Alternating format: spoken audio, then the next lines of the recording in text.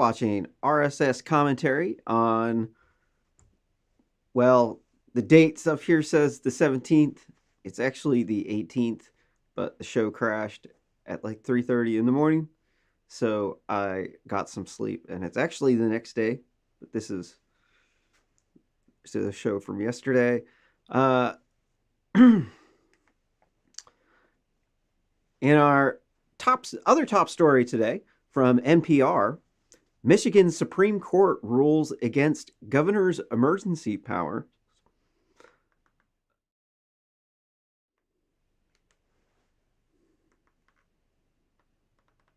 The Michigan Supreme Court ruled on Friday that Governor Gretchen Whitmer lacks authority to extend and declare states of emergency in relation to the COVID-19 pandemic.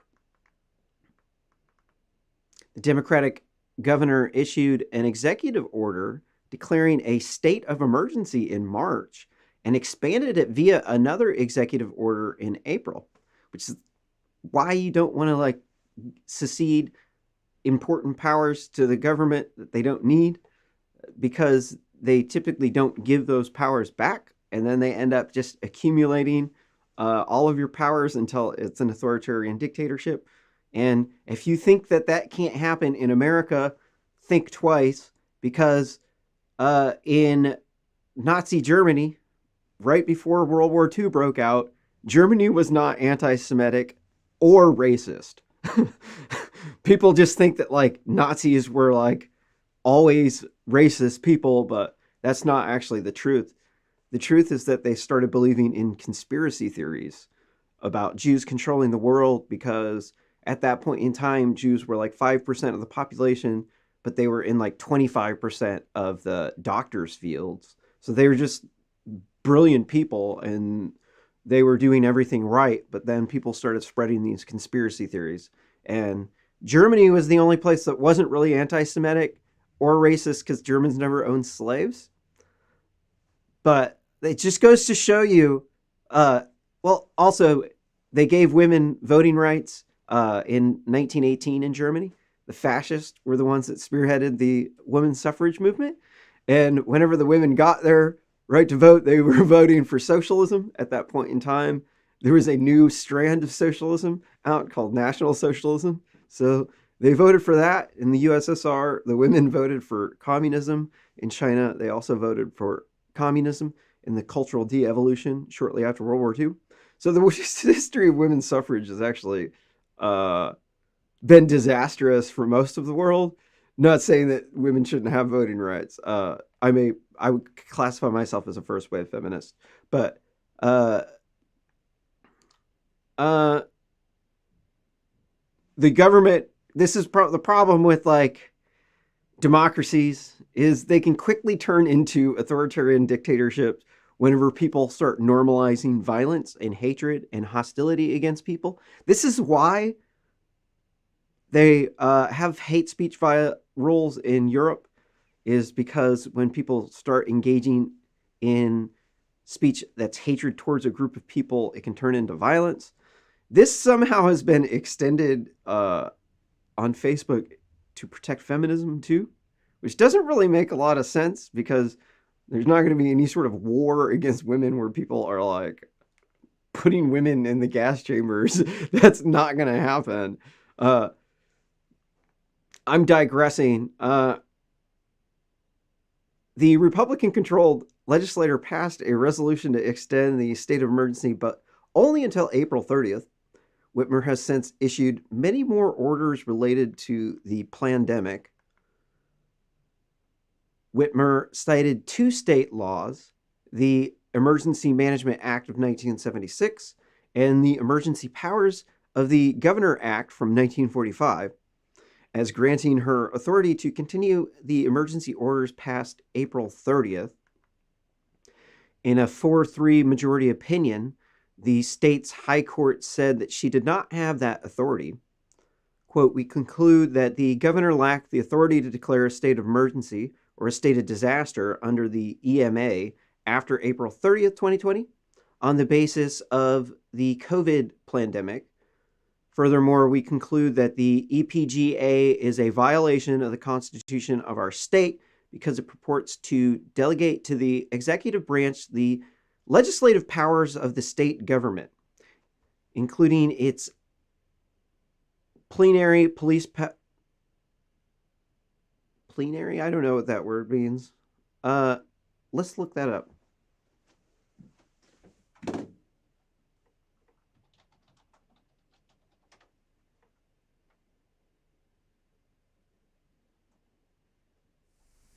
So it means complete in all respects, unlimited, or full.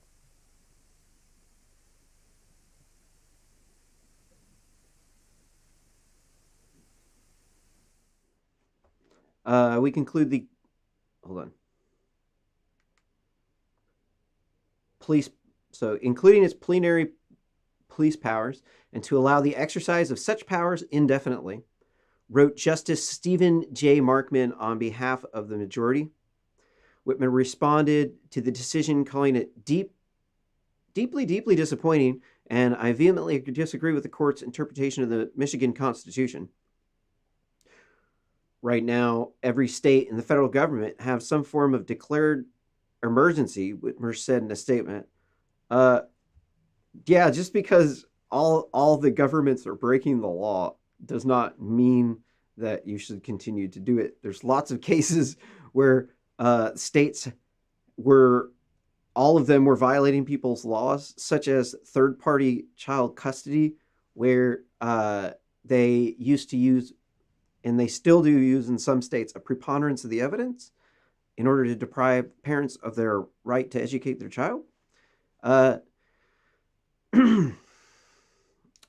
opposed to, and then what they're supposed to use is clear and convincing evidence, which is another higher evidence procedure or evidentiary hurdle, where you have to show not just that things happened, but why they were, that you have to prove beyond, with clear and convincing evidence that you caused damages. Where preponderance of the evidence, they could just say these things happened and I'm entitled to this.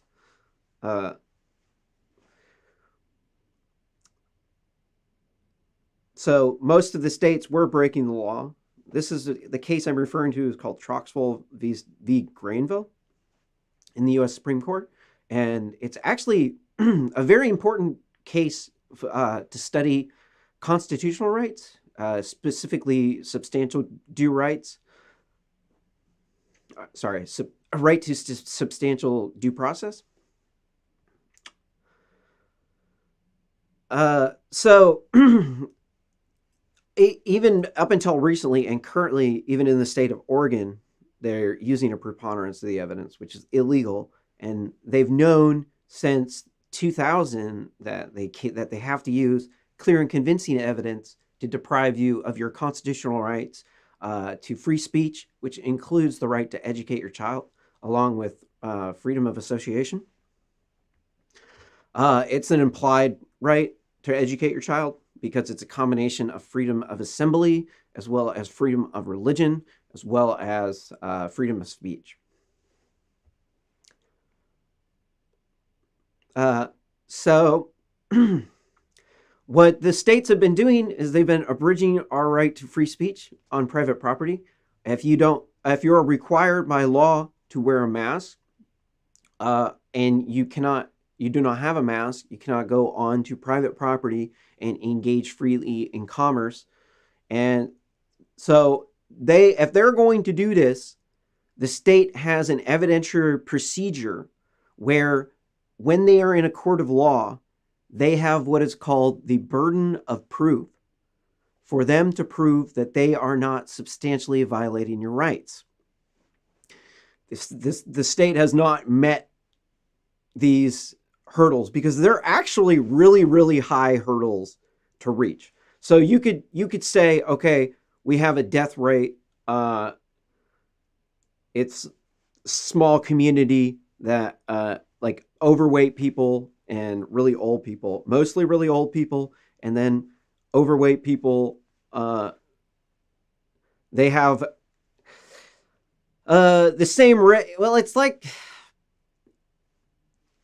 COVID itself is not really that deadly. The it's about as deadly as the flu, but it's very contagious. That's why it's killing so many people. But uh,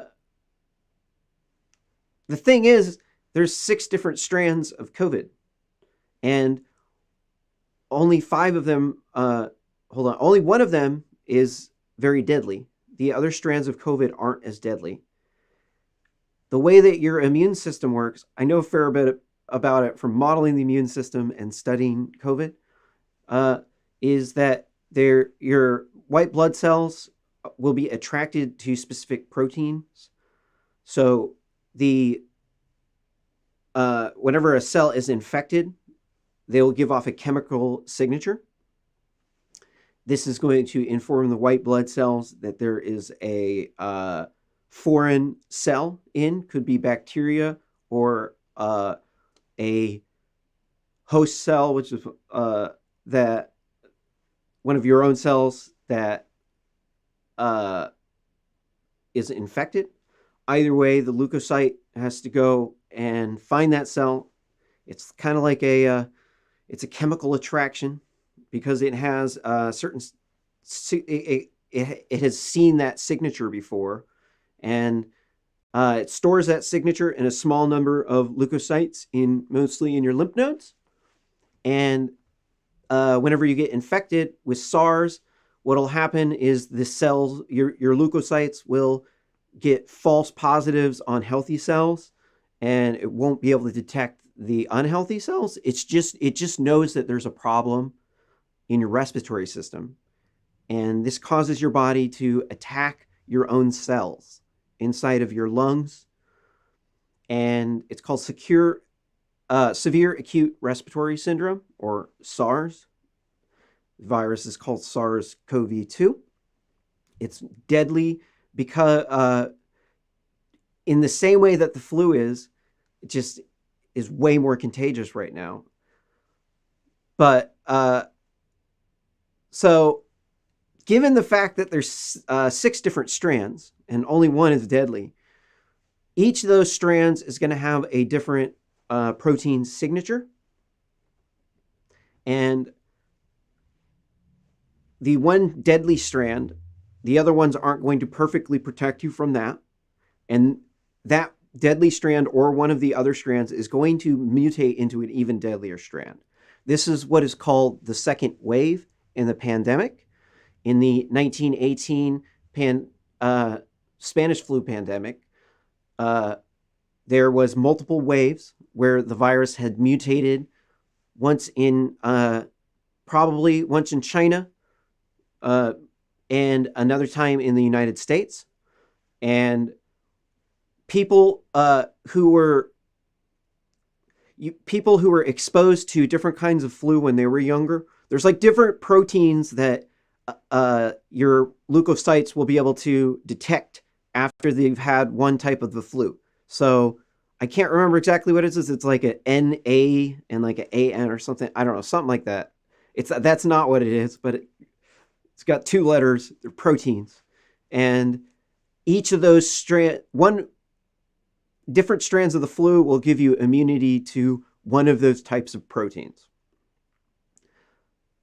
It'll be able to detect one of them. So if you had both types of flus before you got H1N1, you would have immunity from H1N1 because both of those protein, I want to call them receptors or detectors. I haven't looked at the stuff in a while. I modeled it in a computer simulation once. And so these 2 things will make it so that together it's as good as you can get with the vaccine. So when they force you to lock down and wear these masks, not only are they abridging your right to free speech, they're trying to deny the reality of the world that my immune system works. My immune system actually works. I'm reasonably sure I've had COVID. I do another show called Cooking with Kale, or I used to. I don't know if I'm doing that anymore. I was doing live inventing, and I made a hookah ventilator because I thought, we needed ventilators, and like, so I made like a emergency DIY ventilator that was like a 5 gallon bucket in a bucket of water. It was like a gravity bong with a computer controlled air mattress inflator. And so I was really sick with COVID doing that show. And I was convinced, thoroughly convinced that I was going to have to, that we weren't going to have enough ventilators, and that I was going to have to hook myself up to this contraption. And maybe I could pull out a picture of it to show you.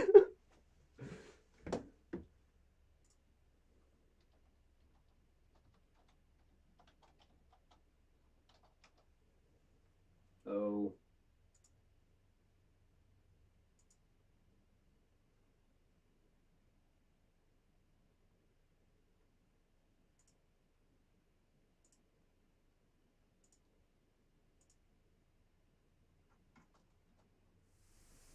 sorry. Let me look for it because it is actually very interesting and it is relevant to this story. It shows you how the fear works when people get really scared about things. I think I have to clone it.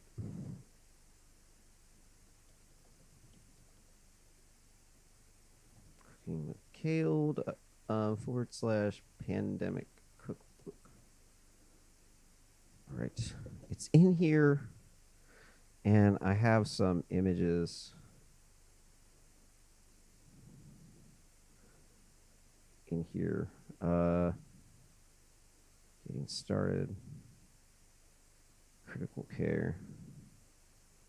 What is this thing? Respiratory ventilators. Gravity hookah ventilator. All right. This thing. This thing's a hoot nanny.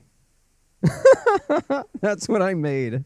It's got like over here we've got a trash can with a 5 gallon bucket inside, and then I took a it's not a HEPA filter because I just kind of ghetto rigged it. Apparently somebody was appalled by that on the internet. They were like, this is a good idea, but I'm appalled by this. So I had a mask, I had a CPR mask, and then I had some hoses, and then I had another exhale tank, and then you could hook 4 people up. So I was convinced. I'm like, man, we're going to run out of ventilators. I'm going to need this. It's going to be kind of like a CPAP, not like meant to be an intubator. So like when they put a tube down your throat, just for like a breathing assistance, you put like just like a gravity bong with oxygen instead of pot smoke. And after building this thing, I started to learn more about how people were dying on the ventilators. It was like they were only saving like 20% of the people, and then those people would live, and then some large percentage of them would die later from some other related thing, and they were their lungs were like critically injured, and life was hell for them. They were not the same, like their entire body was weak and frail, and it's like almost at the rate that people were living, it's like you almost wonder whether or not the person would have died if they hadn't hooked them up on a ventilator. What percentage of those people would have died? And then I realized from learning more about COVID, because I learned a lot about COVID from making these ventilators, was that people were freaking out and they're overreacting and they're trying to make money. Like I'm trying to come up with my open source stuff, make it like a control station for this in Python, and an app in my firmware platform for my startup. So I'm kind of doing it self-serving. So that's when I started to realize that a lot of the stuff surrounding the pandemic is fake news. It's because people are like, here's the air mattress inflator. I just hooked it up into a tube and then stuck it in the bottom of the ventilator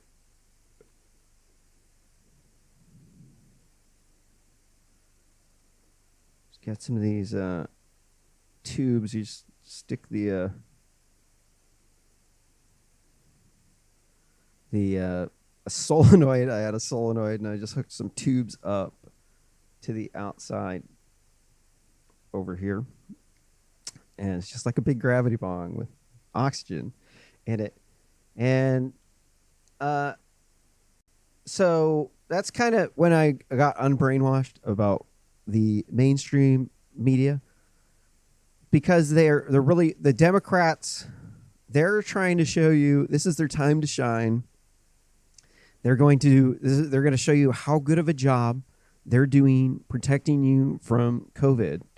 And so they're going to do this through restricting our rights, and we're only going to listen to the science from one group of scientists in the CDC as opposed to industry scientists with a diversity of opinions. And it causes them to overreact. So they're like mandating in Oregon that you have to wear a mask. And if you look at the COVID numbers on covidusa.net, look for Oregon.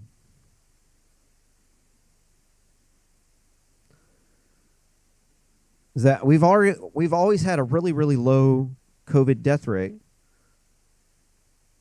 And we didn't start getting more COVID deaths till after they started asking us to wear masks. And there's like this, here's the infection rate.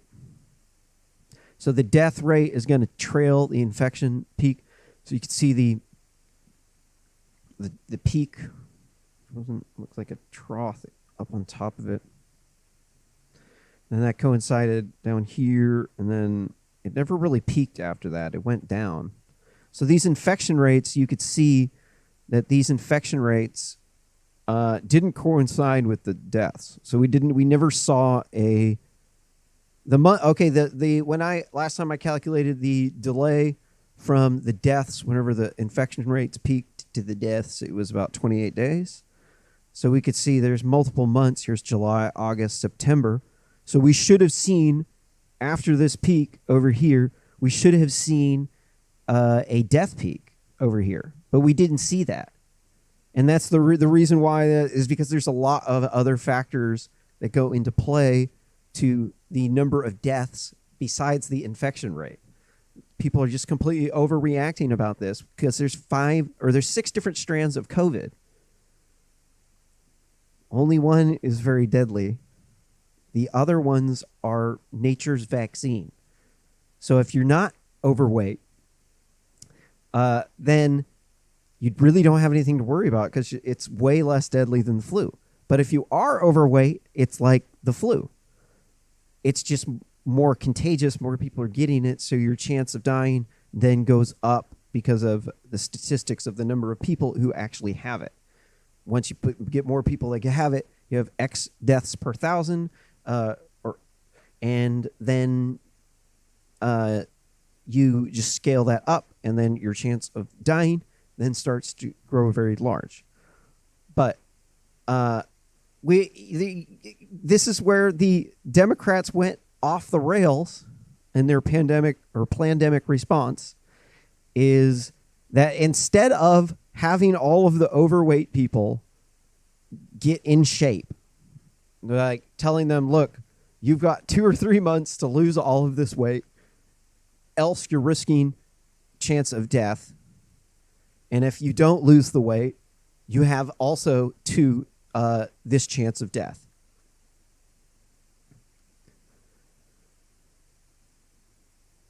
Instead, we sat around the house, we shut down all the gyms, and we sat around the house and got fat.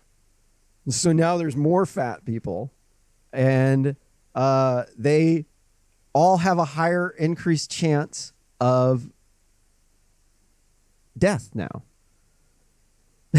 So it was the opposite response, where we're like, oh no, we have to try to protect these people by restricting our constitutional rights. And really they're trying to get these scared people to vote for them. They're not trying to uh, really save people's lives. They're actually trying to get people to vote for them. Because if you were trying to save people's lives, you wouldn't overreact to the pandemic and then cause hundreds of millions of deaths in third world countries, developing countries. You would definitely try to minimize the overreaction, and then you would go with sound data, and then whenever people start dying, then you would then use the data from those people dying in order to improve your current policy and trajectory. And then if a lot of people start dying, then we would lock down. Instead, what they did was they preemptively locked down. Here in Oregon, I can't remember when the lockdown came into place. Maybe it was around May. But there wasn't, the death rate was like nothing. It's still like nothing. There's still, like, you got to look at this and think half of these people are over the average age of death. If you haven't seen the chart, let me pull it up so that you can, so that I'm not just talking without any evidence, making claims without evidence. Here's the death numbers from the CDC of the COVID death rates in various ages. And you could see that over 85 was a third of the deaths. 75 to 84 was another 26%. So inside of here, about half of them were over the average age of death. These people, they would die if they got any sort of illness. If they got the pneumonia, they'd probably die. If they got the flu, they would probably die. If they got COVID, they would probably die. That's the problem here, is that given the fact that you can lose a lot of weight in a very short period of time, it seems to me like, since you're overweight, and there's no shame in being overweight. I also, too, am slightly overweight. But the healthier thing to do that will save our lives is to just lose the weight. That's what I think our strategy the entire time should have been, to become healthier. And because the fire is burning, it's a forest fire, and if you get COVID from one of the non-deadly strands and you get it multiple times, you have a chance of dying. So there's two, so your chance of dying from COVID from one of the non-deadly strands is a lot less. And then you multiply these two percentages together in statistics to get the percent chance that you're going to die. So if you take two small numbers and then multiply them together, you get another small number. So that means you had X percent chance of dying the first time, X percent chance of dying the second time. But then you take the two percents and you multiply them together, and what do you get? You get an even smaller number. So your chance of dying from COVID, if you get it twice, is actually very small.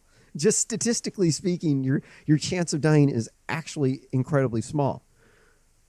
Then you take into account that your immune system is going to have a better ability to detect the COVID the next time you get infected with it. And then you could see, well, obviously the people at the CDC know how our immune system works, but they're treating people like they're dumb, and they're not giving them all of the data. Because a educated person, when you look at the data, would say, look, my risk of dying from this is when I'm young is very low. I'm not overweight.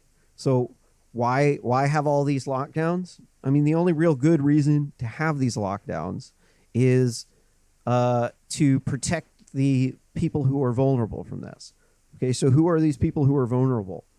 The old people in the retirement homes and the end-of-life care, and it's not the cancer patients.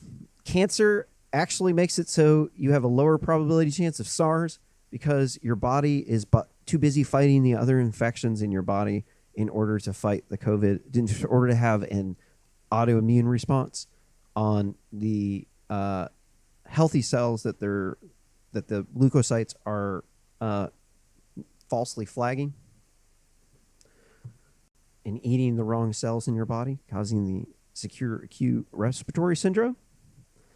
So really our strategy here should be to get these people as healthy as possible during this period of time so that when it does eventually come and you do eventually get sick with it, it's on your terms instead of you being on the terms of our poor diet, because this really does come down to the poor diet that we have been eating. And why are we eating these poor diets? Who's eating the poor diets? All of the people on the socialism from the big Democratic run shitholes. The people who are on the food stamps, the low income people who are living off of the government subsidies that they're giving out to businesses so they could pay people starvation wages. And maybe arguably they should be allowed to. I don't know. I'm starting to disagree with the minimum wage. I used to really think that, oh my God, you're horrible if you don't agree with the minimum wage, back when I was a liberal. But really, in reality, if you have a minimum wage that's always going to go up, you kind of have rigged your economy in order to make it so that you always have inflation. And really, in reality, we should be able to pay people less, and that'll allow us to, instead of just always inflating our money, we can deflate our money.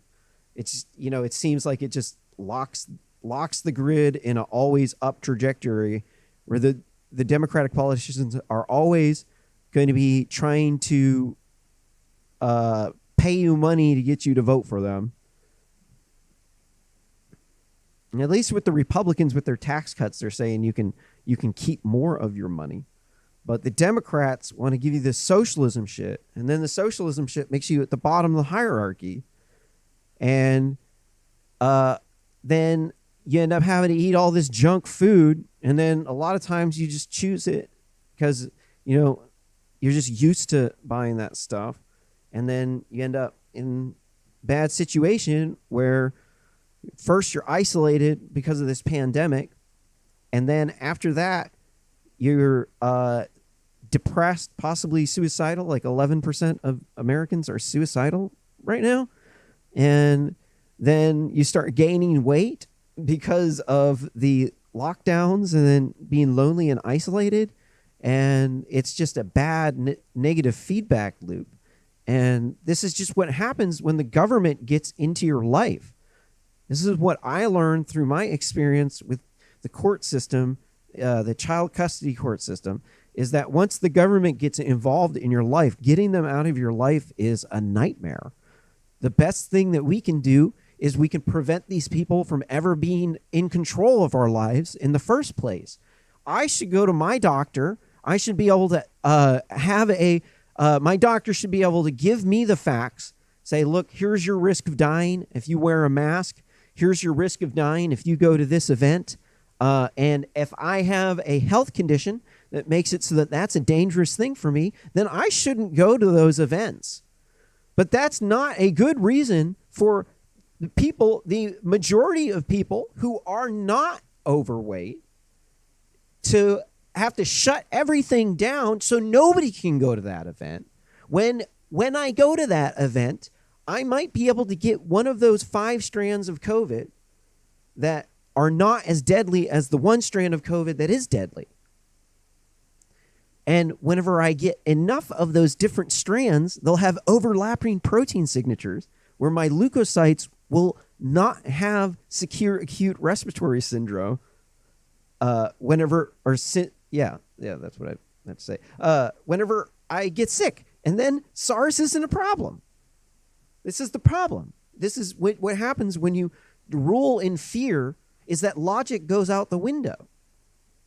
Because these things aren't very difficult to understand if you have a basic understanding of how leukocytes work. But if you don't, you're just like stabbing in the dark. You're like, oh, we have to like disinfect all of our surfaces around the house because people are going to get COVID. And then as it turns out, it's like spreading through aerosols. They're like, yo, you got to wear a mask. The mask is going to protect you from the droplets. Like, okay. How do you know that that COVID spreads through droplets? And they're like, well, geez, we just assume that when you sneeze and you cough, that's how you give it to somebody else, right? Only they don't have any proof that that's actually how it works.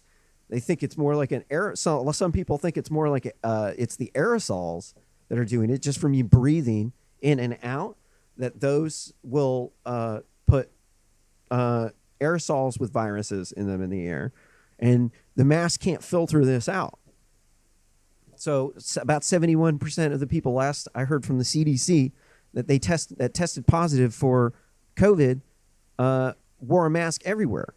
The mask didn't help them, but one thing that the mask does do is it causes a lot of people to want to kill themselves. Because once you start to take, like, you have to have, in order to be able to emotionally relate to people, if you're wearing a mask, it's really difficult to convey your emotions. Humans are able to see so much from everything in your face. Your neurons, they start to activate when they see certain patterns. Like if there's like danger parts or circuits in your brain, that if they see certain patterns on your face, that it will trigger danger responses in people. And so when you take a mask, put a mask on, like, you can't really tell what people's intentions are. And you start making people poor, then people start robbing people, and then people are afraid of people in masks because they got robbed by somebody in a mask recently.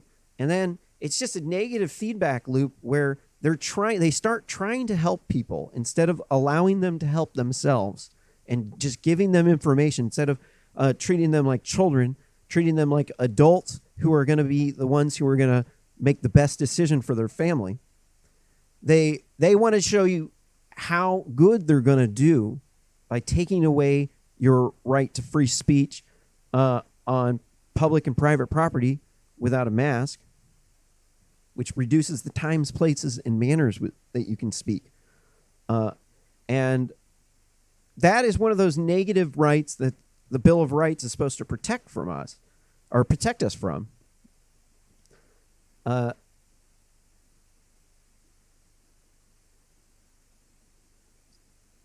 they just get off on this power. Once they get the ability to control your daily life, and they show you how good they do, they want to show you even more how they can do it. And so this is the problem with a lot of startups and government, is that things expand. They get scope creep, is what it's called. The mission, you started out, so it started out, we're trying to not overwhelm the health system, so we're going to do a lockdown before the healthcare system is overwhelmed.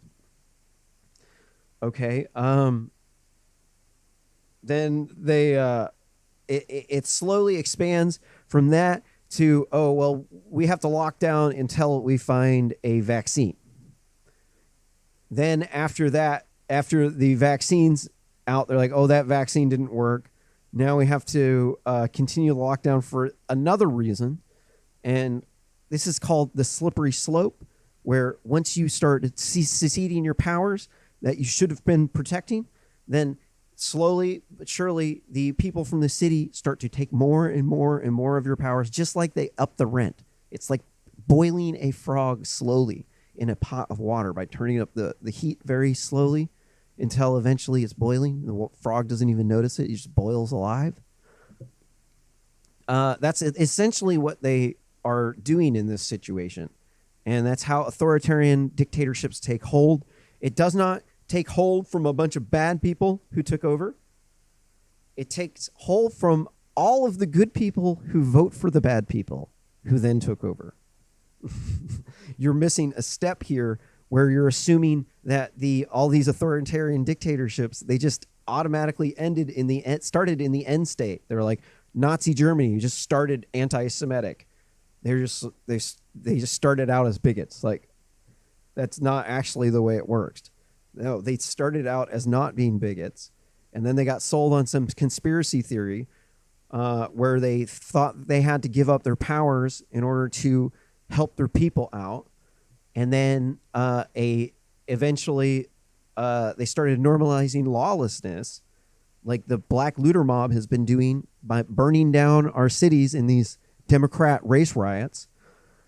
And then after they've normalized criminal behavior, after they've normalized government intervention in your life, this is when a strong figure comes in that sells the population on a story, and they provide what they say is a solution.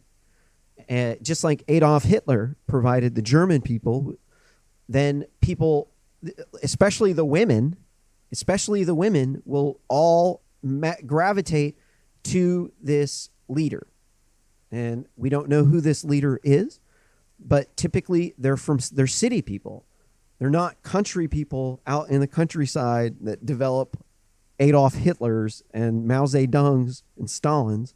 It is groups of people in the cities who are pushing for socialism who do that.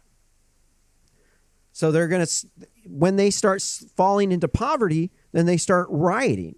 And then when they start normalizing violence and lawlessness, then you've got an incredibly corrupt city. And it's not the country people at all. I've gone on this too much.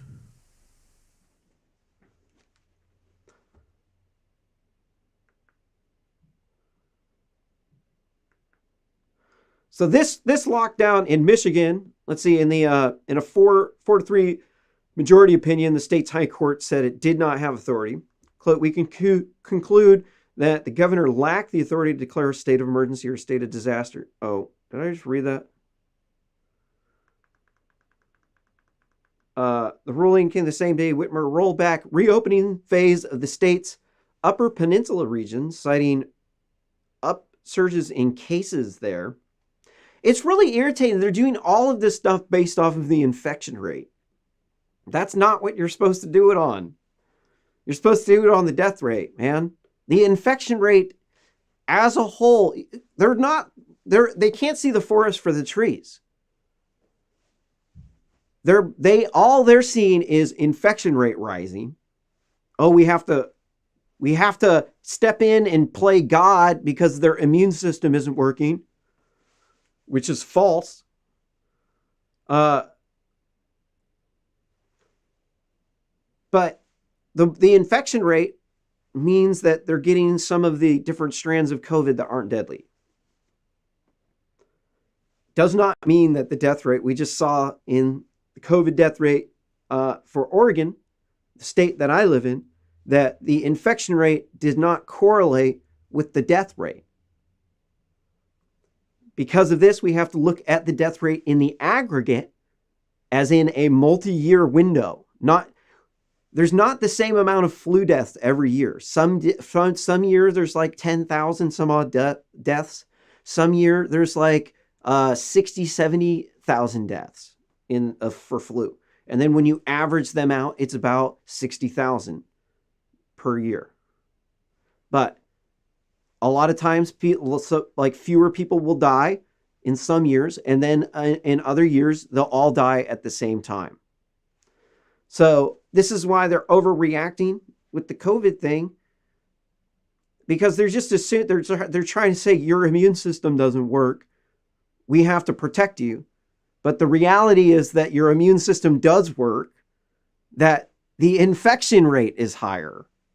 That's why, is because we don't have immunity to it, herd immunity to it. So it's going around faster.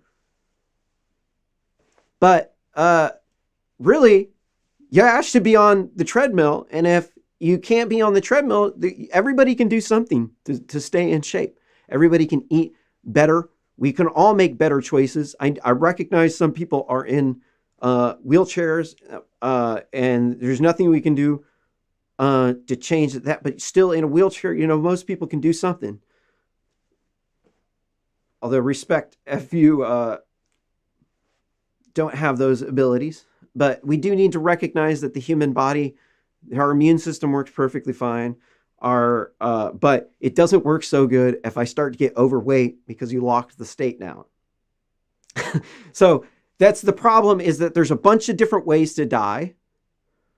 And the best way for us to minimize our death rate is to increase our health and make us as healthy as possible. But a lockdown is the last thing that you want to do in order to make everybody healthy. You're going to start making people poor. When they're poor, they're going to start making bad decisions with their eating. They're going to sacrifice things, and then they're going to get overweight, and then you're going to increase the death rate. So you have to be not overreacting. You have to recognize that about 6% of scientists are Democrats, are Republicans. The vast majority of them are Democrats. So scientists oftentimes are in a groupthink echo chamber. And it is science that is the thing that we can find truth in. What we know is that a lot of scientists are quacky. They're crackpots. They have a lot of weird ideas, and they're very brilliant in their field. They're the man. But they might have some crazy, weird, bizarre religious beliefs, some incredibly hateful, mean beliefs, and like stuff that you'd be like, oh my God, you think that? Ah. But it's because they're humans. Humans make errors. Humans also have mass delusions where they all start to believe in rhetoric from their workplace, where people just you can't question what the boss said. You'll get fired. So these people normalize this behavior of, what, you don't believe the science? That means that you're anti-science. That means that we have to get rid of you. That you can't talk.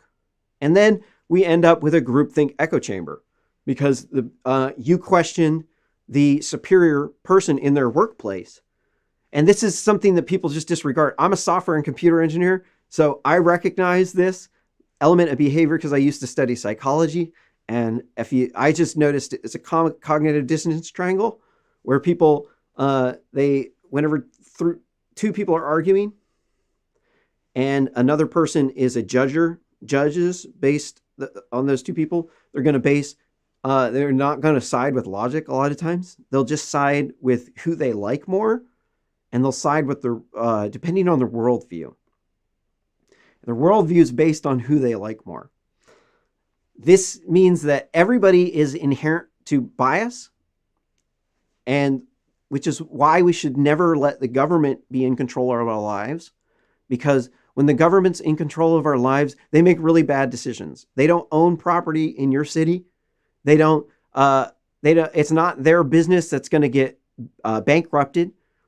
They sit up top their ivory tower. They got a bunch of pay from their fancy job, and when your house is foreclosed on and your business goes bankrupt, they're going to come in. They're going to live in the lap of luxury while you're in poverty, and then they're going to come buy your house and your business up for pennies on the dollar.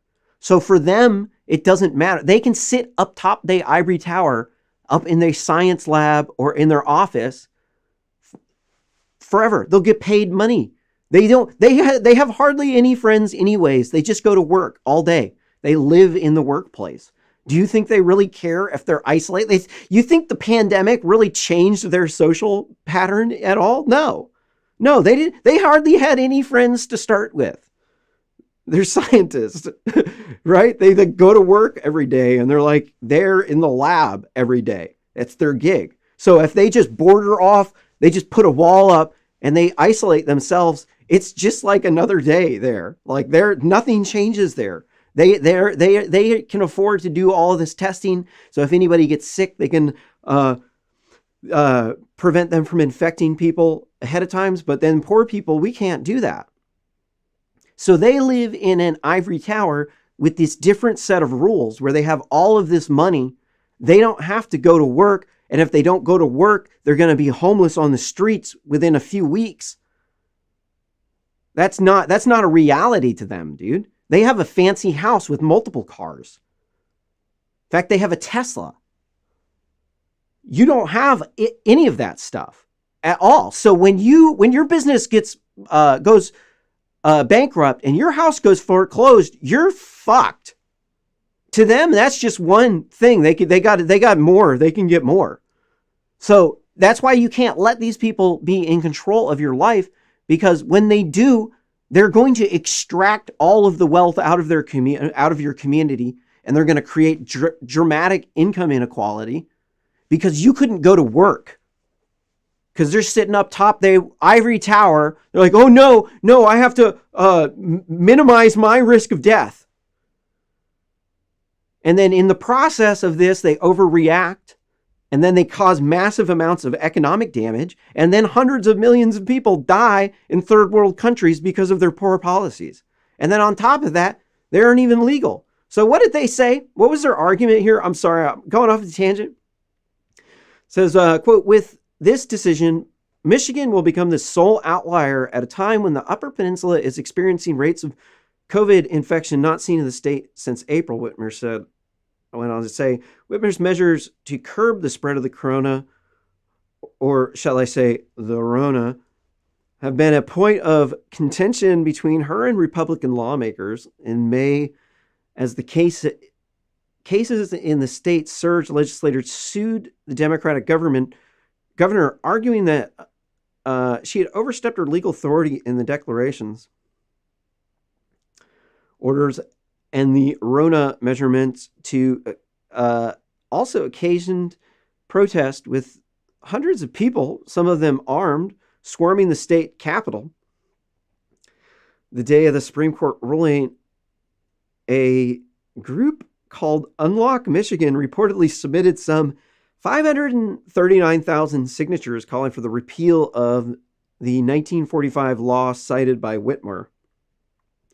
In her Friday statement, Whitmer that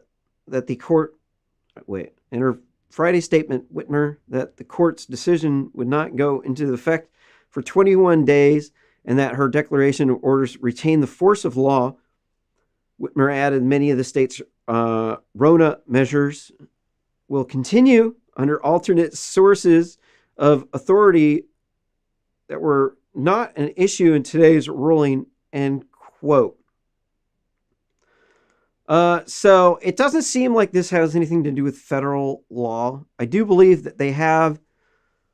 I was looking for they didn't have the decision rationale. The decision rationale behind this case is that if the state does have authority to enforce lockdowns, they have broad authority for public health reasons. That's the reasons why we have the war on drugs. Even though the war on drugs is based on false pretenses from studies that were funded by the United States government through the World Health Organization. That's why they paid so much money to the WHO to use it as a propaganda mouthpiece.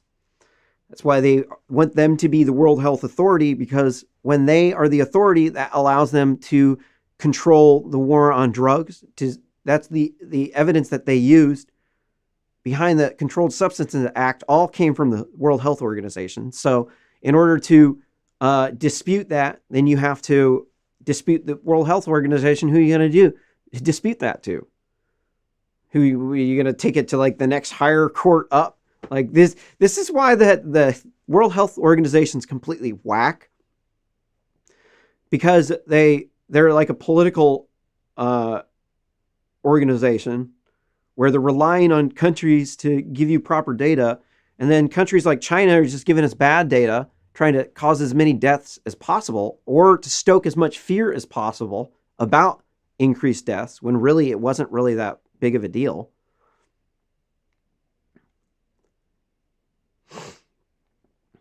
What else do I have to say about this? So, the decision rationale. So the decision rationale is that if the state law is passed, if they are complying with that state law, they have the ability to enforce these lockdowns. But they have to comply with the state laws. In this case, in Governor Whitmer's case, she did not comply with the state laws. So it seems to be an abuse of power situation in this case. But yeah, let's see. Then there's an extremist plot to kidnap her here. This next batshit crazy story.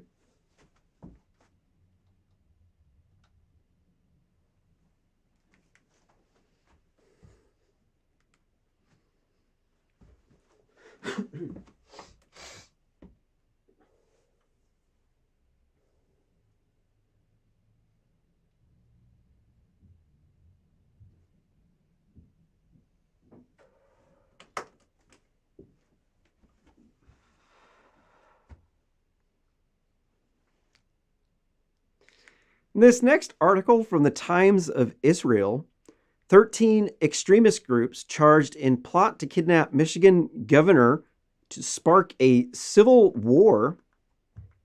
The alleged scheme involved months of planning, rehearsals to snatch Governor Gretchen Whitmer from her vacation home. Suspects aiming to incite uprisal linked to the Boogaloo group. U.S. agents foiled the stunning plot to kidnap Governor Gretchen Whitmer.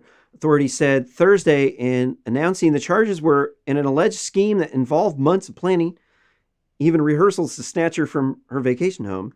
6 men were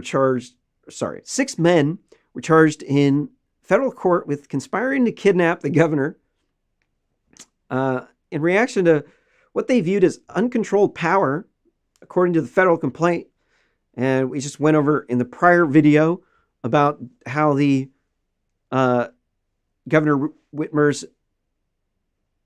executive orders were unlawful, that she exceeded the powers that were given to her by the legislator, and she overrided the powers of the legislator. And so the Boogaloo people, they don't understand like the different, what far right and far left means.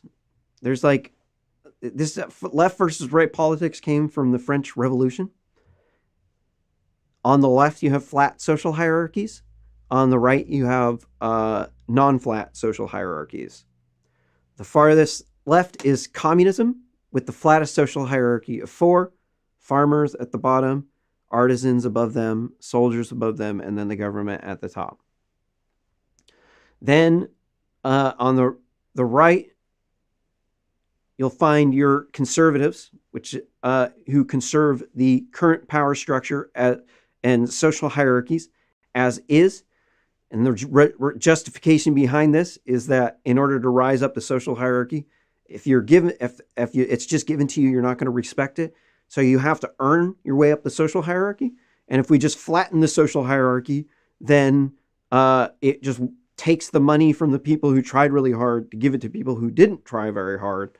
And so what's the point of even trying hard and rising up the social hierarchy and gaining power if somebody's just going to come and take it all away from you and give it to somebody who didn't work, who doesn't like you? This doesn't make any sense. So I sit in that camp of people because I definitely believe in capitalism. So on the farthest right, you have Nazism, fascism, and Sharia law, which is often excluded by people. Sharia law is far right because it has a steep social hierarchy where the Muslims are at the top and non-Muslims are treated as subhuman. They're treated as infidels, and they're often executed, tortured. This is the definition of far right. So the definition of far right was expanded by the liberals and by the Chinese Nazi Party through the assistance of their state run propaganda in order to include as many people as possible, because what they do is they change the definitions of words by changing what context they're appropriate in, and they change the orders in which events happened in order to enforce their narrative. They'll start with one fact. So they'll, for instance, if you're going to try to brainwash someone, what you have to do is you have to find a point where you guys agree at. I don't want to say brainwash. Also to debate, if you're going to win a debate. But it can go extreme with brainwashing. You have to find a point where you agree with.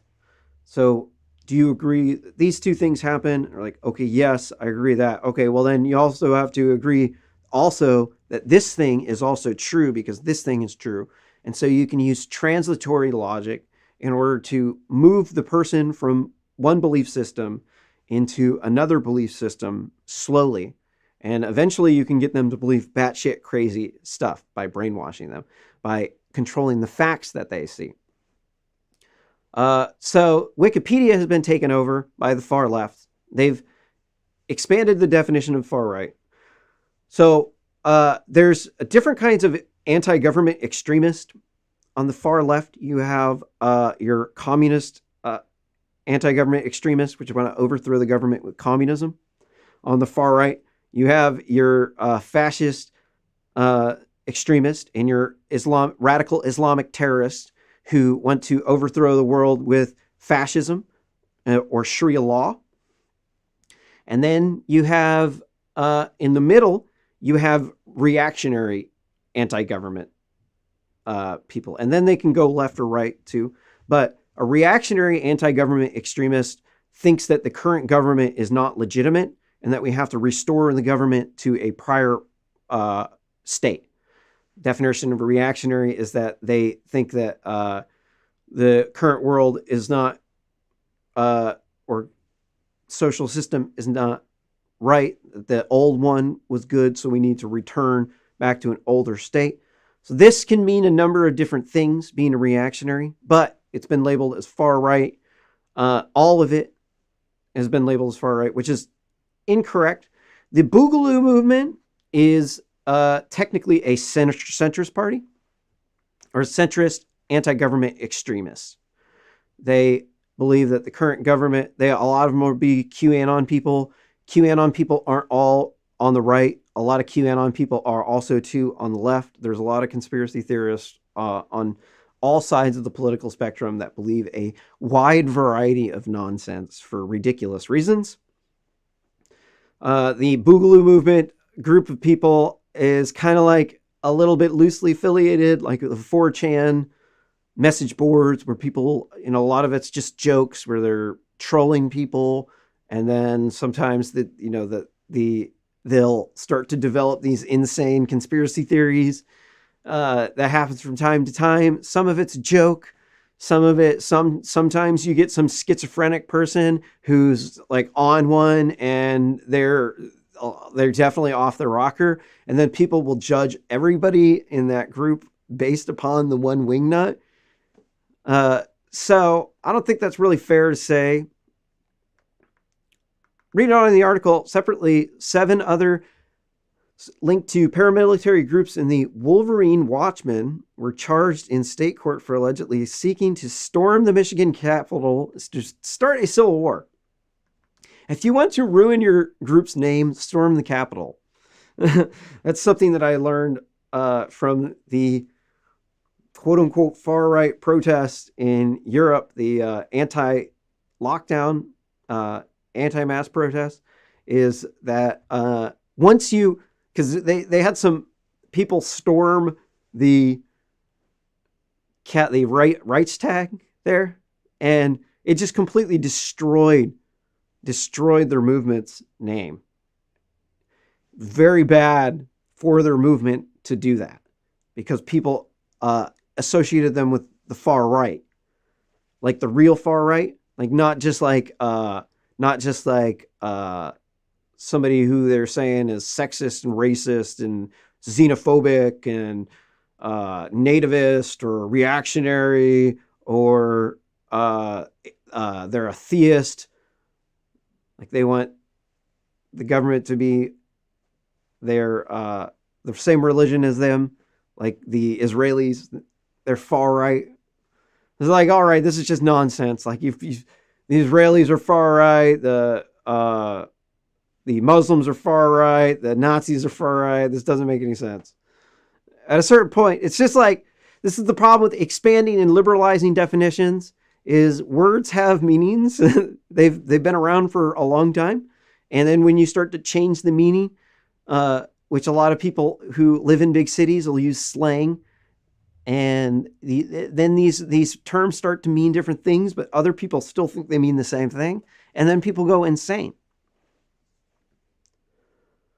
Surveillance for the kidnapping plot took place in August and September, according to the FBI affidavit. 4 of the men planned to meet Wednesday to make a payment on explosives and exchange tactical gear. FBI quoted, "One of the men were wearing Whitmer has no checks and balances at all. She's uncontrolled. She has uncontrolled power right now. All good things must come to an end." Authorities said plots were stopped with the works of undercover agents and informants. Men were arrested Wednesday night. 6 charged in federal court face up to life in prison if convicted. State terrorism charges on the other 7 men carry a possible 20-year sentences. Andrew Burrs, the U.S. attorney in Western Michigan, called the men violent extremists. Yep, definitely. Quote, "All of us in Michigan can disagree about politics, but those disagreements should never amount to violence. Violence has been prevented today," Detroit U.S. Attorney Matthew Schneider told reporters. A few hours later, Whitmer pinned some blame on the U.S. President Donald Trump because he's like responsible for everything. It's like Donald Trump's fault that the people don't like COVID lockdowns, and they want to take the governor out. Which, if you didn't notice,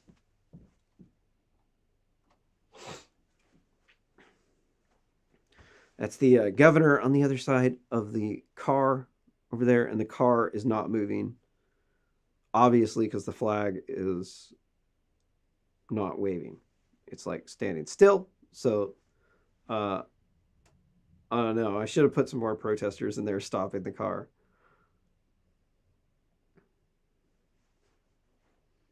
Didn't think about that.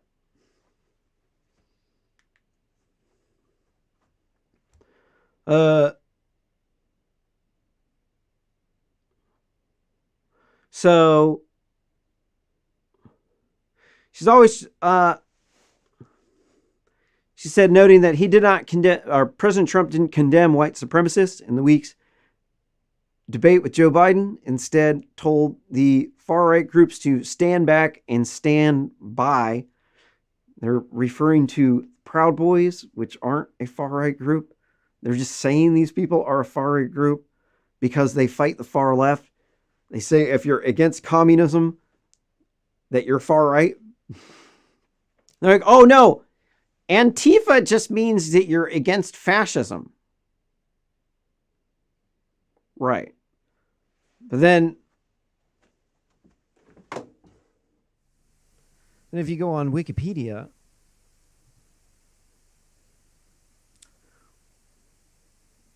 it says right here that anti-communist also means that you're far right. That's because Wikipedia has been taken over by the far left. And anybody who fights the far right is, or sorry, anybody who fights the far left is the far right. And that's the way that they work. That's how they've always worked. They change definitions. They include people. So it starts out, they're just targeting the bourgeoisie, and then they expand the definition of what bourgeoisie means, and then it just becomes an attack where people can use it because it works, and they win when they use it. And that's what's the problem. That's called weaponized left-right politics right there. When you've taken words and that, like, when you use them, they turn into pejoratives and they cause harm to people. And then you become glowing, radioactive, toxic with your behavior. It's all because you're failing to understand all these definitions and that Wikipedia is not legit. Like, people, all kinds of people go onto Wikipedia and they see this shit and they think, so that means that anything that has aspects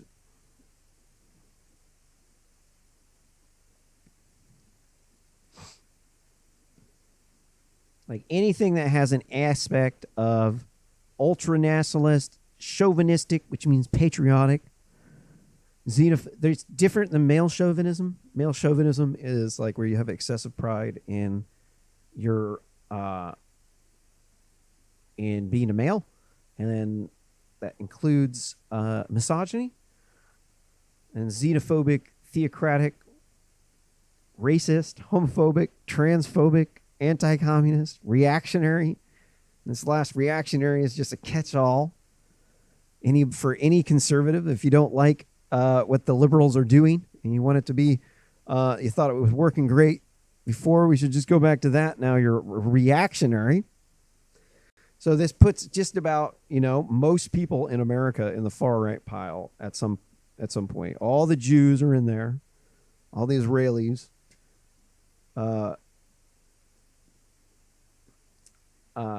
and what about that? So then you end up getting large groups of people on the far right. Like, it wouldn't even be a big deal if they wouldn't weaponize. Like, if they didn't make it such a big deal, it wouldn't be so popular. It's like the more they try to shut these people down, the more Antifa Nazi riots they have, the larger the group of far right gets. This is a problem. This is not what you want. You don't want to continue to grow the far right pile until you have a massive, huge number of far right people. This is the last thing that you want to do. You want to make people moderate and centrist. Like, it's not a good thing to create these battles between the two groups. But who's starting all these battles? All these people with this far left radicalized Wikipedia stuff and the far left universities.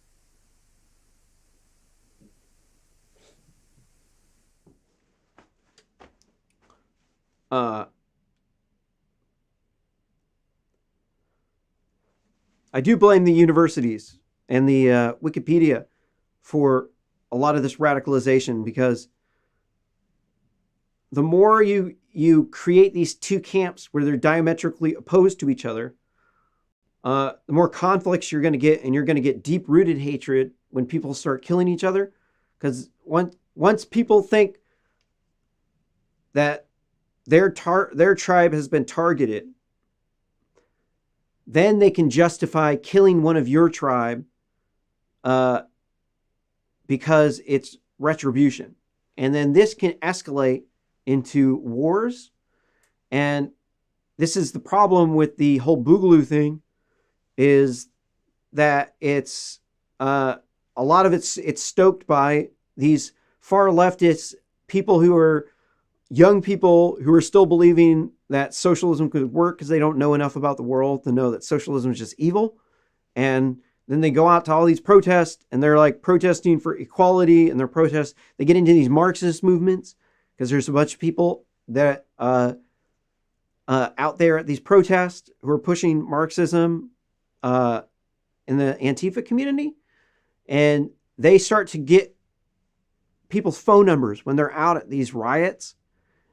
And then they start to develop networks via social media. And then now they have a massive network of people who are connected with phone numbers and everything. And then we get a lot of conflicts that start to generate from this. A few hours later, hold on. It says, quote, hate groups heard the president's words not as a rebuke, but as a rallying cry, as a call to action, end quote.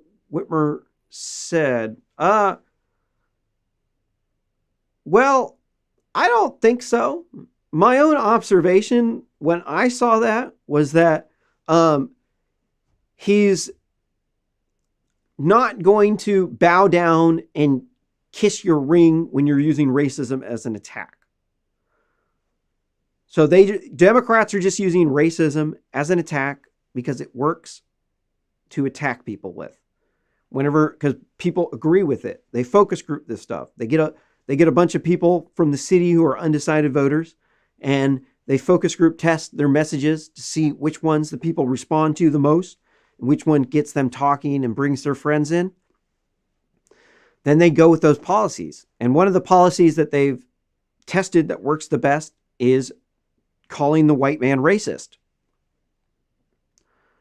And when you do this, it's nice and easy way for them to control the big cities, but there's a lot of consequences to that. We end up with riots. We end up with people believing they're in different camps, that they think everything that the other side believes is fake, and that their side is the side of right, and then both sides think the same thing. So then they start warring with each other, and then once people start dying, people start getting killed. Now you have names that they could chant, like like they chant Breonna Taylor or George Floyd or Mike Brown, and then they make these stories where, like, if you don't believe the story, if you don't believe hands up, don't shoot, the whole Ferguson, Missouri thing with Mike Brown, then you're racist. Like, because to them, they think it's white supremacists who control the media, who are pushing this false narrative, and that we are a brainwashed part of a cult that because we believe all of these things and they're all fake. The reality is that it's Democrats who do this, and it's a bunch of stupid liberals who believe a whole bunch of whack nonsense. Most of them live in the big cities. And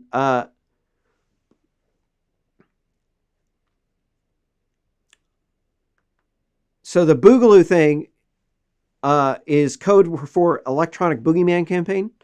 This is where you use atrocity propaganda to paint the other side as the boogeyman. And this allows you to start riots through use of what is called run boogeyman propaganda, where you create a perception that there's few of us and many of the boogeymen. And so we have to run because we can't defend ourselves. And then they can turn this through the perception and the propaganda that people are uniting and there's lots of us. They can mislead you on the popularity of something in order to make you think that there's many of us and then few of them. And then they can cause riots where they can get people to actually target and kill police officers using these methods. So it's not just the Boogaloo people. This is what I'm trying to get at. I know this is a long tangent. It's not just the Boogaloo people that are being bad here. It's the left and the right. It takes two to tango. It's not just the far right causing a problem. Far right doesn't exist without a far left.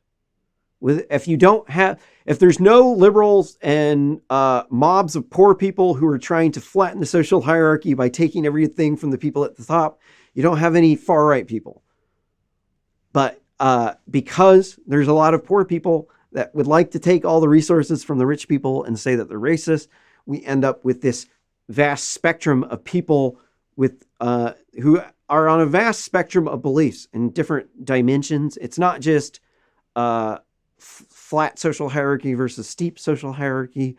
There's capitalist versus socialist and other dimensions along that make it really just confusing to say these things. And so people don't understand the definitions of things. And because of this, they get upset when other people aren't sharing the same definition that they're using.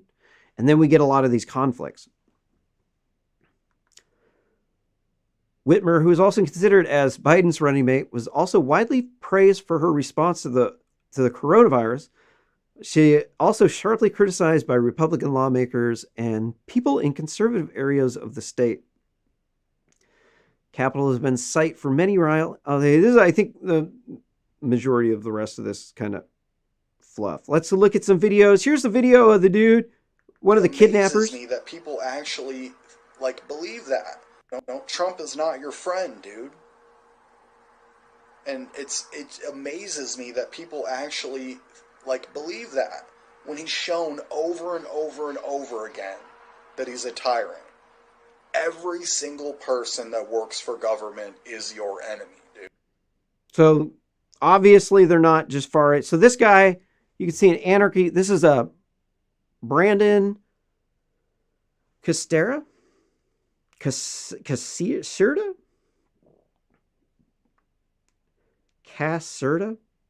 One of the ringleaders of the group of men arrested for the plot where the group planned to kidnap Governor Richmond Whitmore. This is from Robbie Starbuck. Here's another video of him. They were literally violently thrown out of there. Okay. Now, they weren't violently thrown out of there by any of the bureaucrats or politicians. That's not who did it. It wasn't a lawmaker who threw them out. Okay? It wasn't a governor. It wasn't a Secretary of State. It was an order-following police officer. Okay? And I'm going to show you some case law right now that will kind of guide you to the realization that these order followers are not here to protect you at all. And I really, really, really want to try to get you to understand that, because you are not going to achieve freedom by continuing to support these people under the erroneous belief that they're here to protect you. That's just incorrect, and we can prove this. So obviously you can see there's an anarchy sign behind this guy.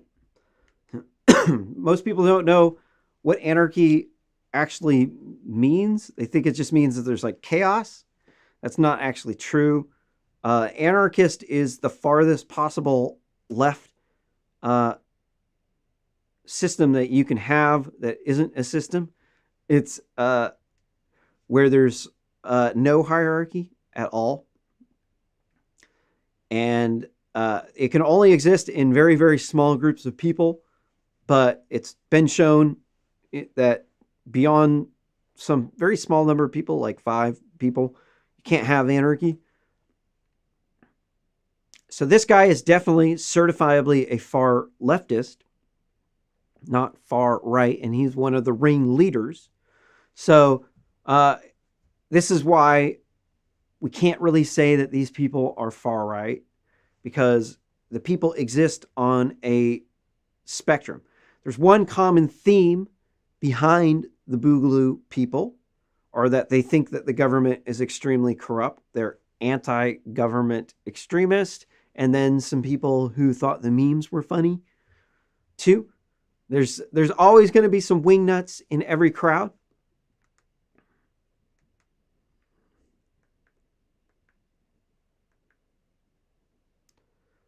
Another one. Same one. 3 of the same. I don't know why those were all. Of Independence was the Declaration of Independence was an anarchist document. It was a document that said you don't own me. That's my anarchy, bro. It was a document that said you're not the boss of me. That's an anarchist document. Anarchy does not mean chaos. But the Constitution after that, which James Madison and a couple other people, or no, maybe it wasn't James Madison. I think he was a Federalist. It was a couple of the founding fathers. Thomas Paine was one of them that said they didn't like the Constitution because what it did was created a ruling class. The Declaration of Independence was I think there's a misconception with a social hierarchies being a bad thing. I think it's these people just think oh, we'll just destroy the social hierarchy and then everybody will be better off. This is delusional. Absolutely delusional. Because humans naturally form social hierarchies. You can't get rid of the social hierarchies because you'll just end up with communism where you have a incredibly corrupt party ruling the state, single party that controls everything, and it'll just fall apart. It'll rip apart under its own internal forces because you need markets. You need to be able to purchase, exchange capital without having to bring another person in on the deal. The problem with having socialism is when you don't have money, how exactly do you trade resources with each other? You have to get another person involved. I can't just give you money and then get the stuff and then leave. We have to get another person involved. So this creates extra overhead. You can get good deals. Theoretically, you could get, I could show up with a bunch of steel and then trade it for some oil and some coal. Or I can show up with a bunch of wheat and then I could trade it for some medicine. It's that's very complicated. Businesses are run asynchronously. They're not, when you synchronize a bunch of businesses together, you are going to kill their profits. The only way that you can get good profits is by making your business asynchronous so you can scale it high. Hold on. You can get good profits other ways, but massive amounts of profit. If you want to scale up a business to be very large, it can't be synchronous. And that's the problem with socialism. And these anarchy systems are they're just based off these really simplistic concepts of it would be nice if I didn't have a boss. But I personally don't have a boss. I am my own boss, and it's hard. It's way easier when there's a boss who can just tell you what to do, and you can just show up to work and get your paycheck. And it's a lot easier to rise up and to be way more productive and use that productivity in order to make yourself and your family better off so that your children can even rise higher up the social hierarchy than you. So obviously an anarchist is diametrically opposed to this notion of hierarchies. So this guy can't be far right.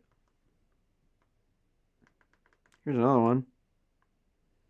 And that by you participating, and you got to understand certain things like that, and you got to understand that by you participating in the government, you are participating in slavery, dude, for everyone else. That's what you're doing, and that's wrong. That's wrong. By you voting and supporting any politician and giving any sanction to the government at all is admitting that you believe in the legitimacy of authority, which means that you believe in the legitimacy of slavery.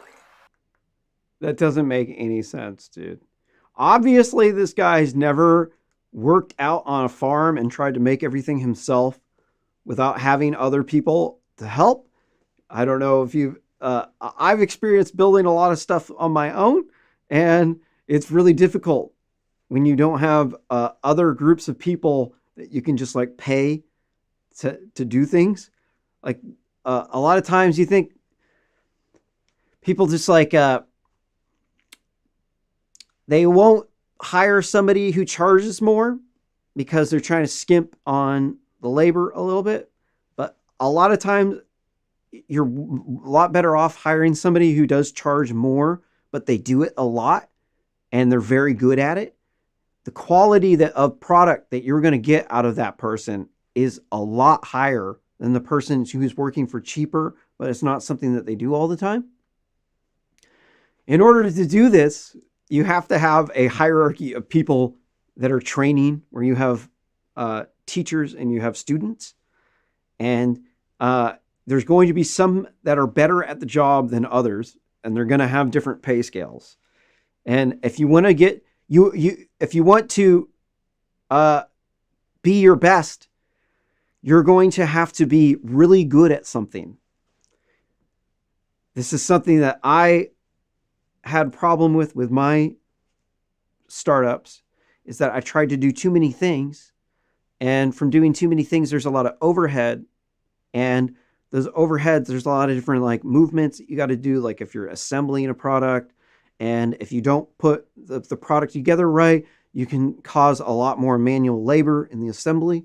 So you have to like put it together with the final product in mind, where you can, it's built in such a way that it's easy to test and to put the product together, and you can do it very quickly so that you can put out as many as possible. And in order to do that, you have to have a bunch of people who have different pay scales, and there's going to be a boss, and that boss is going to know a lot more about doing the job than you. And you as a young person, the only way that you're going to get in is at the bottom. You're not going to just walk in and then just be at the top of this place where people make a lot of money and they've been working for long hours for many years to get to where they're at. You can't get that. It doesn't work, dude. That's not the world that we live in. Anarchy absolutely cannot exist in a workplace, because you have to have a boss that's gonna make your people productive. Whenever you have a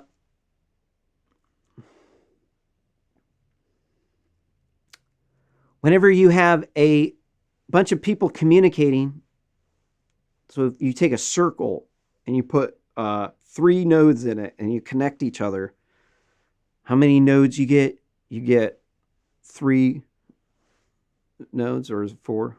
1, 2, 4, 6. There's 6 communication nodes just in a triangle. And then you put 4 in, and then each one has in like a square.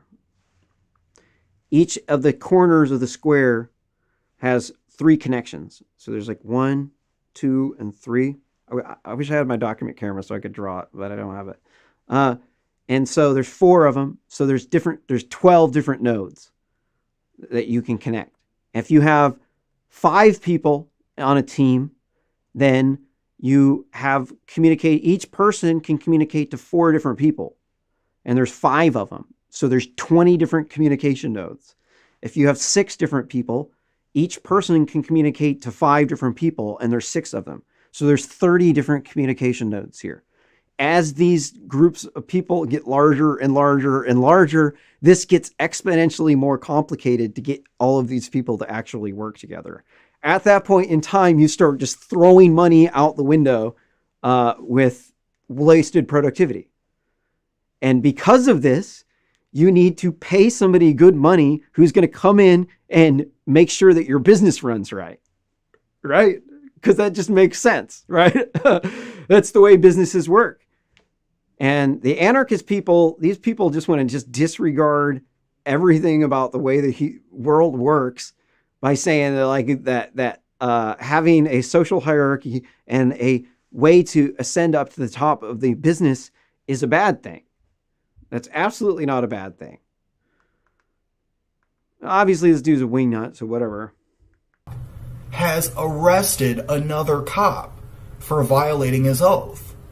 The only time you can find a good cop arresting a bad cop is for like drunk driving or something like that. You know? And even then, they're so light on them, and half the time they get away. They get away with it. Alright? This is a violent gang, okay, that has each other's back, and they're organized, all right? You need to understand that, because if you want freedom, you need to know who the people are that are taking your rights. If you say, I want freedom, but you're supporting the people that are taking your freedom away, you're not going to get freedom, man. You got to know who the enemy is. All right? Not a single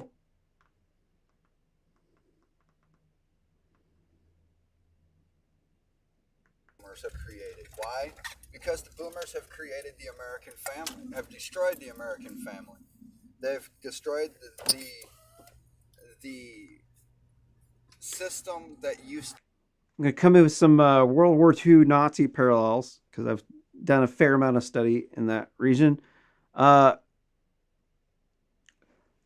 of the biggest dangers is when you have two competing sides in a country that they're in they're tribes, and there's extremist groups, and then those two extremist groups, they start to unite, or the extremist groups in both of the tribes who have conflicts with each other, they then start to join together. So you have a government, and then whenever you have the two tribes start to coordinate with each other, that's what happened in Nazi Germany. The far left started to coordinate with the far right. There was a lot of people on a broad spectrum in Germany before World War II broke out. Germany was not anti-Semitic or racist right before World War II broke out. Berlin was the most racially tolerant city in the world at that point in time because Germans never owned slaves. And then very quickly, the political climate changed to very anti-Semitic when they started believing conspiracy theories. The people who came out, so there were street fights between the fascists and the communists. The Antifa flag started, I don't know exactly where they started. I do know it was in the German Communist Party before World War II. They were using those Antifa symbols with the black and the red flag. And whenever Hitler started bringing out groups of people, Hitler brought out groups of people that they all agreed with each other. Hitler won by a landslide. And it's because he united people with hatred. So one thing that you can point out about this guy is like, okay, well, he's on the far left. He's an anarchist. He's as far left as you get. And then he's talking about traditional family structures here. And so also, too, people have this assumption that like Nazis were, they believed in a traditional family structure where women were making more soldiers for the fatherland. And that if you also believe in traditional family structure, that makes you like a fascist. Because this is the way they work is with comparisons. But really, in reality, they were actually first-wave feminists. Fascists came to power on the women's suffrage movement, and they gave women voting rights in 1918 in Germany. Shortly after that, they elected fascists, and Hitler brought out a broad coalition of people from anti-liberals to communists to first-wave feminists, the whole spectrum. He won by a landslide. This was the thing that was so dangerous about Hitler, was when they combined their ideologies into one that was against the government. They didn't believe that the elected officials were working for the people, and that it was an emergency, and that there was an enemy threat, and that this enemy threat had to be neutralized. And so this justified them overthrowing the government because of this threat. This is the very essence of why these anti-government extremists are a threat, is because this is a explosively deadly ideology. To be when dad would go to work or mom would go to work and dad or mom would stay home with the kids. When it didn't take two people to raise a family. To support a family, sorry. When people actually had time to take off and not have to work 4 jobs just so they can actually afford insurance on their cars. Listen, driving's not a privilege. I'm sick and tired of hearing that driving is a privilege, driving is a right. Driving is now a necessity and a way of life. You tell the people in the inner cities that want to get away from the inner cities to get that better job, and that job happens to be where a bus doesn't run. If they don't have a car, they can't better their life. So you can't tell me that it's a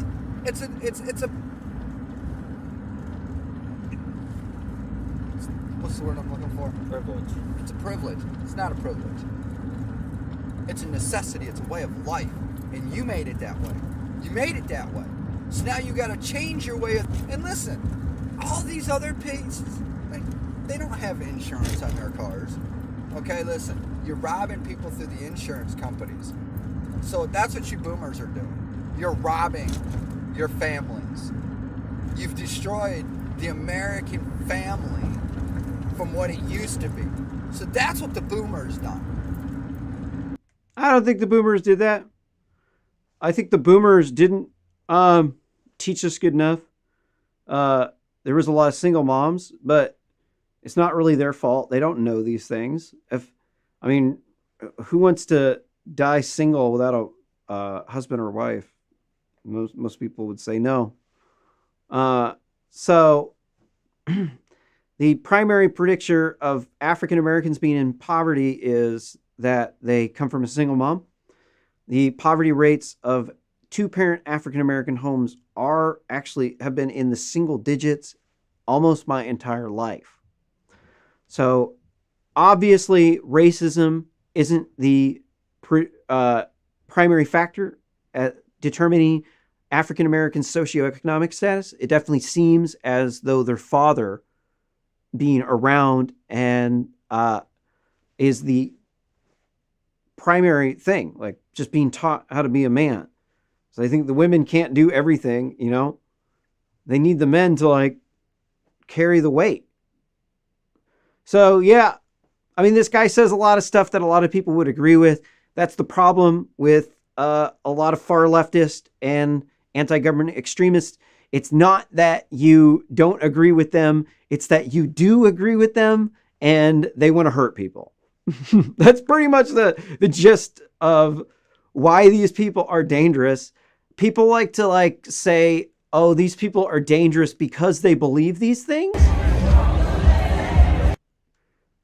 Here's a women's march down here in DC. I started playing it, so let's watch it. That's very large. Wasn't somebody hurt? I think a woman was violently assaulted at this protest. I couldn't find the story though.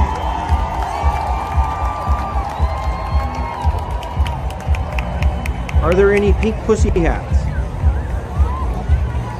I see some pink pussy hats.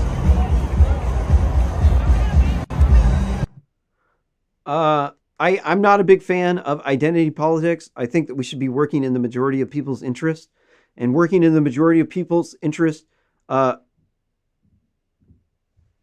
you wouldn't want to just give more money to rich white women.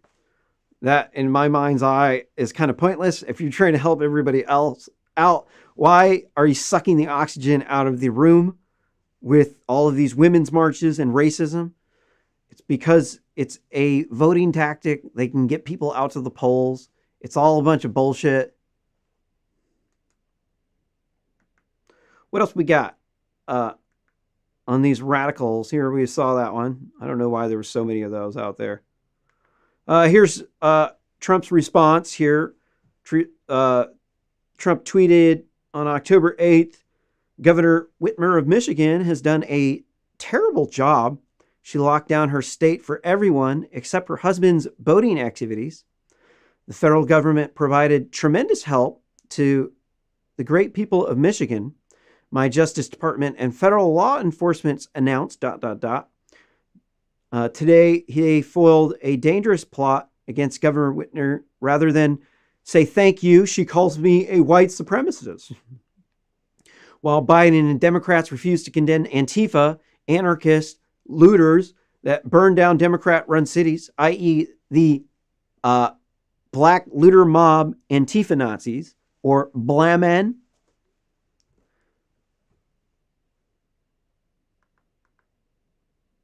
Continuing on in Trump's tweet, I do not tolerate any extreme voices defending all Americans, even those who oppose and attack me, is what I will always do as your president. Governor Whitmer, open up your state, open up your schools, open up your churches. I love Donald Trump for this stuff because this is, if you ask me, I think that the stuff that Donald Trump's been standing up for is the stuff that really actually matters. Before Donald Trump came along, it was just business as usual in the swamp. People would, they're just basically trying to pay voters to get them to vote for them on the left.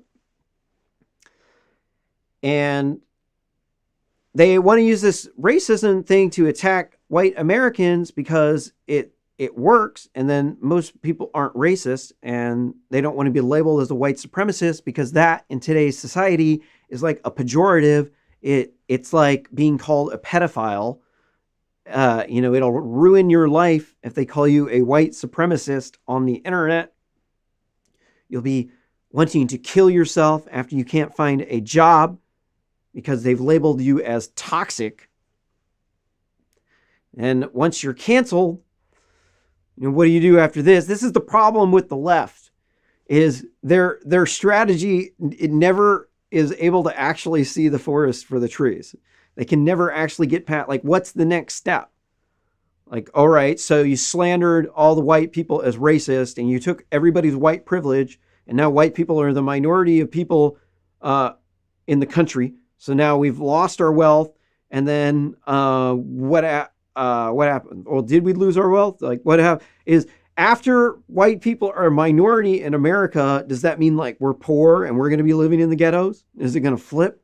Like what? How is this change of power going to happen? Because it hasn't happened. The average age of white people is 58. Average age of minorities are about 28 now. And so really quickly, our population is going to get real small. And then what happens? Like an armed conflict or something? Like what's is it? Do the Democrats finally get the race war that they've been foaming at the mouth since the days when Democrats started the KKK?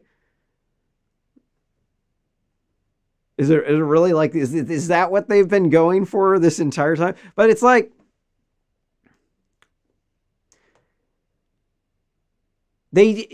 so they're guilty of doing the exact same thing that they're saying Trump's doing. So they're saying that Donald Trump, he's bad because he didn't condemn Proud Boys, because he said stand back and stand by. And then what do? They don't condemn Antifa or anarchist. They don't want it. They want these people to vote for them. They're both doing the exact same thing. And the pot is calling the kettle black. And really, we're all the victims because now you've made it. Now there's a system set up to where you can't make any sort of policies that help white people out. All of the policies have to help non-whites out. That turns into anti-white racism. Really, we should be working in the majority of best people's interest. Sorry, the majority of people's best interest. And then the majority of people will help the minority people out. We just have to ensure there's no structural racism. But whenever we're focusing on trying to help minorities in the big cities, it's like we don't live in the big cities, dude. Why are you sucking all of the oxygen out of the room with this white supremacy nonsense? It's because the argument wins. They can just label you as a white supremacist, and when they do that, They don't actually have to have a valid argument. They can just continue to just say, hey, look, the reason why you're not doing so well in the big cities, it isn't because of the high rent or that you didn't try very hard in school or that you were too busy partying and doing drugs and having sex.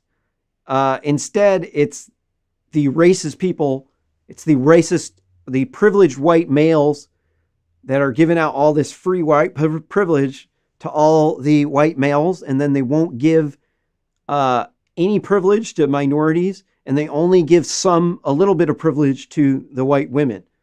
And they keep the women locked up, and they beat them, and they rape them, and they won't let them vote, and they won't let them have friends or go to school or work. And then they put burqas over them.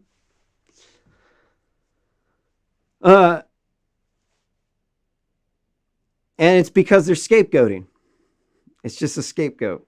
They're just trying to convince you that it's not actually the people who are in power. They're the ones that are trying to help you. You don't need to take on the people who are actually in power because they're working to help you. So you instead, you want to attack their enemies, their business enemies. If you attack them, then it'll make it so that they can stay in power. And then as long as they're able to control who ascends to the top of the ivory tower, then they're in control of the big cities. It's a power structure scheme that they're just using focus groups. They're getting like independent voters in big cities, and they ask them questions about what pisses them off, what they support. And they're they're looking for whatever convinces the most people to vote for their side so that they could maintain their power structure. And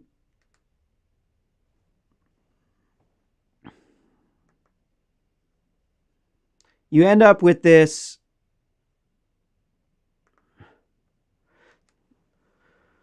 voting demographics. This is a Pew Research study. It says an examination of the 26 electorate based on validated voters. And in here you'll see bars of the different demographics of people and who they voted for. You could see that 91% of black people voted for Democrats, as well as about 2/3 of Hispanics or Latinos. They don't put Asians on here. It's almost all Asians. It's like 98% of Asians. But it's not on here. I wish it was. But it's just like it's more. They're more dogmatic than the African Americans. And so this is why they push these racism policies, is because it gets people to vote for them. This is what they don't care about. The majority of Americans, they recognize the average age of white people is 58, and that very quickly our population is going to collapse. And if they keep bringing in 1 million immigrants per year, then we're going to be a minority group within our lifetimes in our own country. And then once that happens, what happens? There's just like a peaceful transfer of power. There's no power struggles. There's no gang wars. There's no like major wars that are going to go on whenever we exchange powers. It's just going to be peaceful. The white people are just going to say, here, just your country now. We took it from the American Indians. We don't, it's stolen land, so we're just going to give it out to the rest of the world, right? This is the biggest problem with the Democrats, man. The Democrats fundamentally are insanely corrupt. They are insanely corrupt. This to them is normal because they have this institutionalized anti-racism or anti-white racism where they say that white people can't do anything to protect their country or else will shame you as a white supremacist. And they're just doing it to get the black vote and the Hispanic votes. And there's very few Asians, and they mostly vote for Democrats too. So it's a power scheme. That's why you can't trust these people. Absolutely cannot trust Democrats at all. This Governor Gretchen Whitmer, she's a Democrat.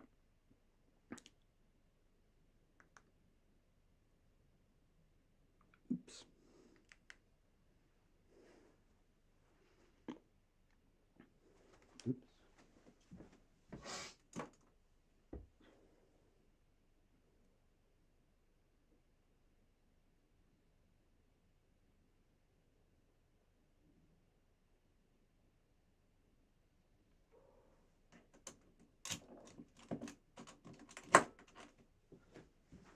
All right. QAnon news here coming up. Just as a note, I don't believe in any QAnon theories. We're just going over the news of QAnon. I only believe in things that I have evidence to believe. You should do that too. You'd be surprised how much stuff the vast majority of people believe that is kooky nonsense. Doesn't make any sense at all. All based off of the assumption like they heard some story and then it was like a game of telephone. Excuse me.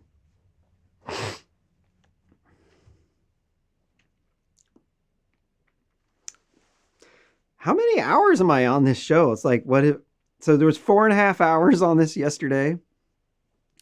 And then we're at 2 hours just about into the show. Here, coming up pretty quick. So my voice is not doing so good. Apologize.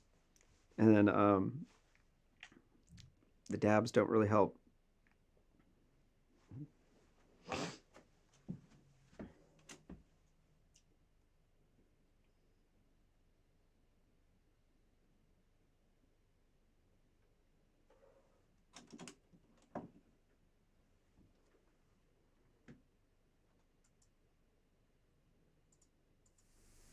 Sorry. Gotta fix something.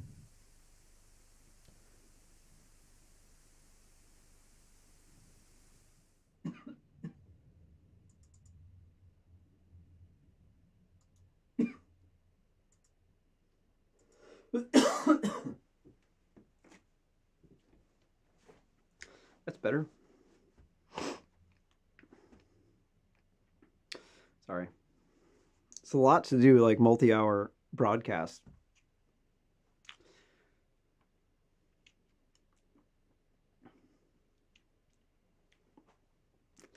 This next article from NPR, U.S. House of Representatives votes to condemn QAnon conspiracy theory. Quote, it's a sick cult, and quote, the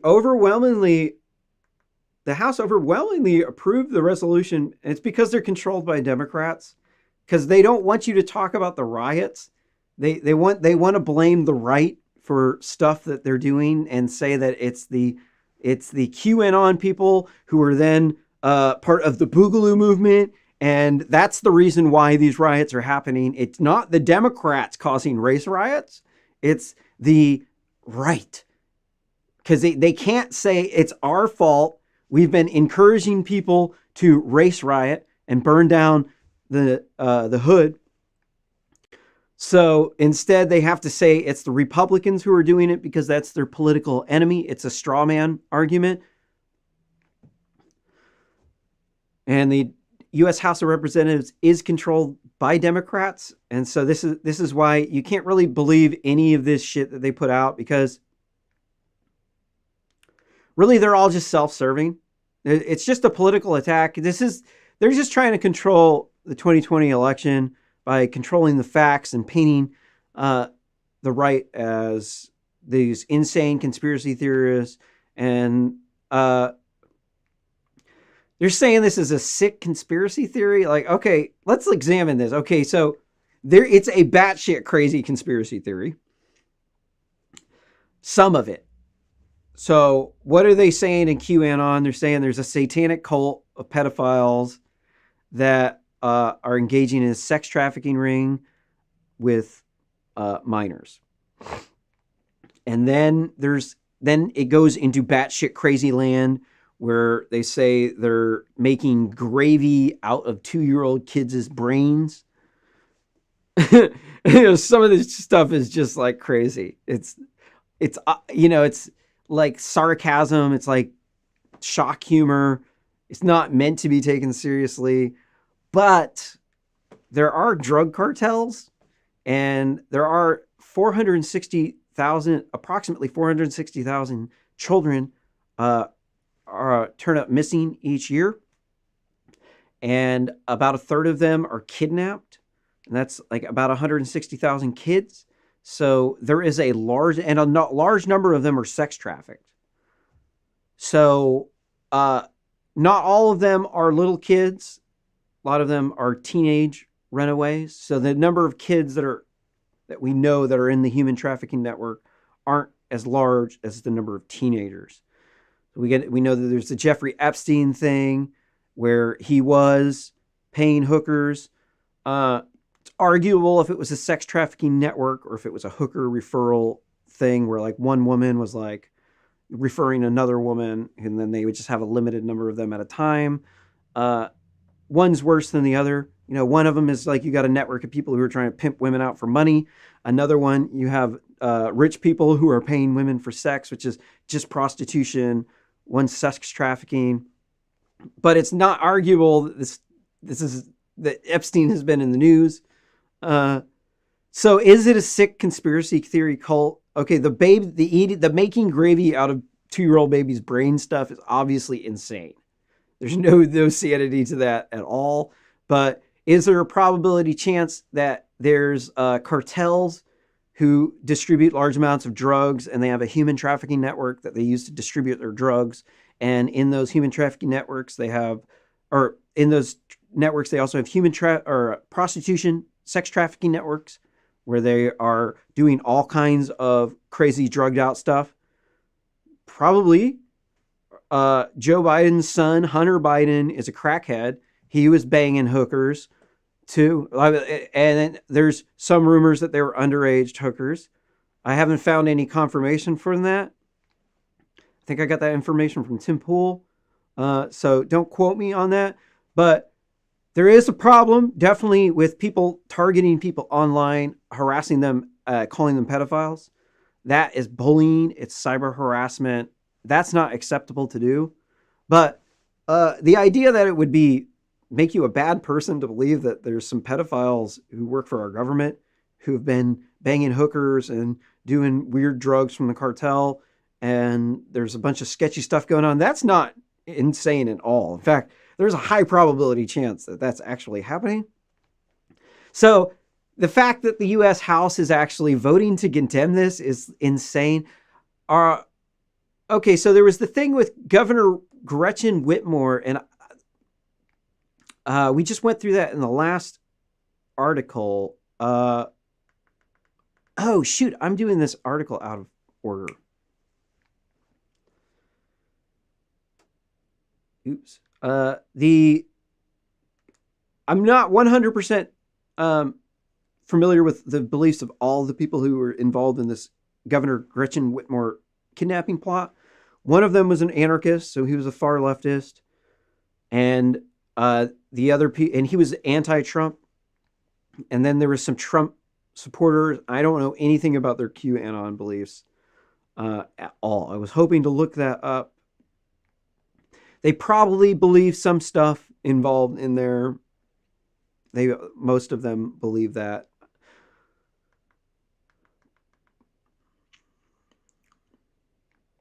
So QAnon, the fringe movement that promotes wide-ranging conspiracies about the U.S. government, yet has enjoyed a rising tide thanks to conservative politics, in part because of the tactic encouraged by President Trump. I don't think that Donald Trump had really a part of that. Well, maybe. I mean, yeah, well, the conspiracy theory is saying there's the deep state and they're targeting Trump because Trump is, he's not part of the swamp. And the people in the swamp got the pedophile network. And then there's people who think that Trump was sent here by God. He was the chosen one. I call Donald Trump the great white savior. He's the savior of the white people. So people go off on shit like that. They like make memes and they glorify him and make him this like being uh what am I trying to say? Bigger than life thing. And yeah, I could see how some people could say, all right, like that's like what you would do to a dictator, how you would treat them. But I don't think so, because honestly, they're just being funny a lot of times with those memes, and they believe in limited government, and they don't want over immigration to push them out of their country, out of their homelands, and that doesn't make them bad people. Uh,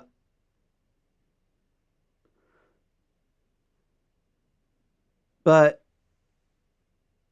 I don't think that, like, see, Trump's just like working to the crowd. Trump's trying to just not alienate any voters.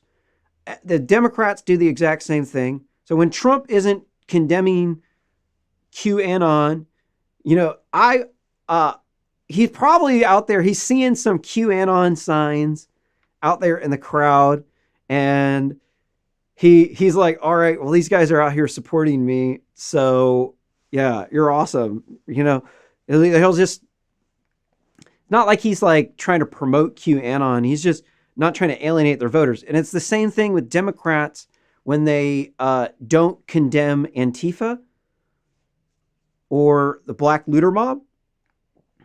Then it's not like they're trying to encourage the riots. They're just trying to not alienate a voter base. And how can you blame any sort of politician for that?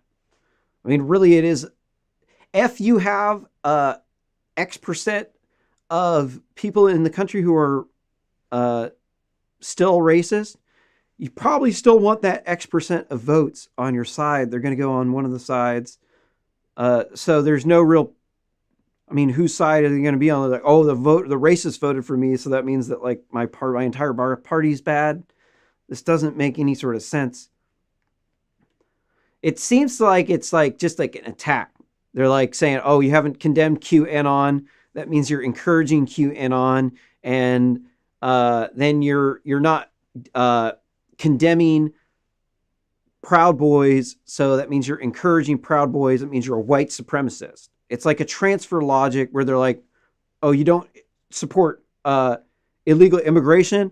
Oh, that means that you want to put kids in cages, and you're a psychopathic genocidal dictator.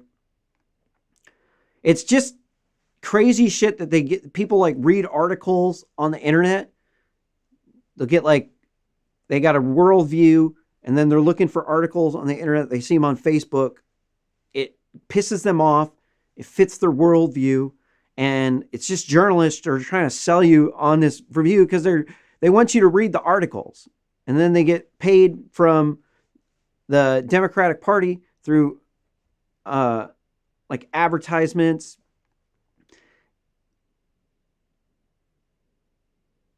Sorry, I'm going off on a tangent here. I'm going to get back to this. The measure passed 371 to 18, with one GOP member voting present. Wow, that was almost unanimous. So I guess it's not just the Democrats. QAnon is a collective delusion, said House of Rules Chairman Jim Govern, Democrat from Massachusetts. We all must call it a sick cult. I'm calling it funny. I'm not calling it a sick cult. I'm calling this a political attack. I think basically anybody who would vote for this, it's like if you don't vote for this, then you're like supporting it. I don't know, like where the sick cult, like what's this? I just fail to see like how is it a sick cult if you think that there's pedophiles and you need to shut the pedophiles down? I mean, yeah, they're wacky, right? But like, is it really a sick cult? I mean, shouldn't a sick cult like be engaging in sick cult activities? Yeah, there's some cyber bullies with them, but a lot of these people are just like, they're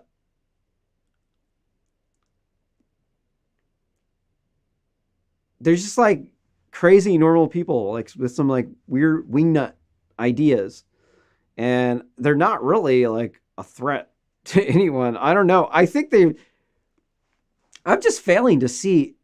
I've been following this QAnon thing, reporting on it for most of the summer, and I mean, it doesn't really seem like, given the Jeffrey Epstein thing, that it should be that big of a deal. It seems more like they're political enemies. Reading on in the article, the resolution was sponsored by Representative Tom Malinowski, a Democrat running for re-election in competitive New Jersey race, who's repeatedly and inaccurately accused by House Republicans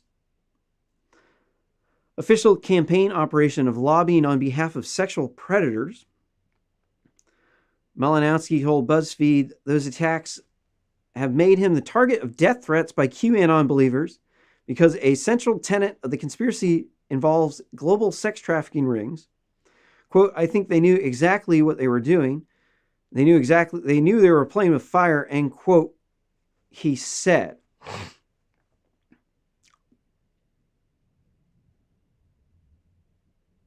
Well, you got to look at it from the perspective of people who think that these people there might be pedophiles running our government.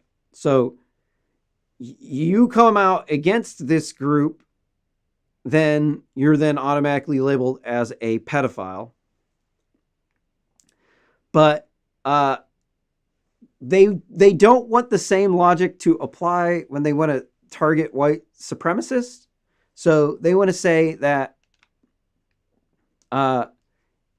they're targeting white supremacists. So this is the QAnon group is operating a lot like the Antifa.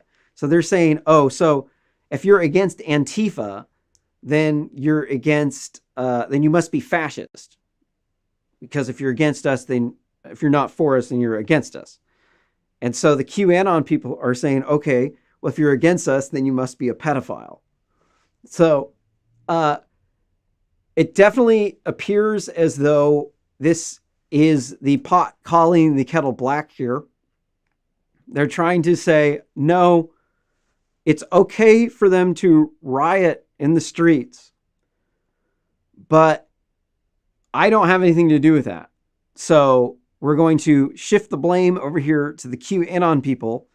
And maybe he shouldn't be like trying to pass. Like, what the hell does the US Congress have anything to do with QAnon? Why are they in the House of Representatives pushing this bill through there? Like, what does it do? What does it do when you label QAnon what did they label them? Condemning this theory. You've government sanctioned. So people now, if you believe this theory, now you don't get equal treatment under the government. Now you have been condemned by the government through engaging in free speech. And now you are now targeted if there's any way that they can deprive you of equal access to government programs. For instance, if you're trying to apply for a graduate degree program, now you can be denied because you're part of a sick cult because you believe that Jeffrey Epstein had a pedophile ring. This doesn't make any sense. I think that this was a really bad move from the Democrats and the Republicans because really they're signing on to it because they don't want to get associated with QAnon. They're like, and once they do that, now they're then targeted by the people on the internet who should not be harassing them, but there obviously is a harassment problem. I've been harassed by a QAnon person because they were trying to say that it's Republicans that were like involved in this pedo cult and not Democrats. And so I was arguing the other way around, and then this guy started attacking me just out of the blue. I'd have no idea who this dude was. Friend of a friend, and then this dude was obviously a lunatic, and he was a jerk. So that's happening, but like, I mean, what does the U.S. House of Representatives have anything to do with this? It doesn't. This isn't their business to get into condemning ideologies, because who are there? They're hating on pedophiles. Like, what is that? Like, not okay? It's like, are pedophiles a protected class of people now? I guess the pedophiles are now a protected class of people because because the U.S. House of Representatives had said that QAnon is a, what did they say? I keep forgetting. A sick cult. I definitely think that they're a batshit crazy cult of like a bunch of weird old people who are like believe in weird shit. But what, I mean, just what effect does this have?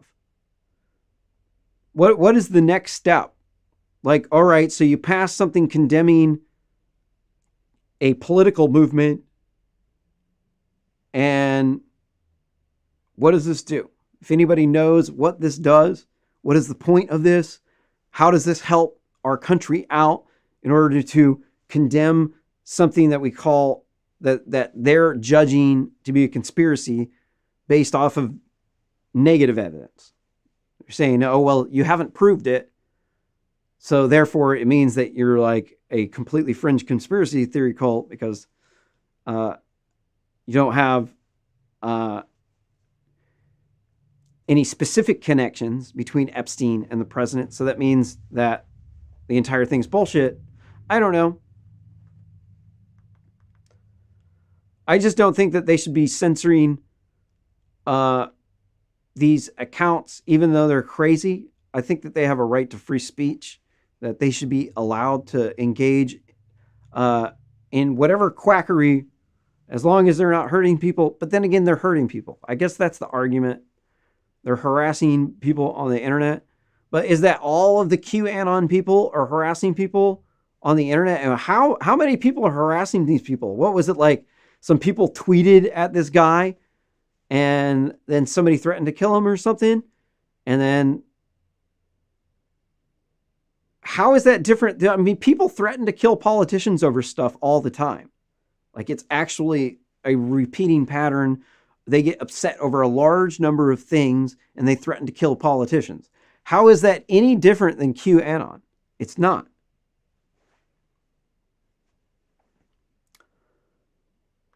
Is there anything else in here that I want to comment on? I think this is fluff down here.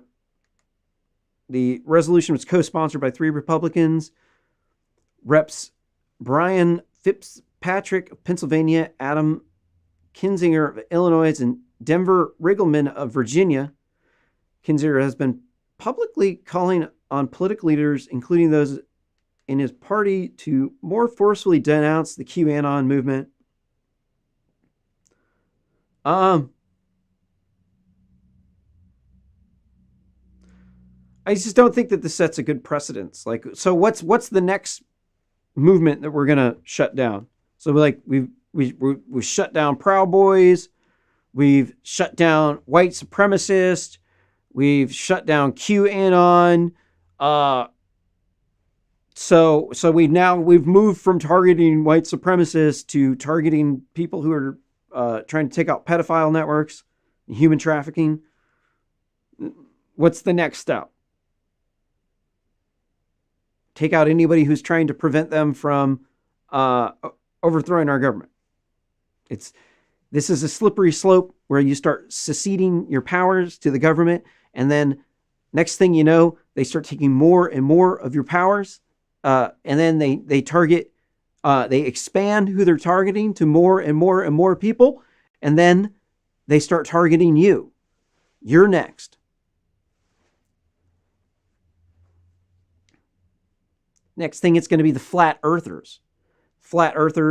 And then it'll be the anti-extinction rebellion people. Like anybody who's trying to question the dogma of the brainwashed masses, you are now labeled a fringe conspiracy theory wacko, you're going to be canceled. Nobody will watch your YouTube videos. You're not going to be able to work in this town anymore because you're a conspiracy theorist. Now you don't have equal protection under the law. You are now a targeted person. It is now you now that has to live in poverty, who cannot give your children the same things that you got when you grew up. Your standard of living for your children has gone down now. And it's because they're targeting people. This isn't what the United States government is supposed to be there for. The United States government is supposed to also work for QAnon and for white supremacists and for the KKK and for the Black Lives Matter and for Antifa and for the communists and for everybody in this country. It's called equal protection under the law. It's the way our government works. Our system is built on the concept of free speech, where we say, I don't agree with your speech. I'm not, but I will defend until the death your right to say it. And that's been the tradition of America, is that you have a right to say that. And we put laws to stop white supremacists from taking other people's civil rights.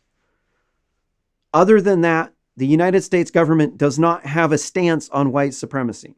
There's no official stance on whether or not people can be white supremacists. That's freedom of speech. There's no laws that say you cannot be QAnon, but I guess now they're saying that QAnon people are to be harassed. You can't have equal part of our society because you believe in some weird conspiracy thing, but then you got people going to churches every single week believing in all different kinds of religions that you can also equally classify as fringe conspiracies. But, you have freedom of religion, you have freedom of assembly, you have freedom of speech. I still haven't figured out exactly what they did. So they're just saying we condemn these things. And what does condemn mean?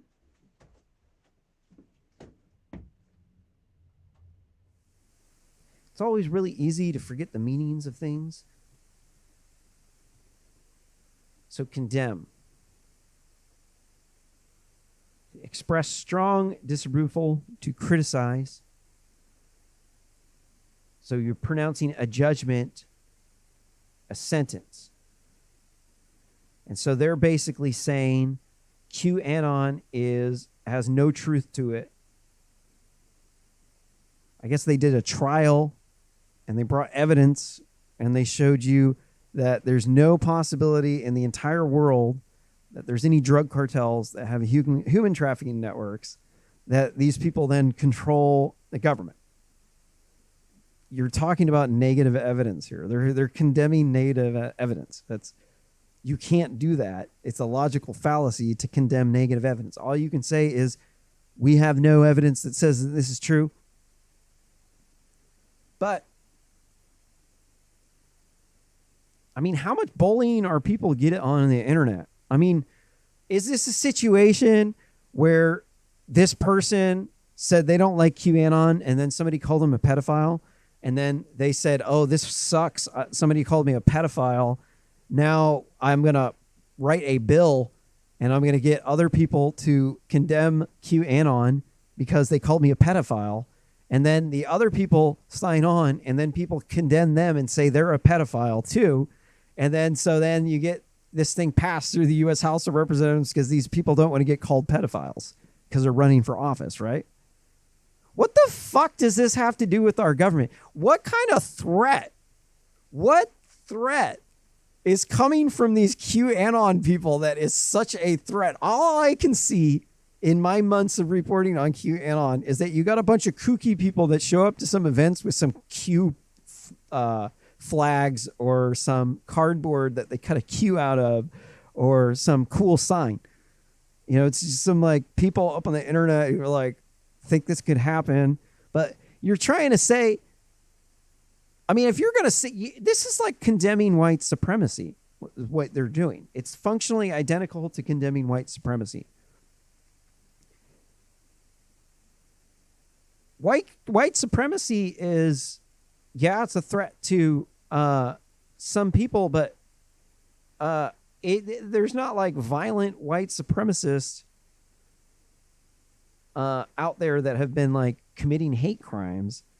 I mean, you're talking about some people on the internet who made some threats in a similar manner to the ways that people make threats about other things. Like a lot of people will threaten politicians that they're going to kill them because they're fucking wingnuts, man. It has absolutely nothing to do with QAnon. It has everything to do with that specific person is a wingnut. But they want to get elected, so they want to show everybody, no, I don't support QAnon. So we're going to waste the United States House of Representatives' time when they're supposed to be helping the people. But instead, we're going to use it for the valuable time in the House to push some condemnation so that they can get brownie points with the electorate. It would be nice if they would focus on something that actually mattered, because this is just a huge waste of my time. I mean, this QAnon stuff is kind of wacky. You know, I definitely don't believe it. But I definitely believe in Jeffrey Epstein.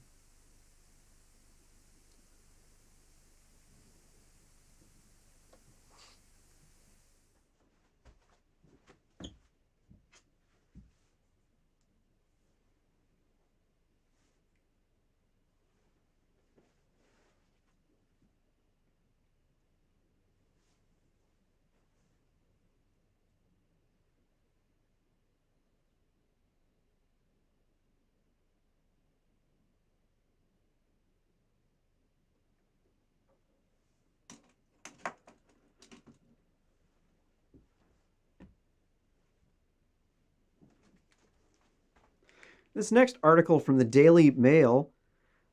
These politicians keep on robbing us, the chill media and videos of Trump-loving militia,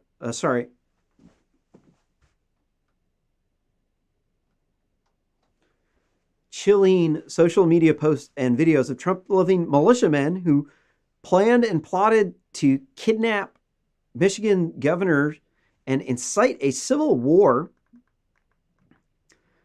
13 people were arrested across Michigan and charged on Thursday with a plot to kidnap the governor. 6 of the men were arrested on federal charges. The other 7 men face domestic terror charges. Many of the 13 boasted on social media their support for Donald Trump or anarchist beliefs.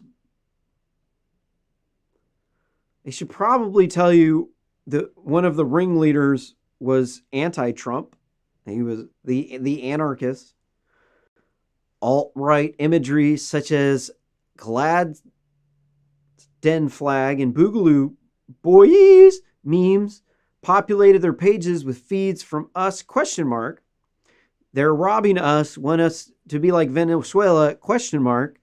One posted, I'm telling you, they're coming for you, coming for your freedom, coming for your religion, and they're not going to stop, period. Another warned. They plotted to kidnap Gretchen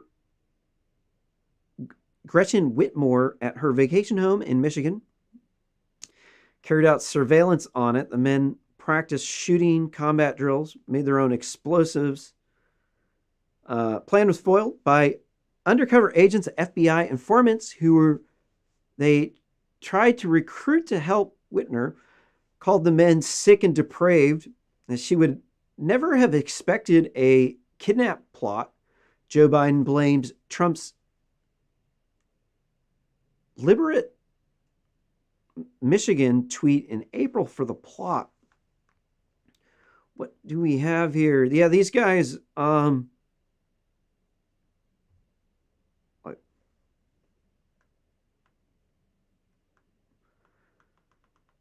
looking pretty cray. Obviously, that's a Trump hat, but I don't think that Donald Trump makes people radicalized like that. A lot of people would like to say, "Oh, you got a Trump supporter in here, so that means that Trump is radicalizing people." Dude, there's always been a bunch of wingnuts. Come on, man. They show up on, they're both sides, man. We've had black looter mob, Antifa Nazis, the Blammin, burning down our cities with Democrat race riots all summer, terrorizing our neighborhoods. Like, hello, I mean, you're gonna come up with a bunch of wingnuts on the other side, too. It's gonna drum out whenever you start burning down the cities and talk about reparations. Then you're gonna get a bunch of wingnuts on the other side start coming out. And then those people start to make themselves known in the public, and then even more wingnuts on the left start to come out. It's a feedback loop. They both get bigger and bigger and bigger until we just have a civil war. This tweet from Pete Musico, hashtag gun control please. It's not the gun, it was an ISIS attack. We need guns to protect from people like that. And who is this Pete Musico guy? That's this one. This one says, hashtag this week, we need to get away from the controllers of this country and become American again. That's what Trump wants. Hashtag this week, Donald Trump will be greatest for this country. He wants the middle class to succeed. He wants the class of people that built this country. You know what Donald Trump also wants? He wants you to not be a wingnut and plot kidnappings of the governor. And this next tweet here from Pete, hashtag Hillary Clinton need to be in jail, in prison for the arms you smuggled, and Benghazi's backing ISIS. Another tweet says, hashtag let it rip. People lived longer without vaccines. Another tweet says, I'm looking to sue the federal government for the health care for my wife.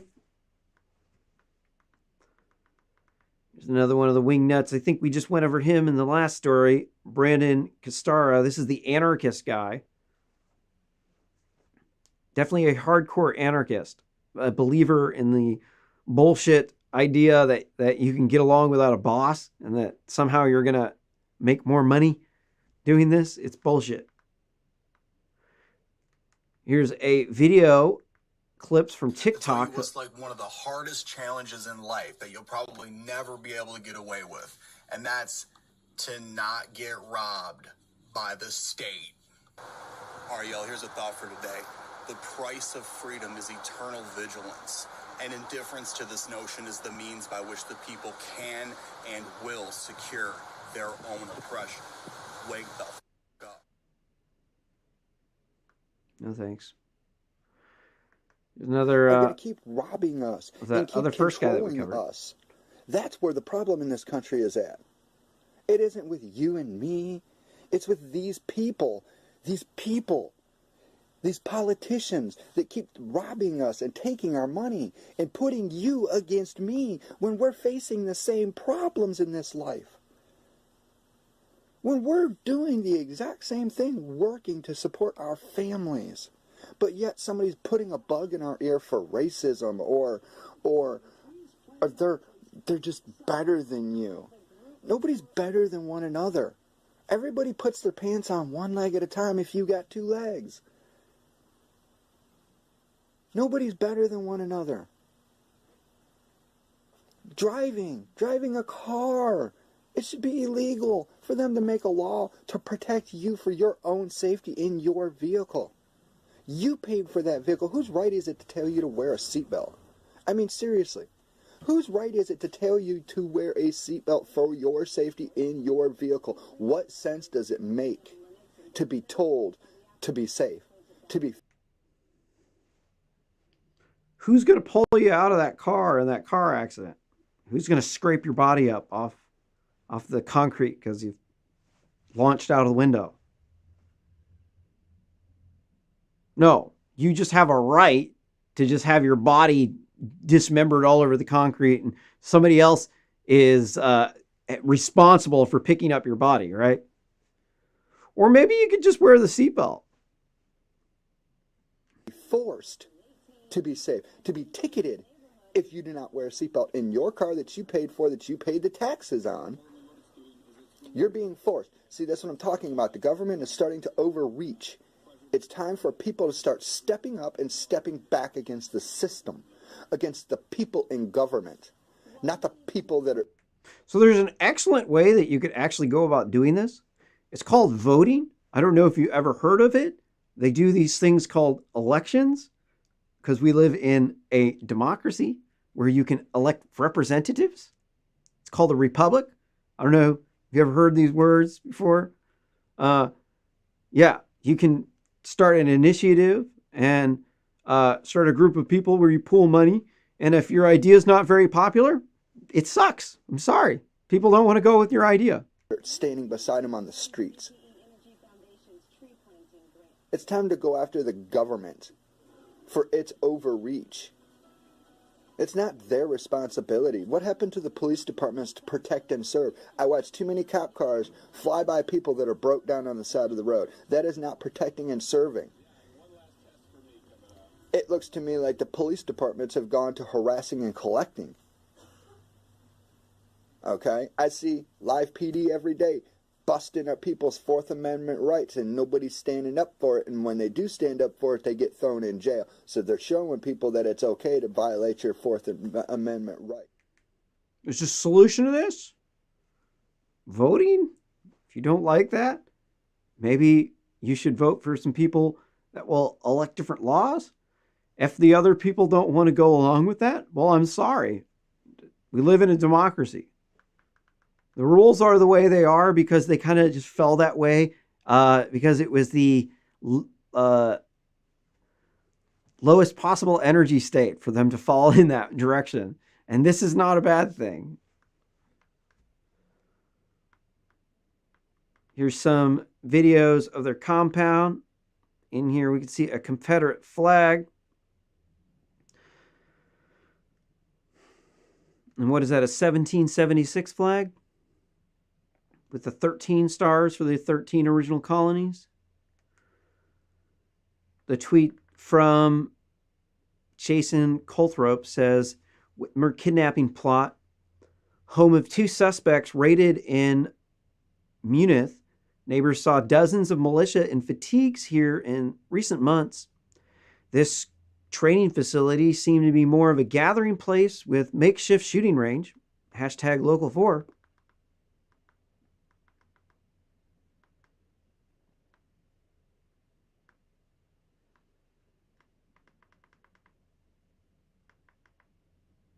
Those look like some tires that they were using for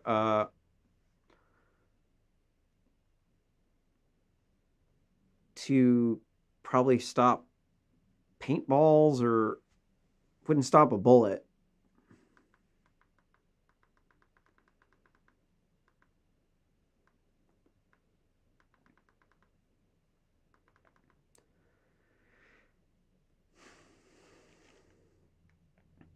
Definitely looks like some country bumpkins to me, man. The sign says, due to the price of ammo, don't expect a warning shot.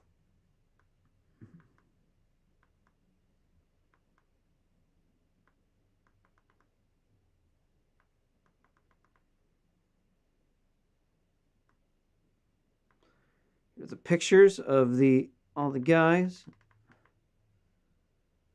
Joseph Morrison, Pete Musco, both 42. Adam Fox and Brandon Caserta among the 13 militiamen charged. Here's Caleb Frank and Daniel Harris, another 2 militiamen charged.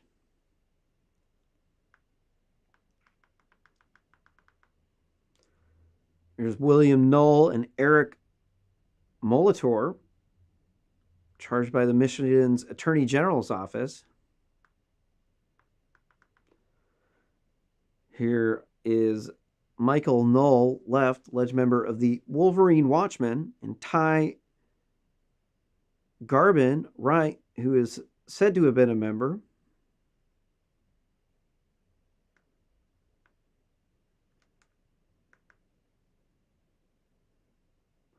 There's a video of Governor Whitmer reacting to the kidnapping plot. Good afternoon. Earlier today, Attorney General Dana Nessel was joined by officials from the Department of Justice and the FBI to announce state and federal charges against 13 members of 2 militia groups who were preparing to kidnap and possibly kill me. When I put my hand on the Bible and took the oath of office 22 months ago, I knew this job would be hard. But I'll be honest, I never could have imagined anything like this. I want to start by saying thank you to our law enforcement. Thank you to the fearless FBI agents. And thank you to the brave Michigan State Police troopers who participated in this operation, acting under the leadership of Colonel Joe Gasper. I also want to thank Attorney General Nessel and the U.S. Attorneys Burge and Schneider and their teams for pursuing criminal charges that hopefully will lead to convictions, bringing these sick and depraved men to justice. As a mom with 2 teenage daughters and 3 stepsons, my husband and I are eternally grateful to everyone who put themselves in harm's way to keep our family safe. 2020 has been a hard year for all of us. Hard for our doctors and nurses and truck drivers, grocery store workers. It's been hard for the teachers and students and parents. Hard for those who have had to stay isolated to stay safe. And it's not over yet. But here's what I know. We're Michiganders. We have grit, we have heart, and we are tough as hell. We made it through the Great Recession. We made it through auto bankruptcies. We made it through floods and polar vortexes. But none of us has faced a challenge like COVID-19, not in our lifetimes. I've said it many times, we are not one another's enemy. This virus is our enemy, and this enemy is relentless. It doesn't care if you're a Republican or a... What does COVID have to do with the kidnapping plot? Anybody paying attention?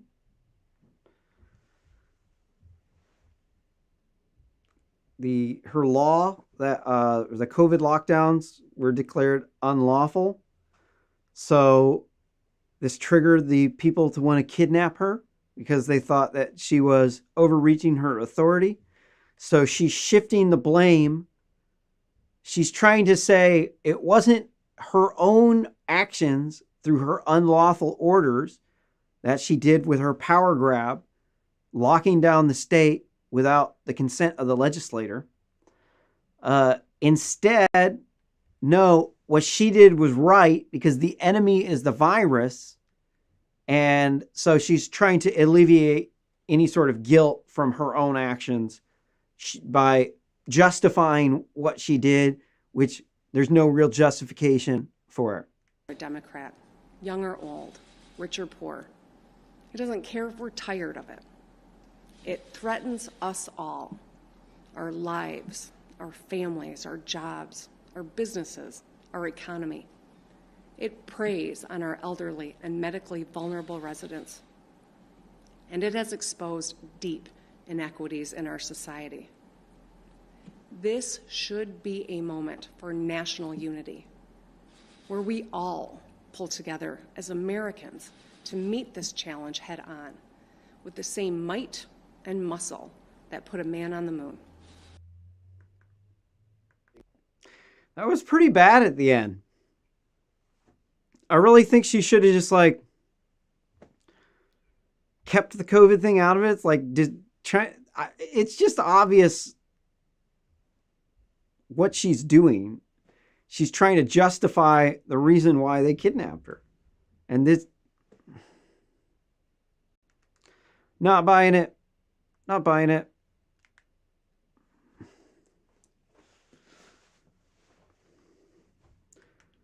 This next article from the BBC, Proud Boys, far-right group becomes LGBT trend online. Hold on, let me redo that again.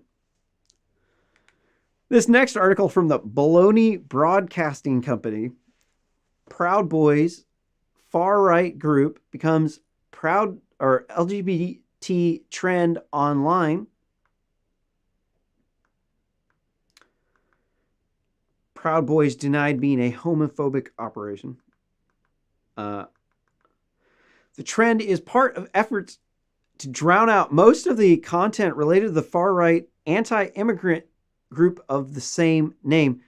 They're not an anti-immigrant group. Look, people, there's a difference between being against mass immigration and being against the immigrants who are here.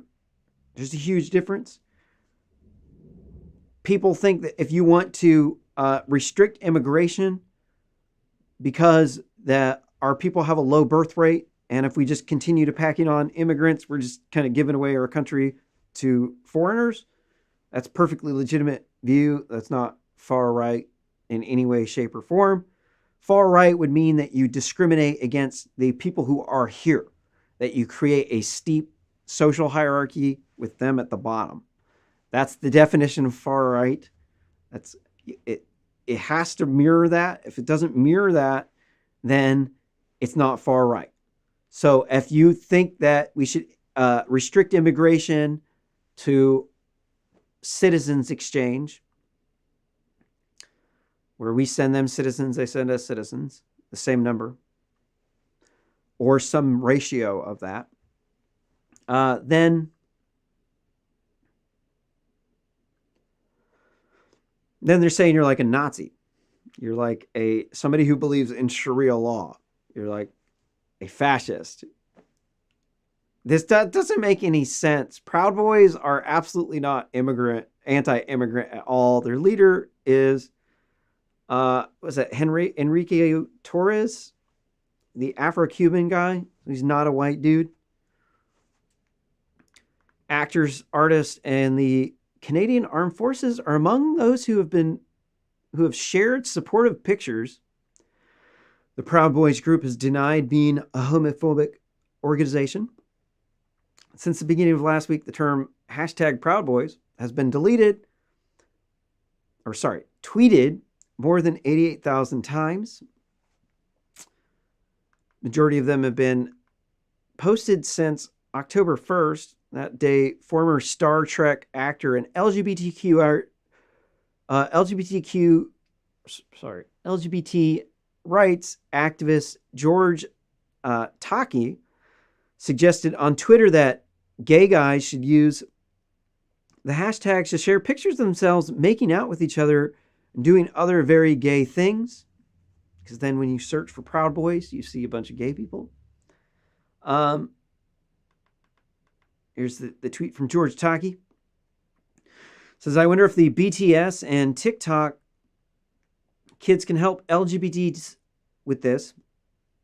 What if gay guys took pictures of themselves making out with each other or doing other very gay things, then tag themselves with #Proud Boys? I bet it would mess them up real bad. #reclaiming my sign. Maybe you shouldn't antagonize other groups.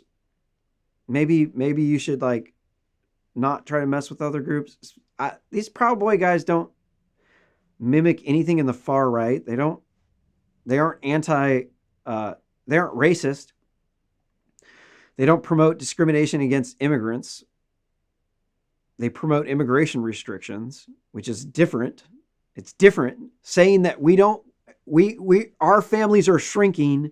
We don't want to flood the place with immigrants because that would be stupid. That's not the same thing as being against immigrants.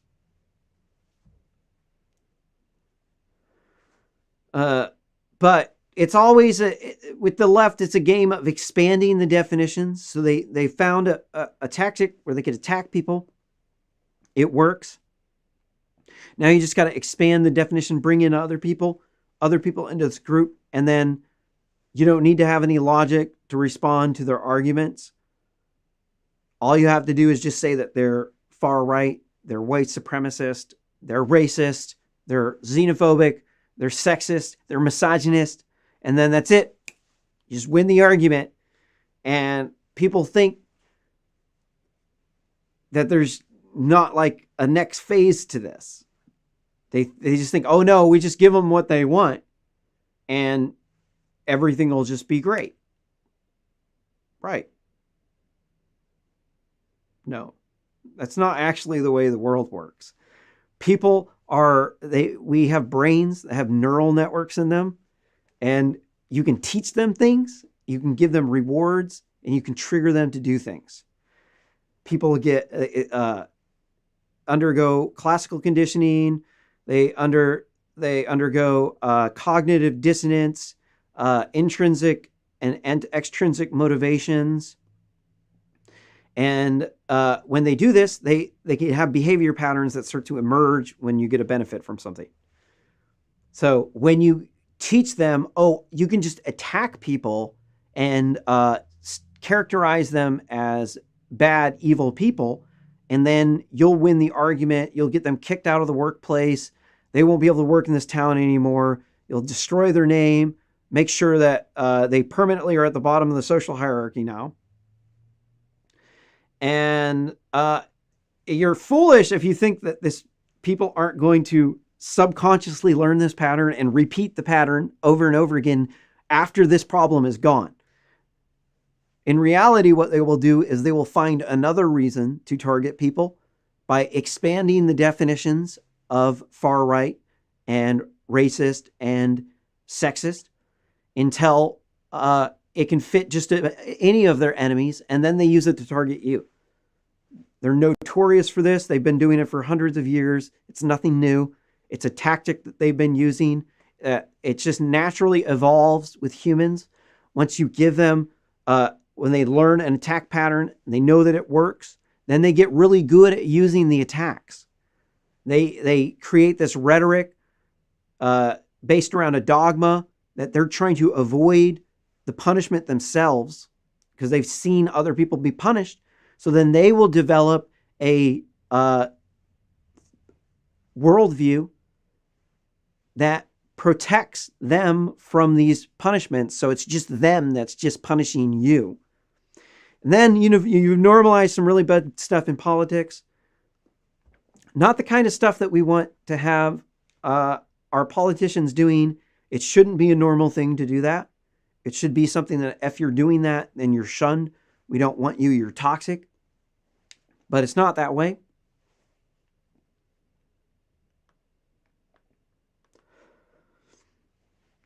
Here's some pictures.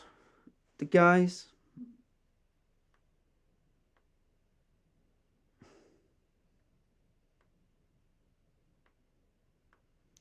And there was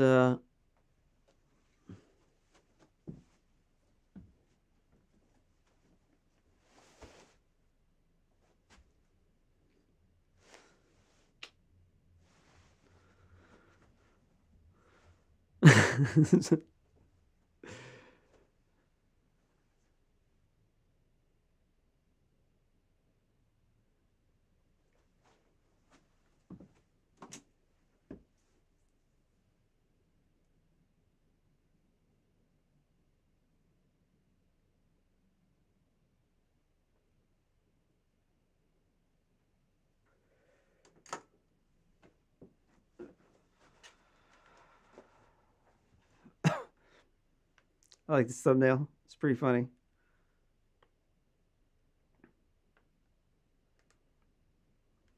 I actually made this thumbnail like 2 weeks ago, and then my friend had died. I was really bummed out, so I didn't do the show for a couple of weeks, and then this Hunter Biden thing happened, and then we ended up with the crack pipe, and then the big bag of Coke.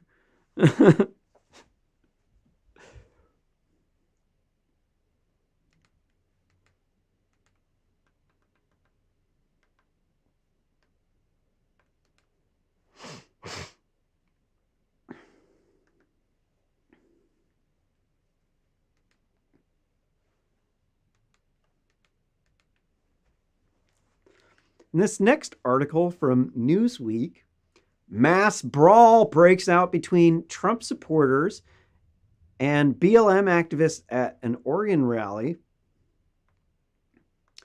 Two groups holding events for different reasons. One in support of the king of memes, Donald Trump, and the other in support of the black looter mob, Antifa Nazis, or BLM, were involved in fights with punches, tasers, and mace in Bend, Oregon on Saturday. Protests turned violent when at the Pilot Butte neighborhood park, where a man was arrested for allegedly taking a Trump flag. Meanwhile, 2 handguns were confiscated by police for someone involved on the Trump side. There were crowds of around 100 to 150 people at the scene where the black looter mob Antifa Nazis, or BLM rioters, had organized a counter picnic to the Trump rally taking place across town at Drake Park. The Trump event was later relocated where the protesters were holding their picnic. The day started out calm, was generally peaceful, according to the Bend Police Department. In a statement, "We were just having a party," local anti-racist activist Mallory Becker told the Bend Bulletin as she was preparing a cake in the park. Quote, "We're going to counter hate and racism with having a party," end quote.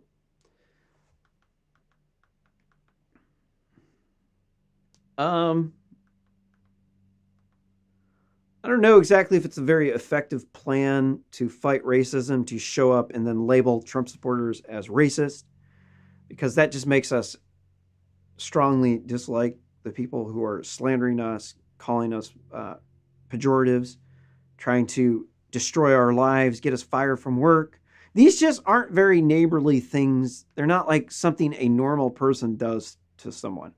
A normal person does not try to target other people because they're vindictive. They want to get you back and they want to shut you down. This is what radicals do because they don't like your political agenda. Tensions rose after a Trump flag was allegedly taken by a BLM who was cited and later released by the police. A number of individuals at the pro-Trump event chased the suspect, and bystanders caught the footage on camera. In one video, it sounded like a stun gun was used in an altercation, while the footage clearly shows one man punching another in the head before mace is let off in the crowd.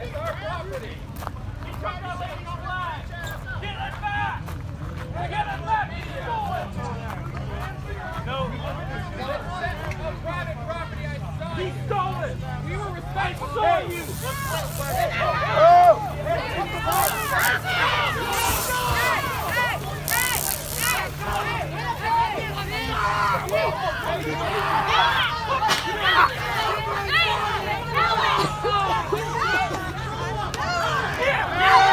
What you learn, bitch? Hey, it's all over the feet! It's all over the goddamn feet! It's all over the feet! You guys support me?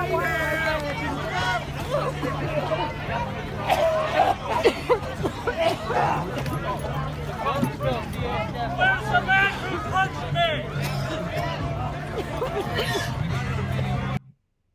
We haven't seen too many conflicts outside of Portland. There was another incident in Bend with they had arrested an illegal immigrant because I think he was driving. Don't quote me on why they arrested him. But then people, the BLM formed up and tried to stop ICE from deporting this guy, which I think is bullshit. We have immigration laws. They aren't the way they are. And there's a lot of people who have to sit in jail for drug offenses, nonviolent offenses. And to me, it's a lot more egregious when you got somebody locked up in a jail as opposed to deporting an illegal immigrant. So it's like the priorities in our country is just all whacked out. This is why the Democrats are going in the wrong direction, because they're just pandering to minority groups. They want to use racism to get elected because it works. They can get people pissed off.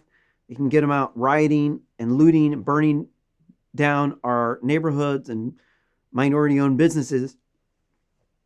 And it's an easy win when you could just say you're racist, and then people will not support somebody, and then they'll cheer you on, right? And whenever you learn that you can do this, you're probably going to continue this pattern as long as possible, because it makes it so that you win, you get what you want.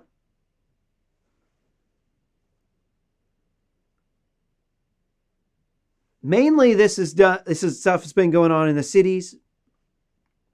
It's interesting to see it in a smaller town. I think this is the only incident that I've seen in a smaller town. I know there has been some other ones, but most Democrats live in big cities. Also, most minorities live in big cities. And so the Democrats are just using racism to get elected in the big cities, because in those cities, minorities are a big voting bloc. In order to get elected, you have to pander to them. This is why I'm fundamentally opposed to these blammen, because they're black looter mob, Antifa Nazis. They're hypocrites. Do we have anything else on this? Here's another video of the incident.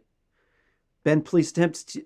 This one's from Emily Curtin. Bend police attempt to make an arrest. Drag woman away. Protesters dogpile to stop them. Police withdraw. De-escalate! No, you're not good. What's wrong with you guys? De-escalate!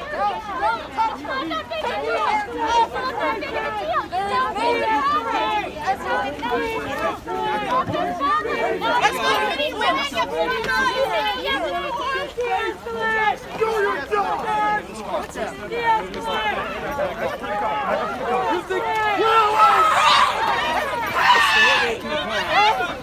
Why are you doing this to her? Why are you doing this?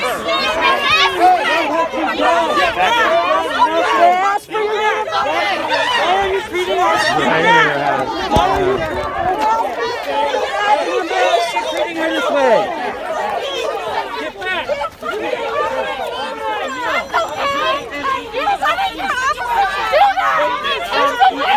Officer O'Neill! Are they just piling on her? We're trying to get you the fuck out from there! Did you not help the fuck up there? Everybody back the fuck up!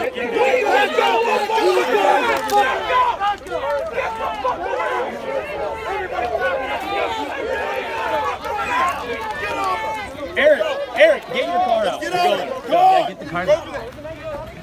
Go over there. Go over there. One by one. Get off of the road and stay on the fucking track. Go. Let's go. Back up. If you're not part of the plan, back up. We will get her. Let's go. Get off of the fucking road and get on the fucking track. Back up. Go. Move. Stay. Go back to Portland. Guys, seriously, let's back up. Back to fucking Portland. Do you need any help? We got medics here. It's such a cacophony. It's like cacophony means a bunch of like really brash sounds that are like if you took like a bunch of metal stuff and you in a metal container and you shook it around, it's like this really loud racket noise. That's exactly what these Blammin riots have devolved into, is a cacophony of just blah.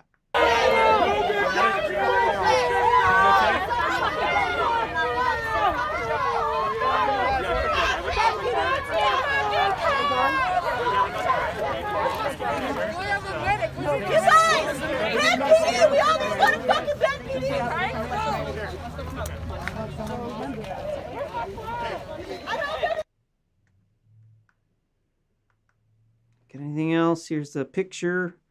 This was our our thumbnail.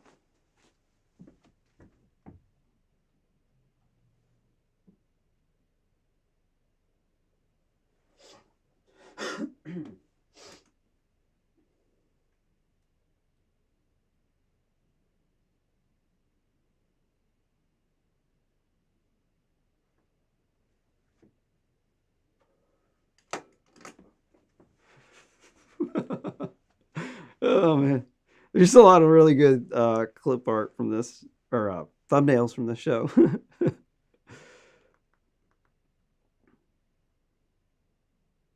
So where is this? Oh, that was from BLM versus Trump supporters in Los Angeles. Huh. It was September 13th. Do we have it? I think we actually have some stuff about that, actually. I think that's it for this article.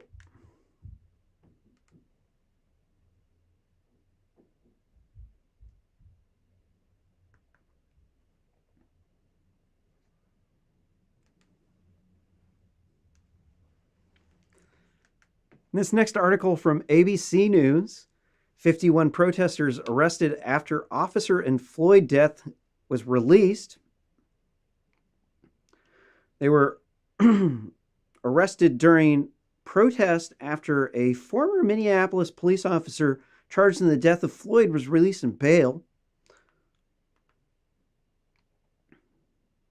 Derek Chauvin had been in custody in Minneapolis prison as he awaits a March trial on charges of murder and other counts. He was released Wednesday after posting a $1 million bond. He had been held in state prison instead of local jail for security reasons. On Wednesday evening, about 300 people marched peacefully near the site where Minneapolis police tried to arrest Floyd while he was twacked out on meth and fentanyl on May 25th for allegedly passing a counterfeit $20 bill at a convenience store. Floyd died after Chauvin, who is white, they have to make sure they tell you that the cop was white, as if the race made any difference, pressed his knee against Floyd's neck for several minutes, even after the handcuffed black man pleaded for air, which is garbage fake news, because he said he couldn't breathe when before he even ended up on the ground. The dude was like coming back from COVID. He had tested positive for COVID and he's twacked out on meth. He'd been banging meth and fentanyl. He's an IV drug addict. He also did home invasion robberies. He robbed some mom and her kid while the kid was there, held him hostage at a house. Not a good dude in any way, shape, or form. Officer Chauvin worked at a bar with him prior, and they didn't get along. So they had a previous history of working with each other. He knows this guy's on drugs. So they obviously left all of this background story out. They just want to say, oh no, it's just a white cop and he just killed a black dude because that's just what white cops do, right? No. It's like a third of the deaths are killings by police are of black people, which are 1/6 of the population. So they're saying, oh, well, we got double the rate. But they're leaving out the part that there's about 20,000 homicides in the U.S. per year. Half of them are committed by African Americans.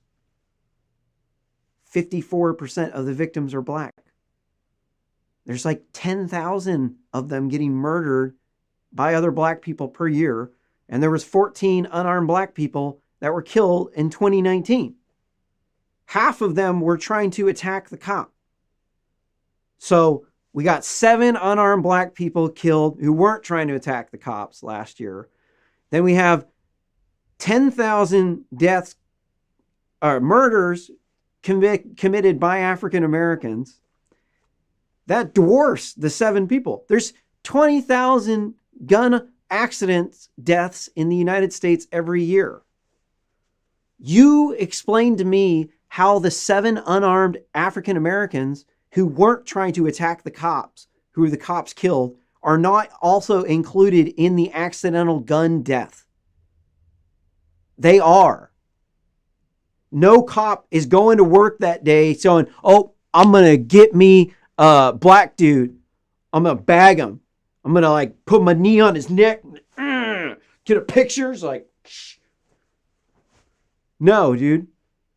Having to kill somebody is every cop's worst nightmare. That's not what they want to do. They want to go home and go be with their family. The last thing they want to do is be staying at work late at night because they killed somebody. That's not what they're out there to do. If that happens, it's an accident. You don't like it? Get all the criminals to stop using guns in their crimes, and then they'll get rid of the guns. But the problem is, we live in America where there's a lot of guns, and the cops have to have guns. When they have guns, you're going to have accidents. It's not the cops' fault. The vast majority of people who get killed by cops are armed and dangerous. They have guns, they have knives, or some other crazy thing, or they're in a car and they're, sometimes the cop will drive head on into them to stop them from killing some other people. Sometimes they give their lives in the process of this. And that needs to be respected. We can argue about whether or not drugs should be illegal. But if we don't have the votes, we don't have the votes to legalize drugs. And you have to put up with prohibition. It's a democracy. Sometimes in a democracy, you don't get what you want. You don't always get what you want. Sometimes you get a bunch of bullshit. So that what you got to do is you got to take the hand you're given and you got to work with that hand. You can't just be disrespectful to people. You can't like go into a workplace and say, you better give me a job. Doesn't work that way. You have to ask, you have to be polite. And if people think that you're an aggressive asshole, you don't get the job. If you want a cop to treat you good, all you have to do is just be a normal person and not be aggressive. Just be polite and they'll respond and be polite to you. If they have to bust you for something, it's just their job. But definitely shouldn't be hating them for stuff that is the war on drugs' fault. It's the war on drugs that's causing so many police interactions. And it's the number of police interactions that causes the number of deaths to go up. Because on X percentage of those police interactions, there's a gun accident. It happens. Sometimes people will like flip out and try to steal the cop's gun. It happens. It's not the cop's fault that the criminal tried to take their gun from them and they had to kill them like they did Mike Brown. The hands up, don't shoot guy in Ferguson, Missouri, that was all bullshit. They just want mob justice. They're just pissed off because they think one of in their tribe got killed. So they want to get retribution. They want to take it out on other people. And they just think, oh, all these business owners, they just got insurance. So we can just loot them. It's like, wow. Wow. And all this over fake news.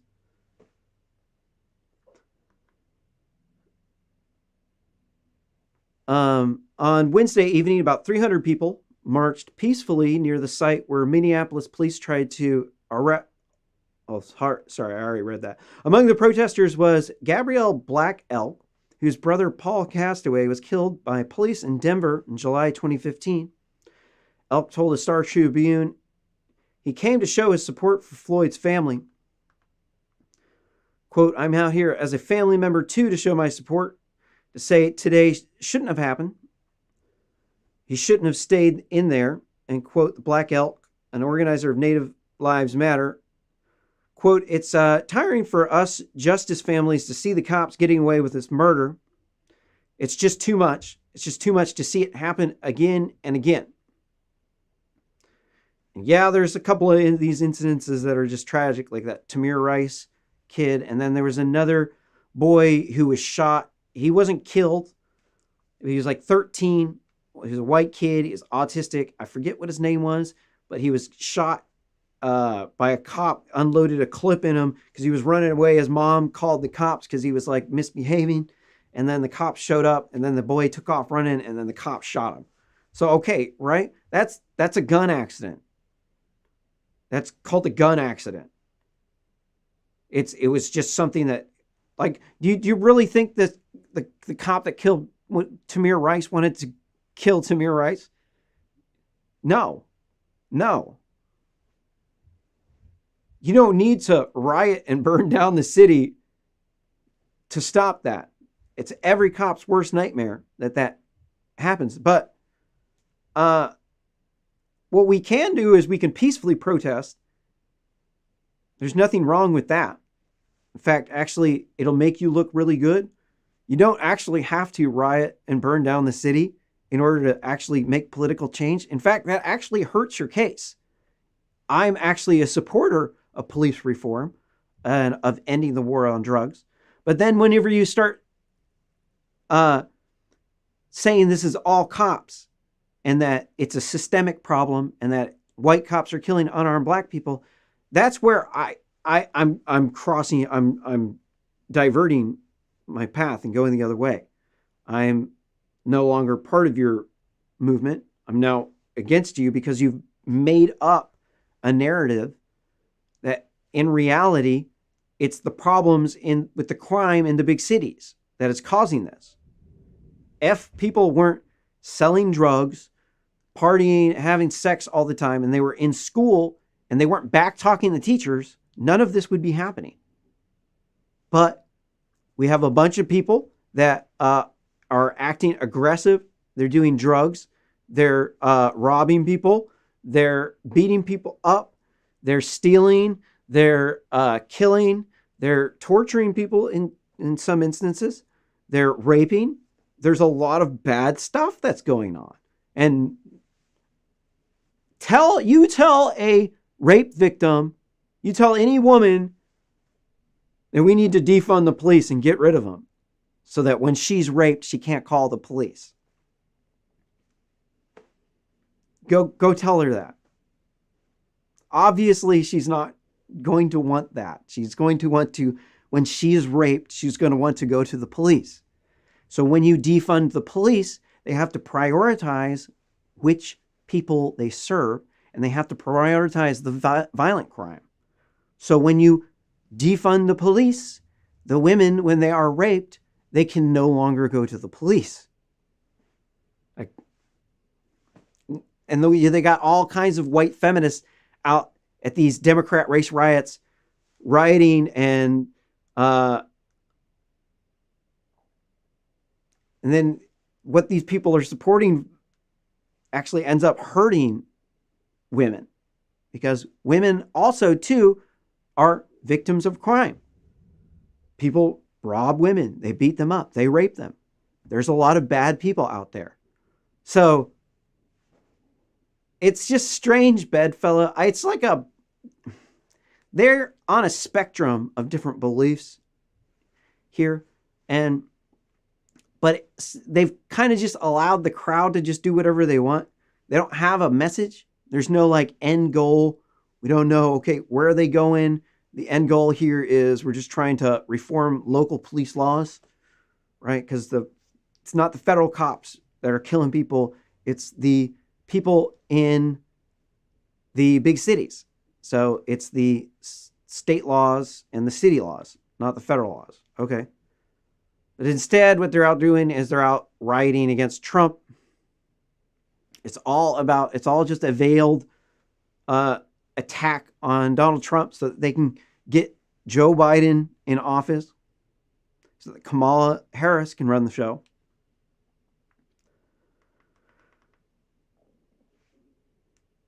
Anything else? Later Wednesday, tensions rose outside a Minneapolis police station as law enforcement moved in. ordered a crowd to disperse. Live feed from Unicorn Riot showed several people being ordered to the ground in preparation for arrest. Police spokesman John Eller said 49 of the arrests were for misdemeanors. Many of them were cited for unlawful assembly. One person was arrested for fourth-degree assault. Another was arrested for a felony warrant.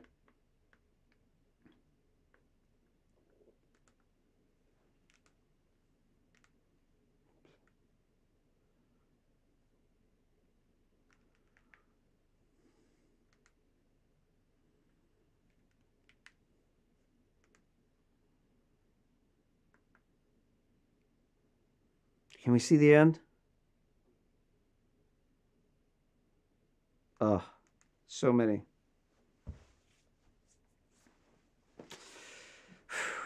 How far am I in?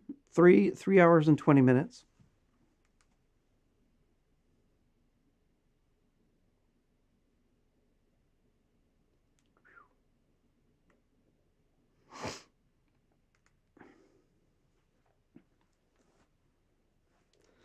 This next article from Oregon Live. Portland protesters topple statues of Theodore Roosevelt, Abraham Lincoln in day of rage. Police declare a riot. What? Abraham Lincoln freed the slaves. I don't know about Theodore Roosevelt. I don't know what his views on race were. I think he was racist or something.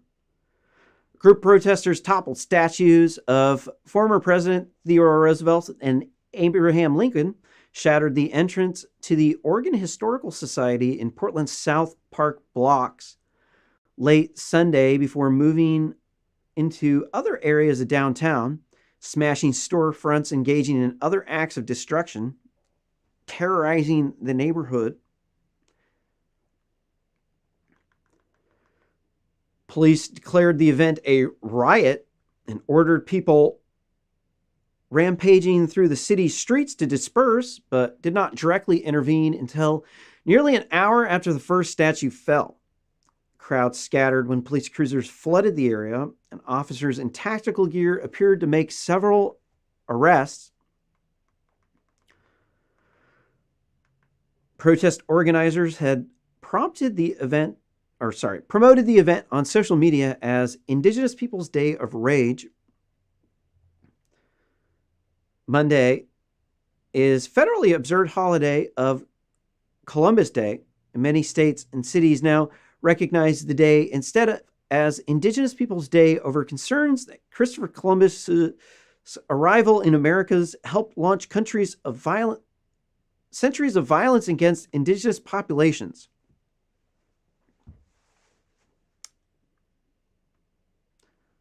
I have a question about that. So, yeah, the conquistadors were conquerors.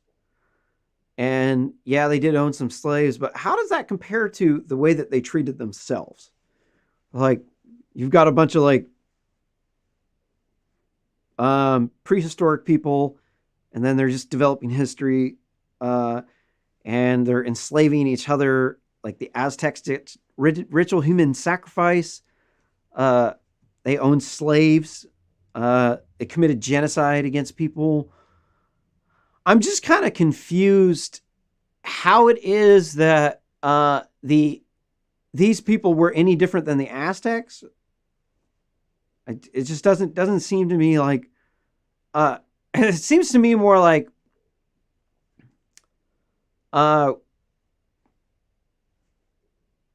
The modern world happened. And currently today, the people brutalizing the people of Latin America are themselves. It's definitely not white people that are committing atrocities. In South America, it's like cartel members doing savage, brutal things. Here's the video of the statue toppling.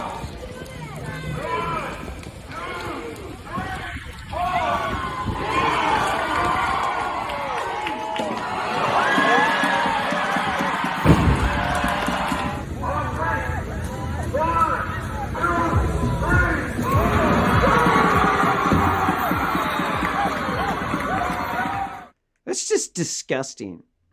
That's part of our history. Let's look up Roosevelt's views on racism.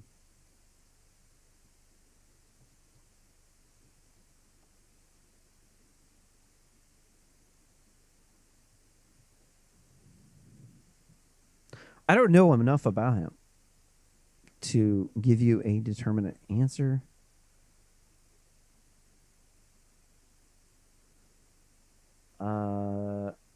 This one from Smithsonian Mag says the racist statue of Theodore Roosevelt will no longer loom over the American Museum of Natural History.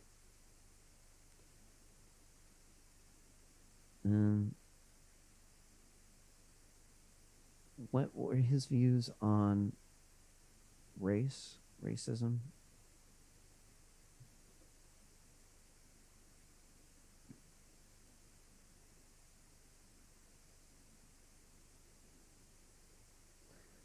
This article from Newsweek says a controversial statue of Theodore Roosevelt will be removed from the entrance of American Museum of National History in New York City.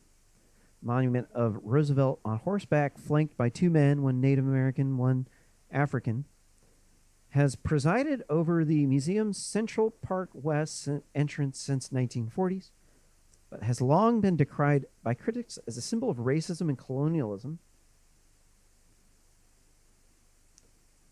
I'm a little bit confused. Like, how is it any better to be primitive and to not have any modern medicine? Can anybody explain that in the comments below? Is it better that you don't have modern medicine, or is it better that you had to compete with the conquistadors?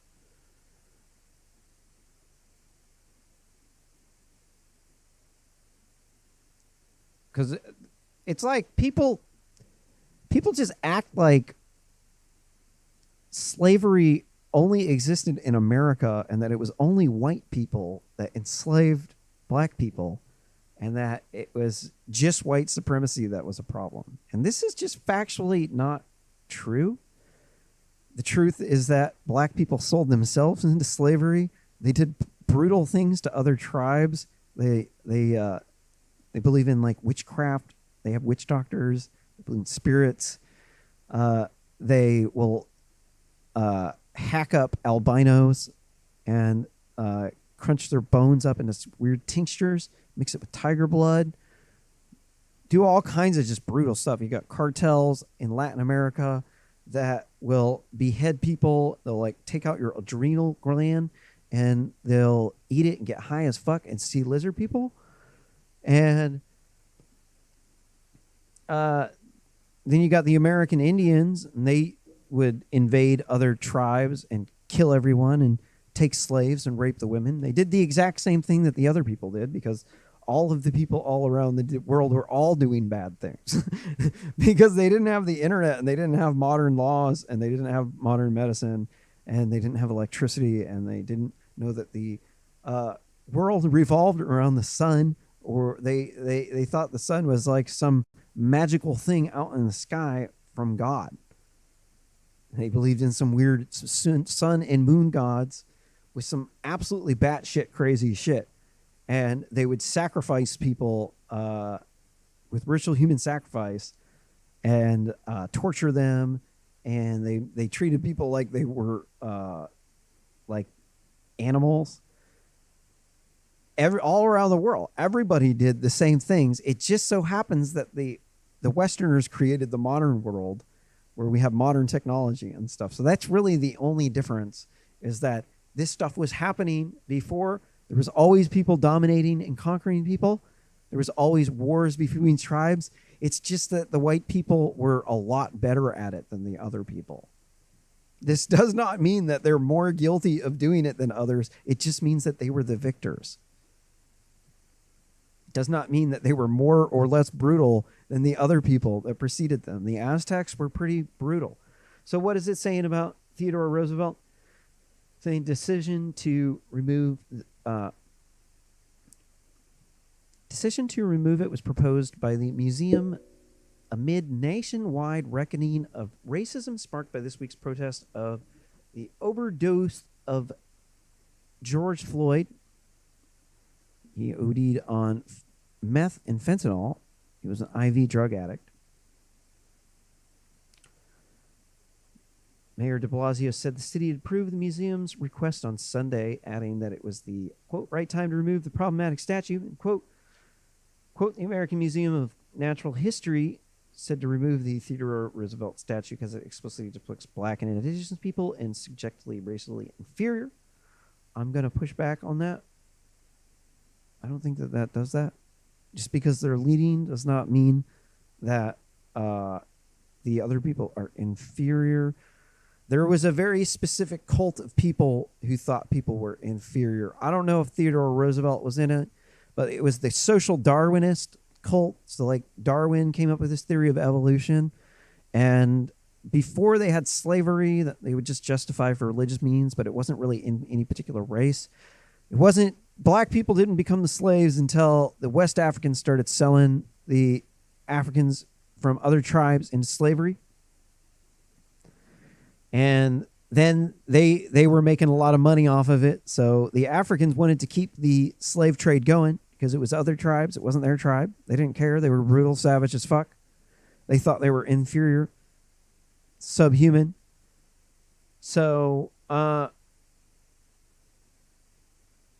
what exactly did Theodore Roosevelt think on racism? I'm looking through here. I can't read the entire thing.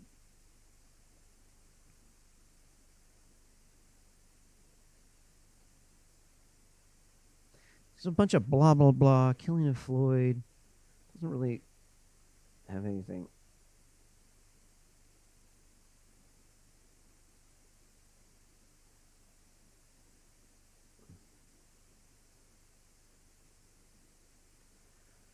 Whew.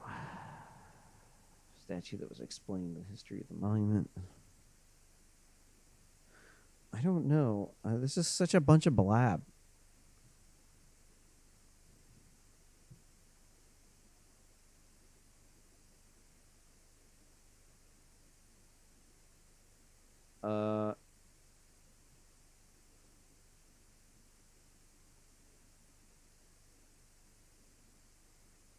So are they just saying it because that statue said he was racist?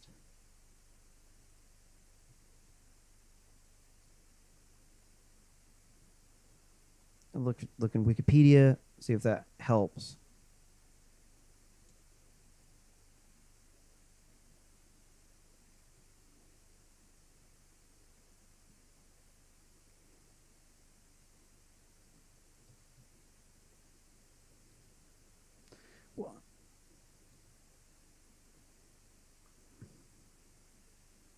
Doesn't say anything about white supremacy here in Wikipedia or racism. And then he was president in office 1900 to 1909. Born when? That was in the eugenics era. That's when people were into that social Darwin bullshit.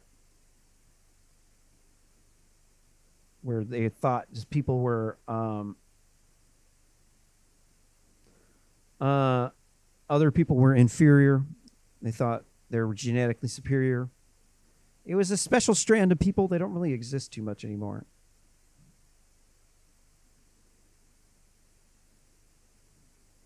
Where am I at with this? Theodore Roosevelt, racist, right? Okay. I can't find. This one from history.com says Theodore Roosevelt discusses America's racist problem. Delivered a speech in New York, 1905, February 13th. Roosevelt had just won a re-election. Speech he discussed the country's current state of race relations, his plan for improving them. In 1905, many white Americans' attitude of superiority to each other's races still lingered. Much bitterness still existed between North and South. In addition, Roosevelt's tenure in his office had seen influx of Asian immigrants in the West, which contributed to new racial tensions. Boy, that other article I read was BS compared to this one, huh? In his argument for racial equality, Theodore Roosevelt, using the rising tide raises all ships metaphor, stating that if morality and thrift among the colored men can be raised, then those same virtues among us whites, already assumed to be more advanced, would rise to an even higher degree. At the same time, he warned that the debasement of blacks will in the end carry with it the debasement of all whites. Doesn't sound like a bad racist to me. I mean, everybody's got some level of racism. Even people who say they're anti-racist a lot of times see a group of black men walking down the street and then walk on the other side of the street. Roosevelt's solution to the race problem in 1905 was proceeded slowly towards social and economic equality. He cautioned against imposing racial changes in government policy, instead suggesting a gradual adjustment in the attitudes of whites towards ethnic minorities.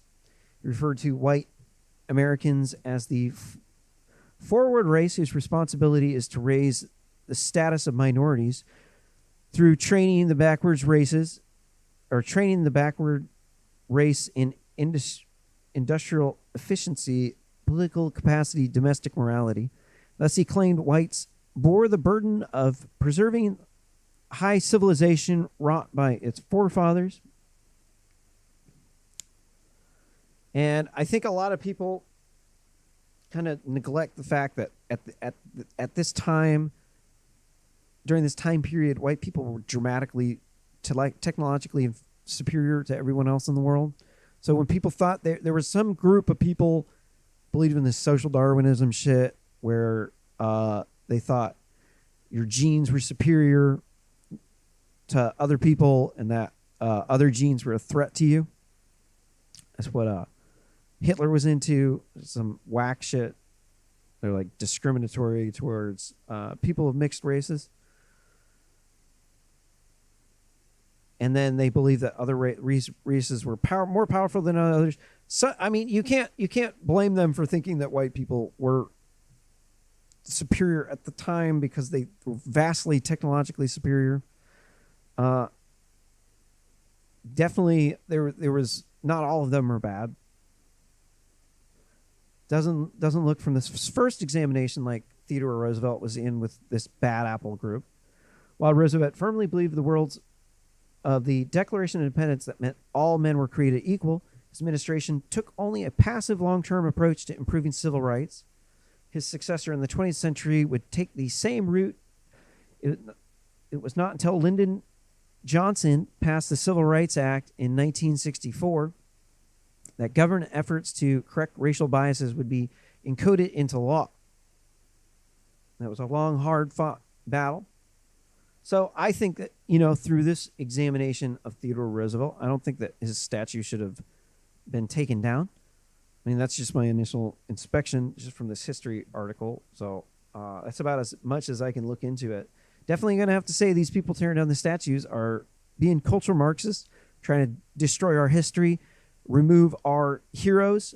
They can no longer be glorified in the movies because there was a statue that had an American Indian, a black person, and Theodore Roosevelt in the lead. So that was racist. So now Theodore Roosevelt is racist. This is the problem with the left. This stuff happens over and over and over and over and over again, repeatedly. And it gets tiring after a little while because it starts to expand. The scope gets bigger, and they don't start targeting people. Here we got a bunch of videos. Here's some videos of the Democrat race riots.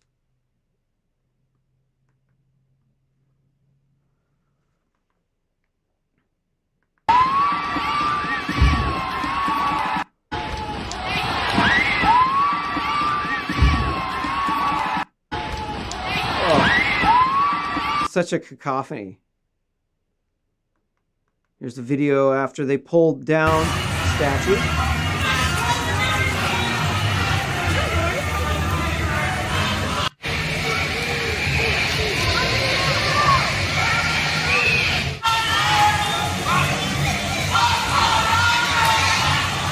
It sounds like an insane asylum.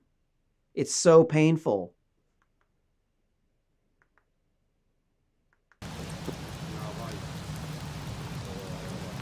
This tweet's from Mr. Andy No. Does such an awesome job with his reporting.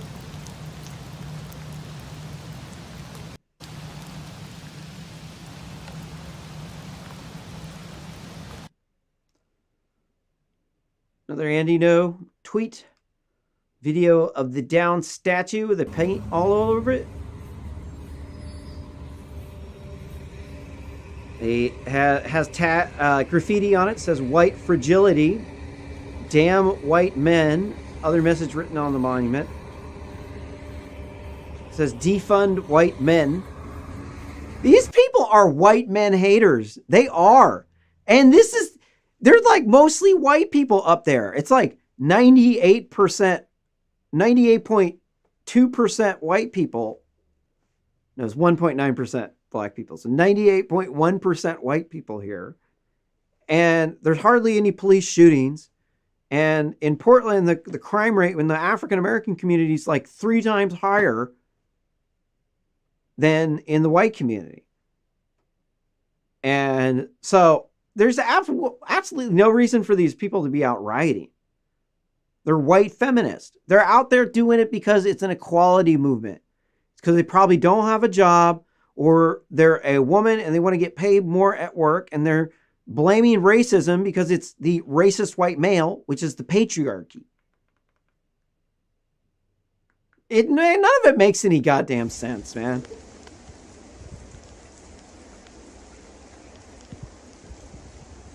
Here's video of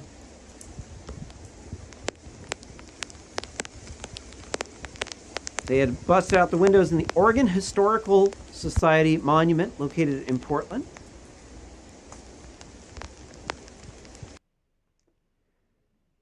Here we could see, this tweet's from Ian Miles Chong. The police mean business in Portland now. No more night-long riots. At least just quick and efficient arrests.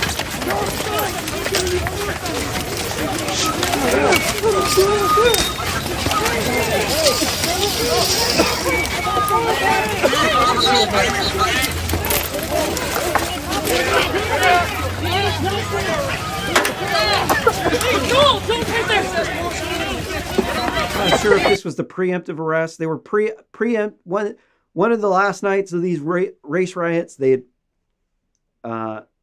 arrested people before the race riot started by arresting all the people dressed in black, i.e. the Black Looter Mob.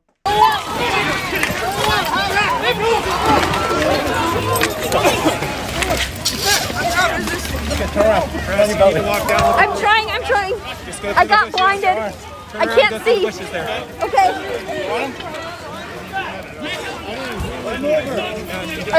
I got blinded. I'm sorry. Through the parking lot to the railing.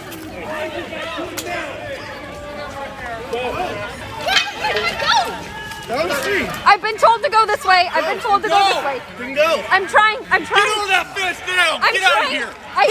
I'm trying. Move. I'm Don't disabled. talk. Jump. I can't No, jump. you're not trying. You're talking. Let's go. I'm trying. That way. Let's go. Let's go. Keep moving. Go. If you want to film, you can do it from down there. Get moving.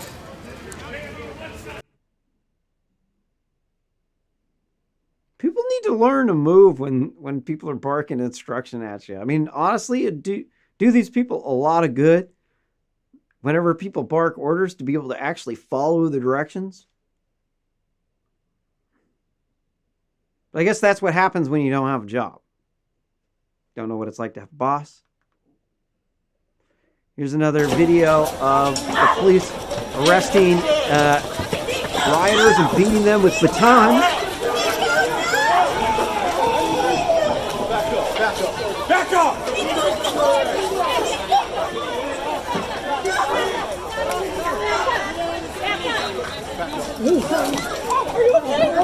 What is wrong with you? Sir, are you John, you okay? The back of his head on my knee right here. I think he's fine.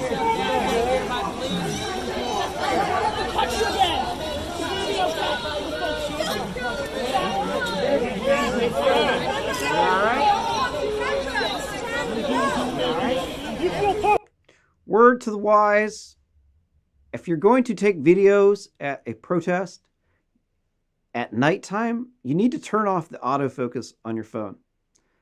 I helped start the 2016 Portland anti-Trump protest, and back when I was a brainwashed liberal, and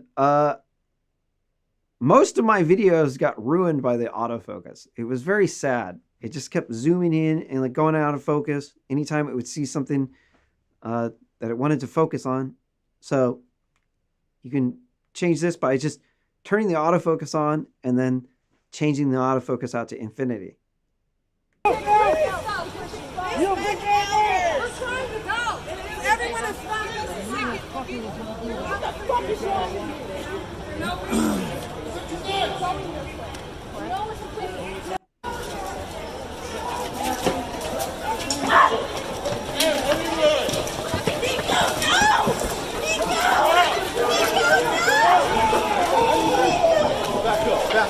Back up!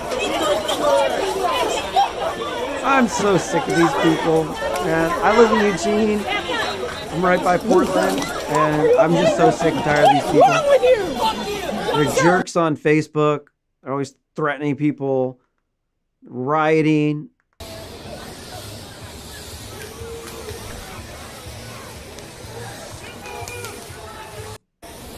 They just can't understand why people wouldn't support them. They're like, if you don't support me, that means you're a Nazi. Like, really? You don't support rioters, you're a Nazi. Okay. Weren't Nazis rioters? Get back! Get out of the street, every one of you! You get arrested too. Watch 271. He was angry, man. What is that? This guy's on steroids.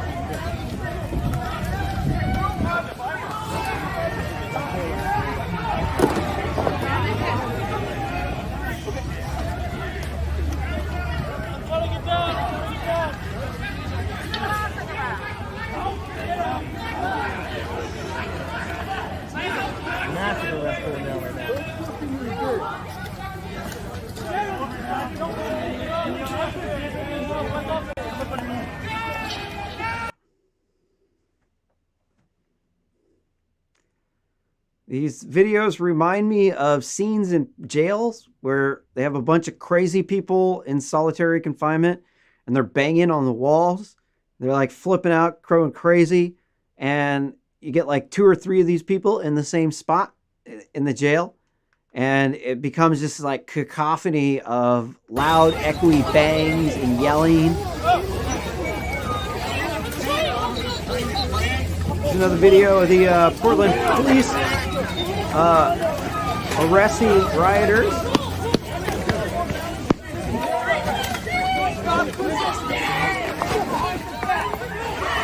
Back up and leave and you get arrested! Back up! Oh, shit!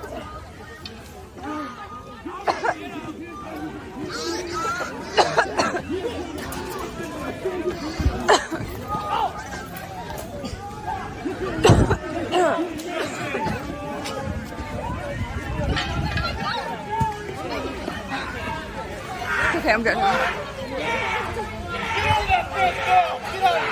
Move! Don't talk, jump!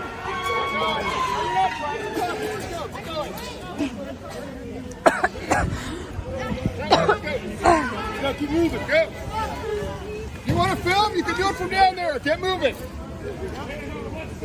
Let's go! You can't disperse press. They asked you guys. What's the matter? Yeah, they can. You're the TRO. I don't care what the TRO says. They said move down there. We can give you a place where to film. Film at the end of the block.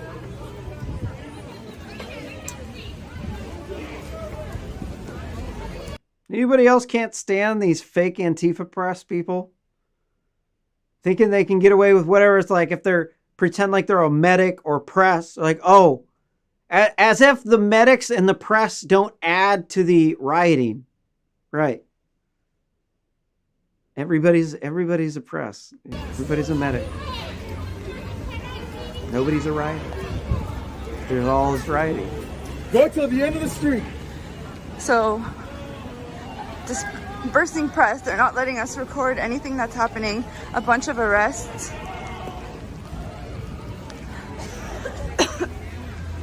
I don't care about the TRO. It's the same story with all these people. They're just out there to get videos on their phone.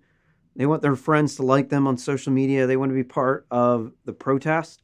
They want to show how they're not a white supremacist and they love black people and gay people and how much they hate cops because they want to do drugs.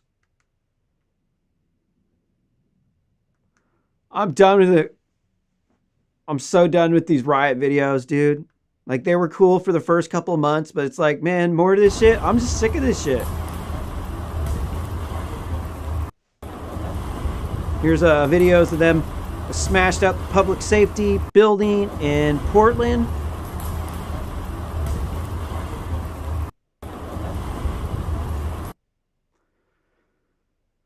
Here we can see they smashed out Portland Art Museum windows. They threw a flare into the building so they could try to set it on fire.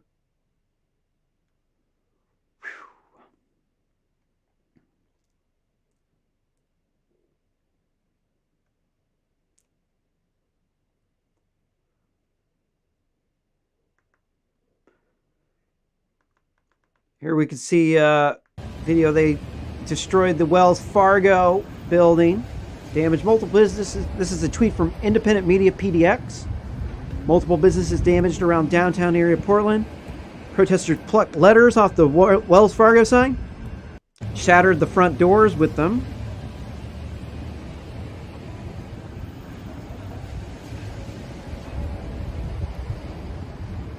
And oddly enough, this is like the riots winding down before the election happened. Here's a video of a... Get the fuck back. Go fucking join your fucking people back there.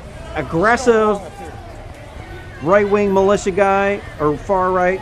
Maybe, I don't know. Probably not far-right. He's probably fucking right-wing militia. No, it isn't. It's a public place that I'm allowed to film. This is the quote-unquote far-right. Fuck Antifa and fuck you! This video circulated around. They're trying to make this guy sound like he's in particular bad. But these people, this particular journalist, who is it? Laura Jadid, misanthrophile.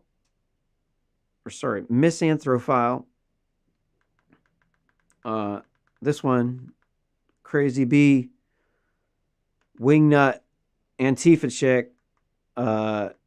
She's got like a history with this guy. It wasn't the first video where they've interacted with each other. Here's the video.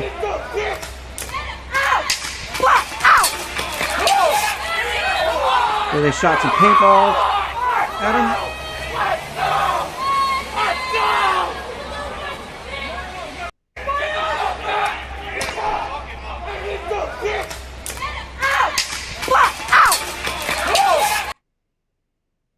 I don't know. I'm not going to judge him.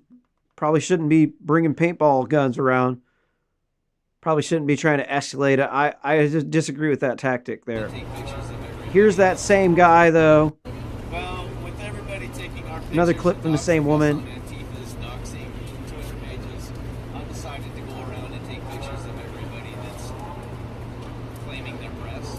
And if I happen to find out that anybody isn't, then well, it's free game. No, what do you mean by that? What do you mean free game? Could you elaborate? Would you be willing to elaborate on what free game means? Yeah, that means if we find out that somebody is doing that to us, we're going to do that to them. Okay. Because it's happening just time and time again with people claiming their press, taking our pictures, throwing it up on Antifa's doxing pages. These people showing up at people's homes, putting out threats to kill them, kill their kids, whatever. So, you know, if that's all they understand, then maybe it's time that it start coming down back. Sure.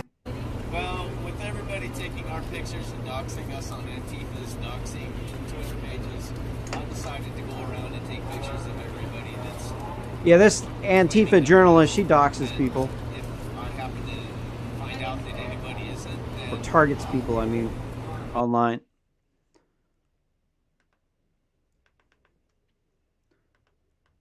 Here's another tweet from her, another interaction with this guy. Burning down buildings. Look at this fucking town.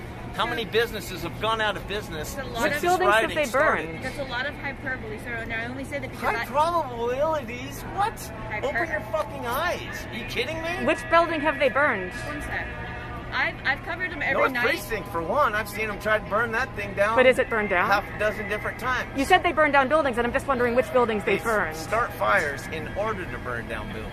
So they haven't been successful. Oh, so they haven't built set the whole building on fire. They haven't been successful. Sir? Okay. But you look in other parts of the country, they have done it. They have accomplished it. So, I'm not the enemy. I'm not. I appreciate the you one answering my out questions, assaulting obviously. people, starting fires. None of us are. So you can do whatever you want with your narrative, but that's the reality of it. Okay.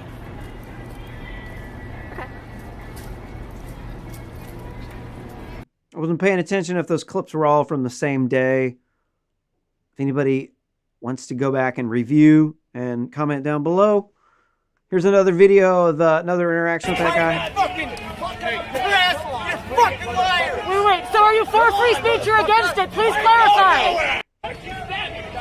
All you fuckers claiming fucking asshole! You're fucking liar! Wait, so are you for free speech or against it? Please clarify!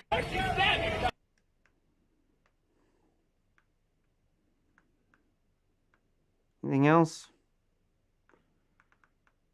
Hey, that's cool. That clown thing's pretty cool. That's dope.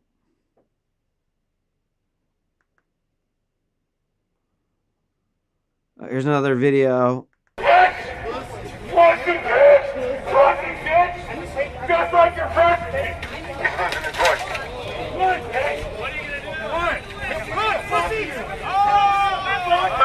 Oh, bitch! Yeah, these guys are obviously ruining the Patriot Prayer and right-wing people's reputation by being belligerent. No! Fuck you! You put your hands on me first! You put your hands on me first! In my fucking property! Fuck you! Don't do it! Fuck you! Don't do it! Don't do it! Don't do it! Hey,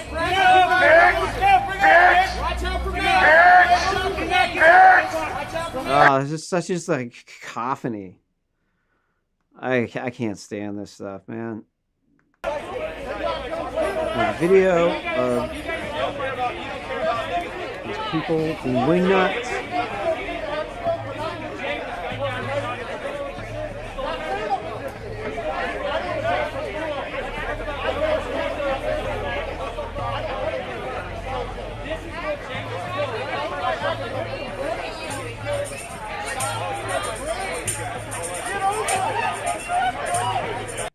That's the most civil video I've seen. Well, actually, a couple of those weren't uncivil.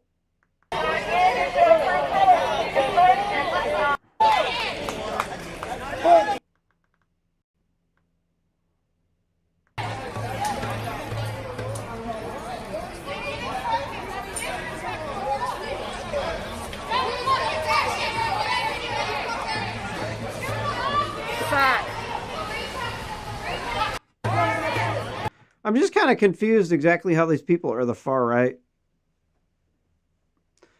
They're like Patriot Prayer people. They're like Christian conservatives that promote free speech and small government. How are these people the far right? It's because it's just media bullshit. Some people put it up on Wikipedia and people start writing articles calling them far right. People just call them far right. It's like calling Jeffrey Epstein a pedophile. It's like he's not actually a pedophile. A pedophile means that is a medical definition, means that you're attracted to girls 13 and younger. It's actually in the was it MSDS, the thing that says that homosexuality is a disorder, or not homosexuality, trans gender dysphoria is a disorder. That thing. defines pedophilia as being 13 and younger. So Epstein isn't really actually a pedophile, but the media says he's a pedophile, so then they just go with it. So they just change the word by changing the definition to include more, and then they use it to target people for a financial or political objective. It's the same story. It repeats itself over and over and over again. Just chasing some guy. Protest takes off down the block.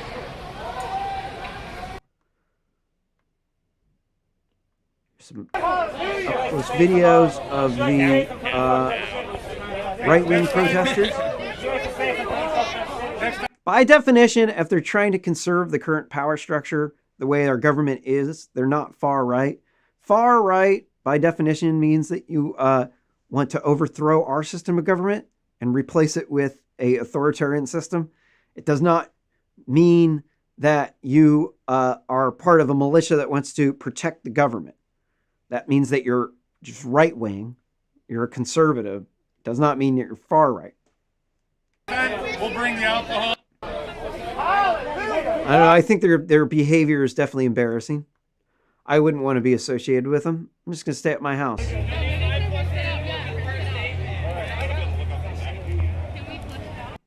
All right, I'm tired of these videos. Any more? Here's another picture of the dude.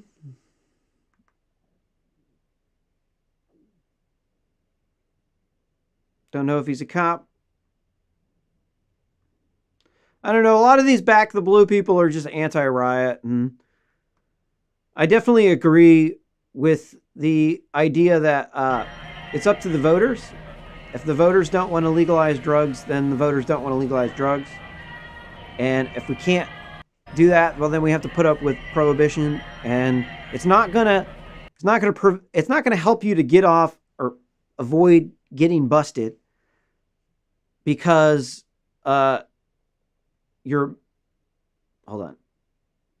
being mouthy to a cop is going to increase your chance of getting busted.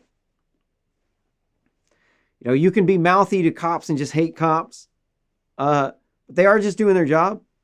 If there is an accident or if one of them's being a jerk, that's just how people are, man. Some cops get really aggressive and then they act like a jerk and they get fired. It happens. It's not going to go away. There's no magic pill that you can make all the cops in the country stop to make specific cops not be an asshole to specific people. It's just, they're people. They're human beings. They're going to do this. So if you got a problem with legalizing drugs, I'm all about legalizing drugs. Let's legalize drugs. Then you don't have to hate the cops. But the cops are human beings. They're just like us. You know, then when everybody hates them, imagine if everybody hated you.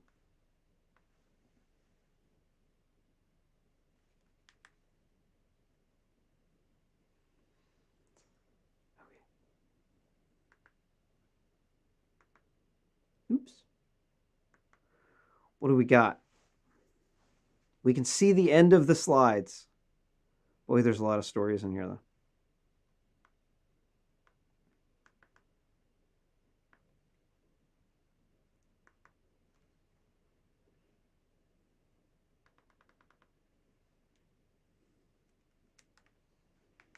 This next article from the Post-Millennial, Portland DA rejects over 540 riot-related cases in, quote, interest of justice, end quote. Really, it's in the interest of politics? The Multnomah County District Attorney released data related to the Portland protest and riot arrest, revealing that most cases since George Floyd's overdose, because he was banging meth and fentanyl, were dropped, and a majority of cases were rejected in the quote-unquote interest of justice. The new, quote, mass demonstration protest or / protest case, end quote, is the most complete data to date made available to the public regarding Black Looter Mob Antifa Nazi riots, or Blaman riots, and protests that have convulsed Portland since May. The overview documents filing status dropped cases, the reasons cases weren't pursued, nature of crimes, demographic information. Between May 25th and October 5th, there were 974 cases brought to the MCDA's office by the Portland police, many involving repeat offenders. Though the number isn't published in the report, nearly 70% of these cases were dropped. 543 cases were rejected in the interest of, quote, interest of justice, and, quote, 44 cases in due to, quote, insufficient evidence, end quote. 12 cases due to, quote, a legal impediment, end quote. 64 cases are, quote, pending investigative follow-up from law enforcement, end quote. So the vast majority of them rejected due to interest of justice. What the hell does that even mean? Like, oh, we want justice for what? Like they were out fighting for justice, and so that means that they get off on crimes. So if I fight for justice and if I murder somebody, does that mean that I don't go to jail for murder anymore either? But I'm fighting for justice. Here we can see demographic information of those who were arrested, and it looks there we could see the 974 total referred cases. Now we can see 77% were white, and 10% were black, 6% were Hispanic, 0% American Indian, 4% unknown, 2% API. I don't know what that means. Somebody knows what that means. You want to comment down below. Largest age group, 45% were 26 to 35.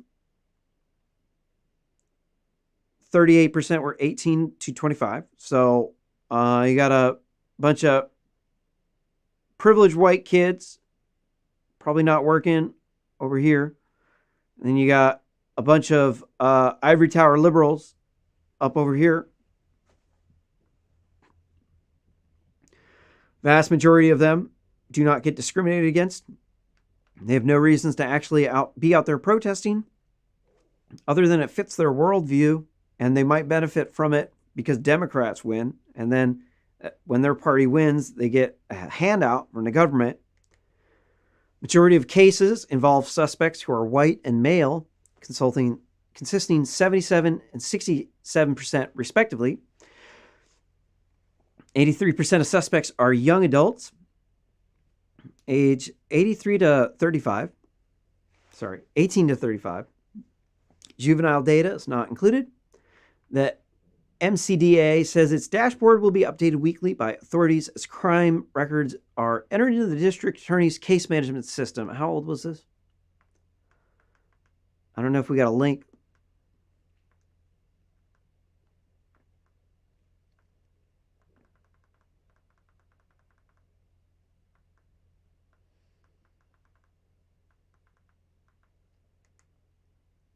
Yeah, I don't really see a link for it.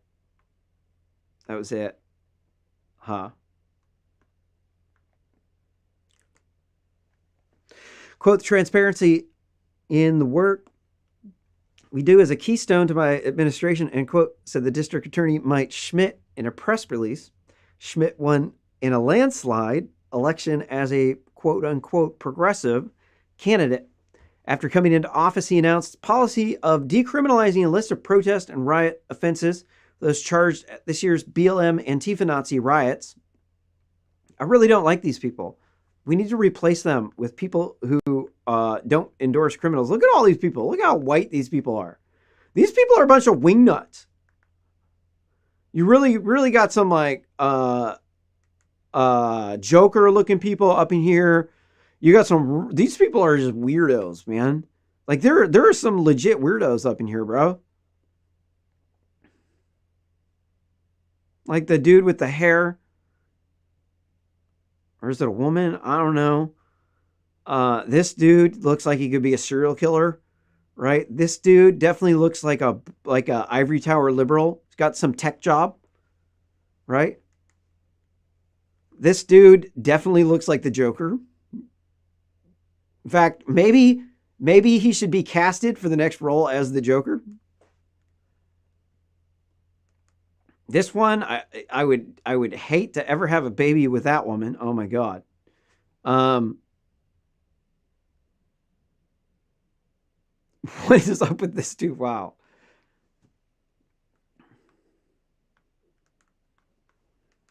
Woo! Special breed here, keeping Oregon weirder.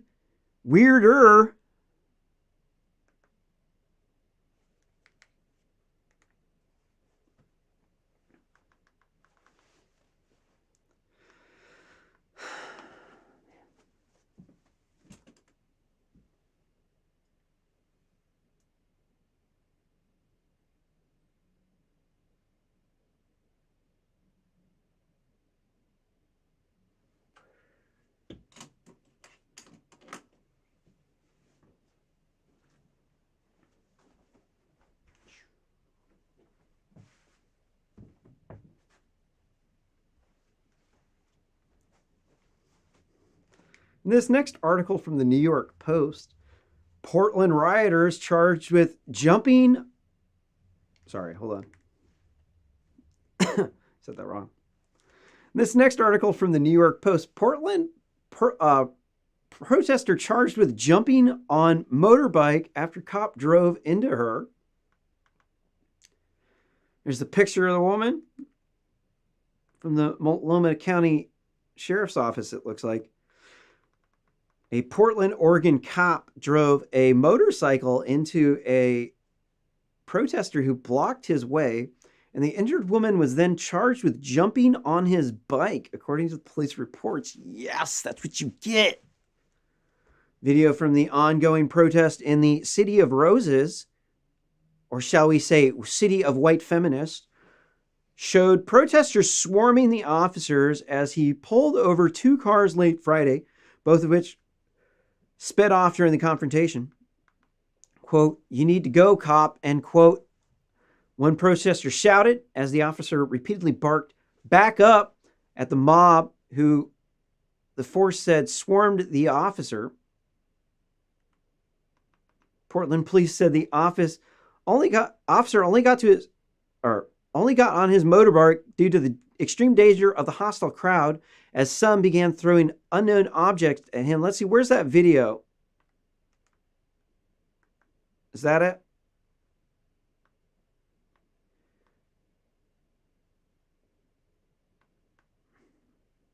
There's a video somewhere.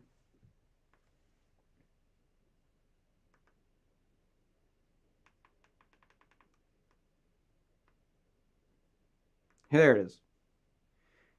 Here's the video a la Twitter.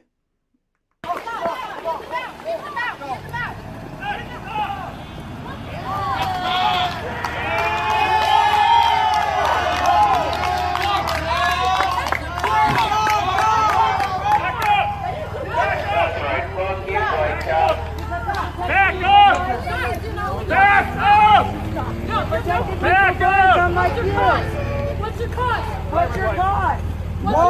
Back up! Don't touch us! Don't back up! You need to go, cop! You don't need to be calling! What's the cause? What's the cause?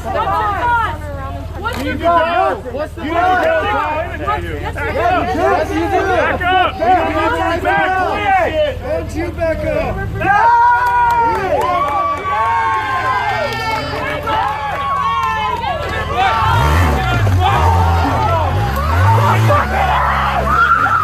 Yeah, that's what you get. That's what you get.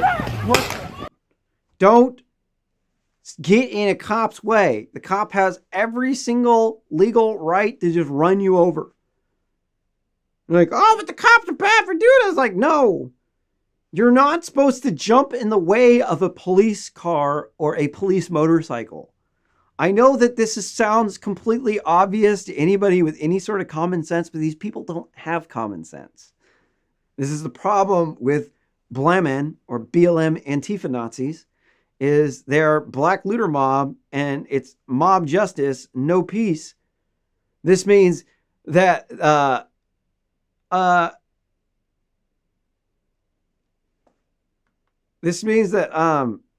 we have to put up with these people like blocking traffic for like months at a time. It's like, right, like we got the protest the first time, man. Sounds like an insane asylum.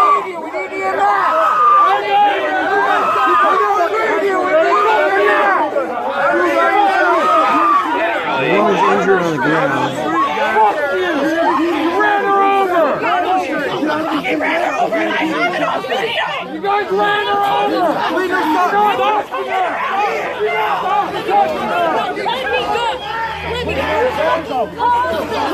You guys ran her over!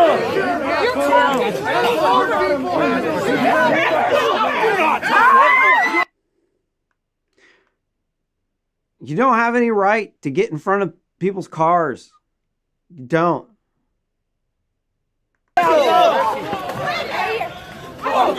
Another video. Confirmation that the police finally began to slowly retreat. Record what they're doing in Domo! We fucking roll over you!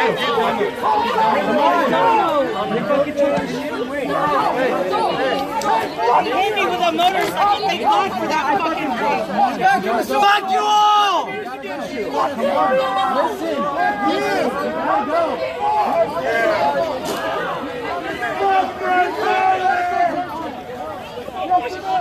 I'm lucky I had my shield when your fucking cop hit me. That's the only thing that protected me when he hit me with his motorcycle. That's all I fucking had from you fucking animals. Hit me with a fucking motorcycle. The fuck is wrong with y'all? What the fuck are you doing getting in front of a cop car for when they're trying to catch somebody? Oh, this is just obvious. Anything else? Here we got another video.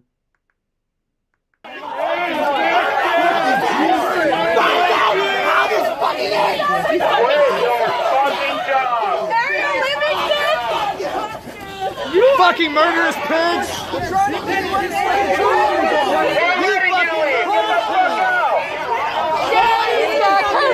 I hope your wife gets cancer, you piece of shit!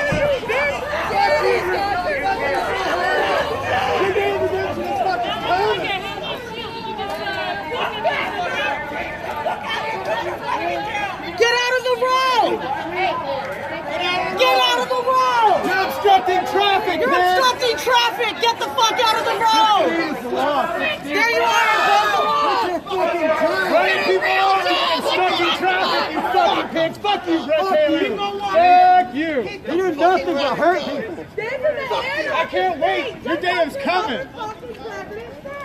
It's a cacophony.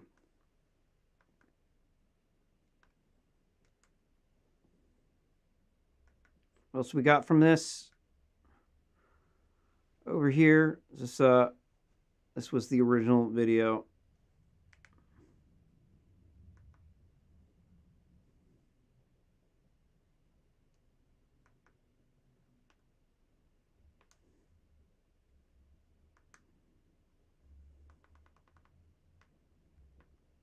I got 1, 2, 3, 4, 5, 6, 7, 8, 9, 10, 11, 12, 13,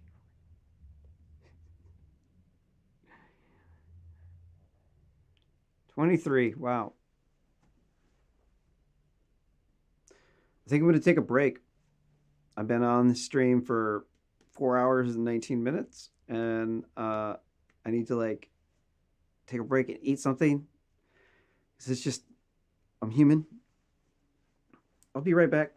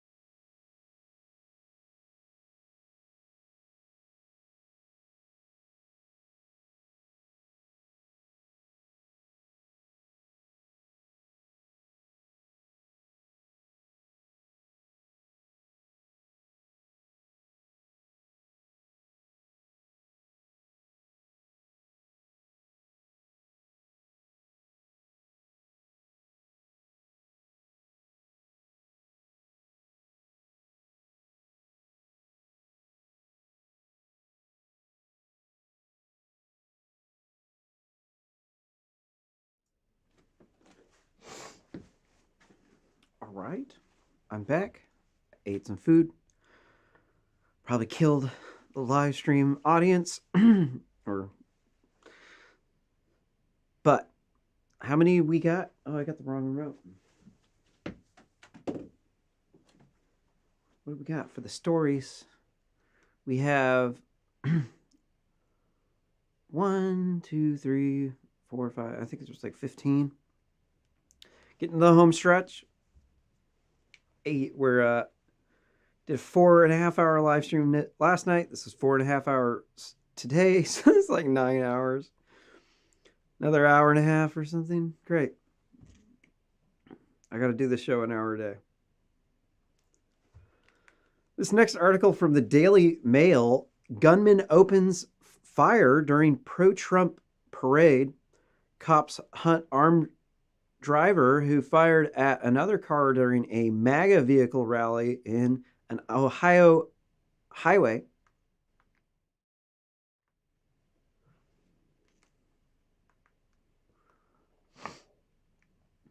Shooting took place at a parade of Trump supporters. As a parade of Trump supporters drove down I-270. Police say bullets were fired into vehicles shortly before 11 a.m. Condition of those inside are not currently known. Gunmen sped off from the scene, remains at large.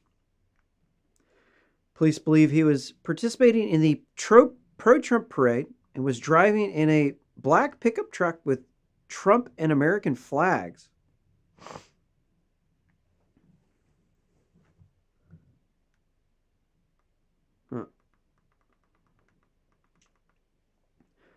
Police are on the manhunt for the man who opened fire during the pro-Trump parade in Ohio on Saturday morning.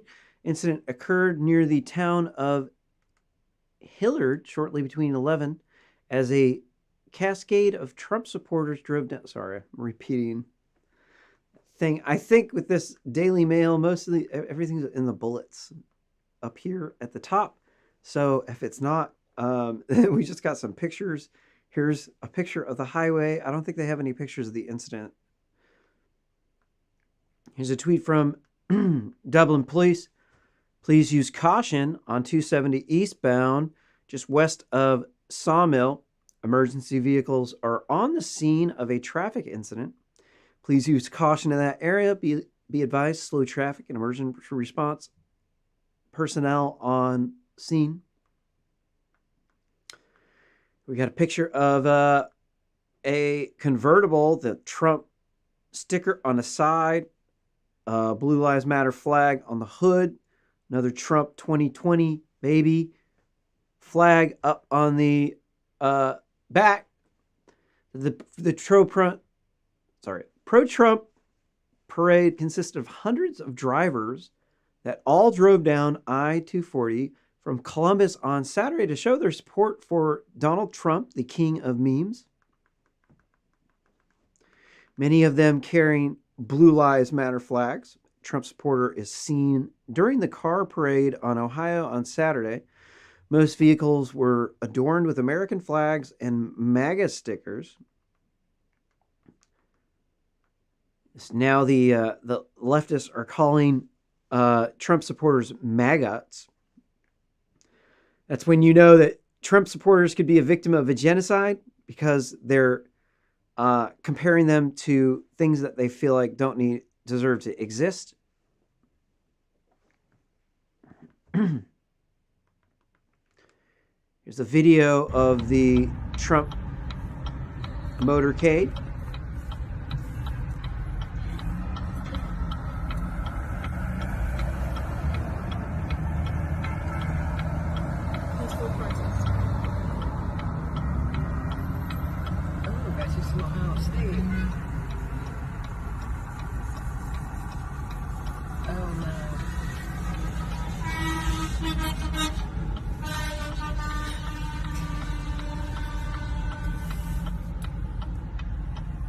So you notice that the Trump people always have cars, and then the Democrat race riots, the people don't have cars and they're trying to stop people who have cars because of equality.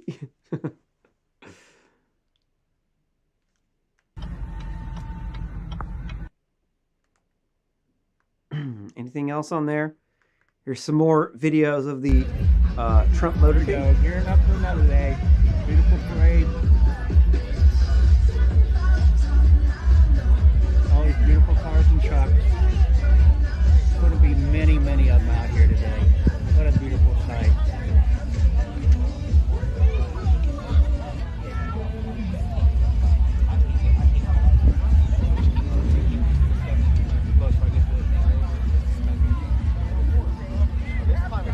Here we have another picture of a boat with a Confederate flag.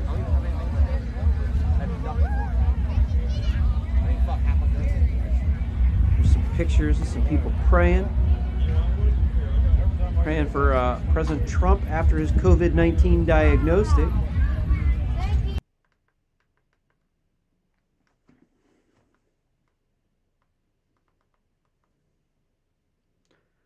Some signs. President Trump for the people. Trump 2020, baby. Trump, we salute you.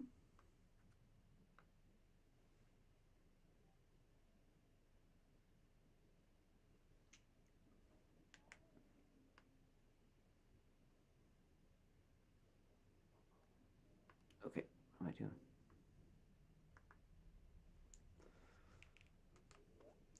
This next article from the New York Post, Black looter mob smashes windows in residential homes during Wisconsin race riots.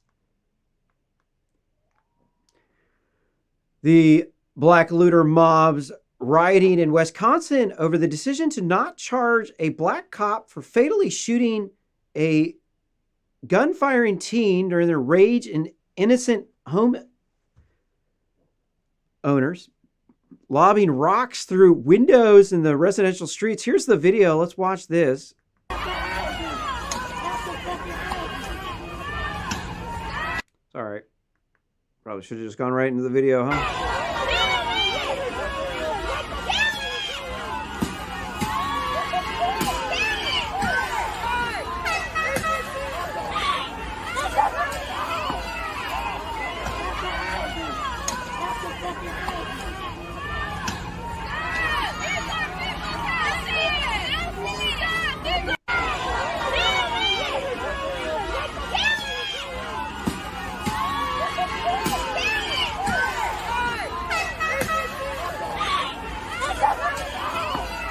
These people make me sick.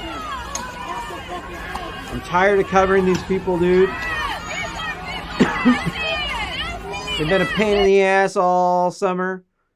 It's a pain in the ass.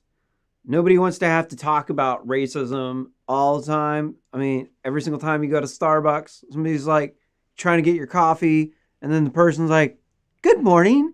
Do you want to talk about racism?"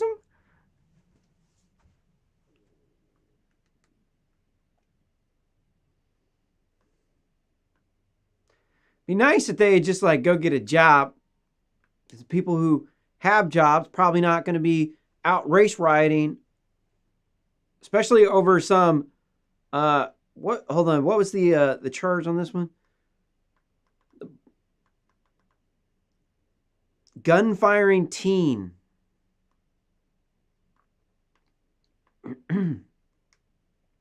There's a video of the gas station that the black looter mob looted.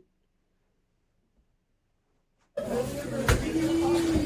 hey, don't come to my house this year because you already got up here.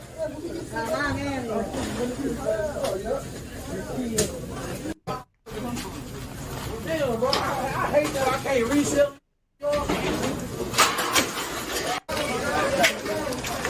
Come on,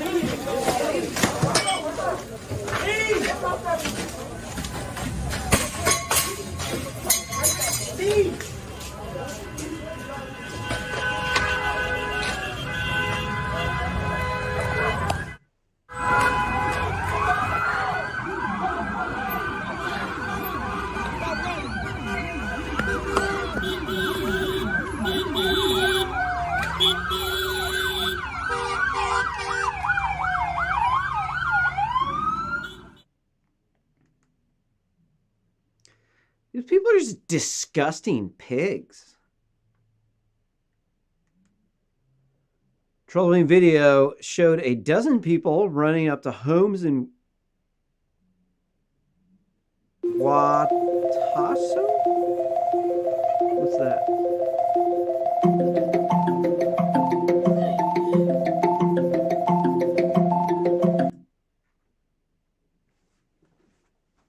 Oops. Troubling video of them running up to homes in Watasha. It sounds of breaking glass, celebratory. All right, that is describing. We watched the videos. That's all we need to see about this. These people are pretty scummy. I'm tired of these people. I just want to move on with my life. I want to run my business. I don't want to have to like report on these riots, like doing overtime. And because that is a pain in the ass. And all these people getting their property destroyed, for them, it's a pain in the ass. Their lives are not the same after that at all. It's a lot of these business owners are not doing so well financially, and when you riot and you destroy their business, then that takes out their livelihood, which then hurts everybody. People can't get jobs. People need to like go to work. They can't like go weeks without pay. Think about the cashier that worked at that place. These people don't think about anybody but themselves. That's the problem with these people. They think the white man's wronged them, that these people got insurance and they could just get back because that's the only way that they can get back. And really, they're just being thieves.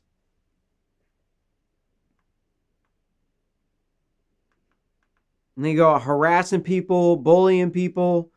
And then you got all these Democrats. They're all encouraging these race riots. I'm tired of that. Dude, I'm really tired of Democrats encouraging race riots. It really is pretty scummy behavior.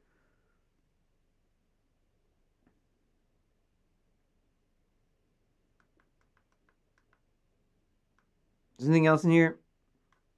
Here's another picture of the race riots in Wauwatosa, Wisconsin, around the National Guardsmen protecting the Wauwatosa City Hall. That's just about it. If you want to read more of that article, you can find it at rsscommentary.com/issue 108.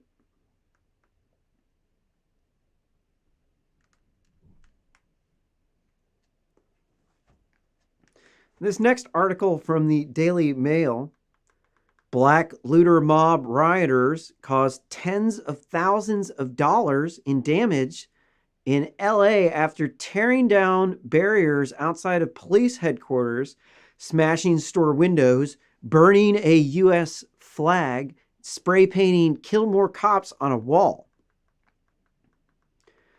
Dozens of race rioters rioted on the LAPD building in Main and First Streets at 9:40 p.m. on Monday night.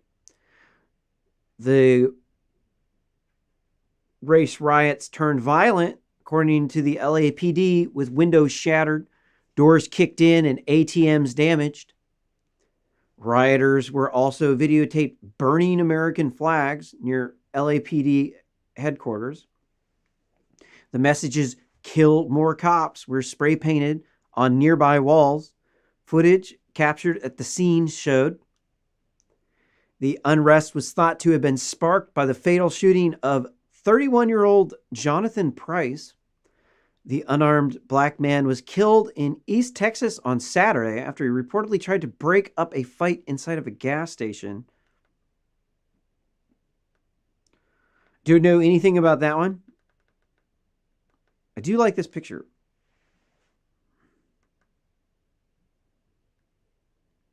I think that's awesome. I wanted to make I'm going to save this real quick. Don't mind me.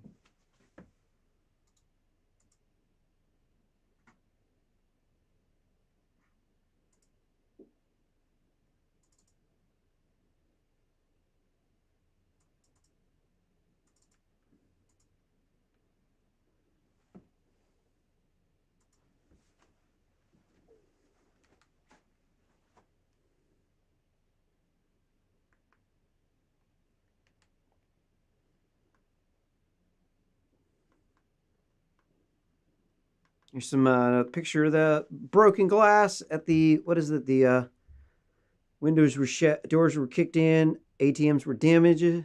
And where was this at? This is a police headquarters. Here's a picture of them burning a flag. Or an American flag, shall I say. Another picture of the remnants of the flag burning on the ground. Here's a video of the race rioters smashing windows in Los Angeles.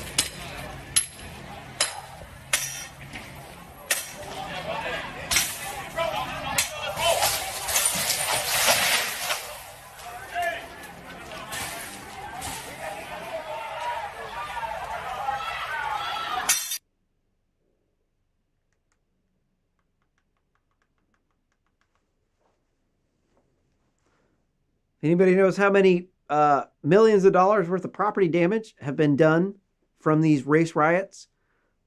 Please comment below. There's another video of BLM race rioters burning an American flag in LA.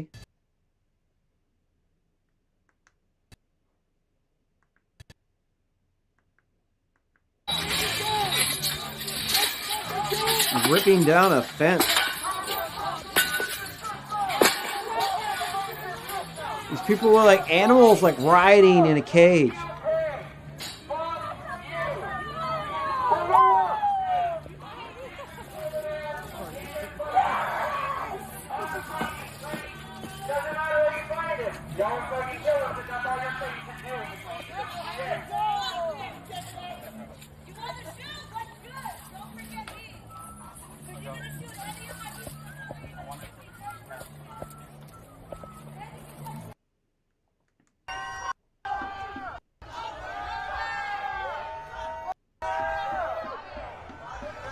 This video is of the Portland race riots.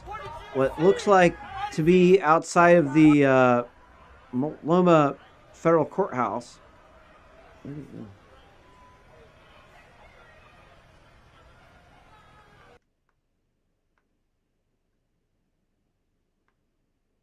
Some more pictures of the race rioters.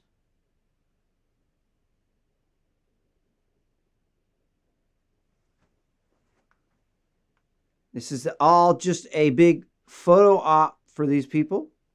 They're doing this to put on their social media profile.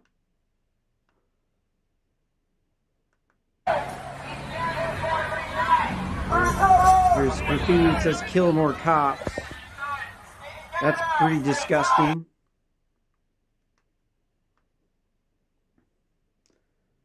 Got a sign that says Black Trans Lives Matter. These people just go insane when you talk about Black Lives Matter. I don't know. It's like this, like, it's like they all just start going insane and start like screaming and yelling and like breaking shit, being like belligerent to people.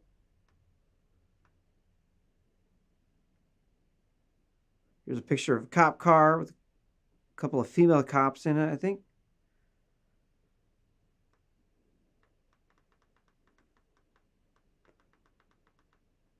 There's another picture of that racist cops are not fit to protect and serve sign.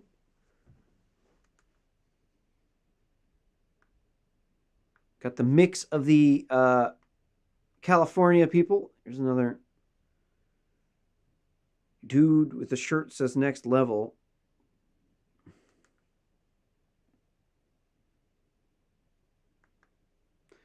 We've got oops.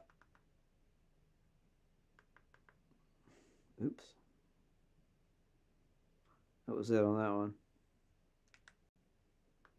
Damn.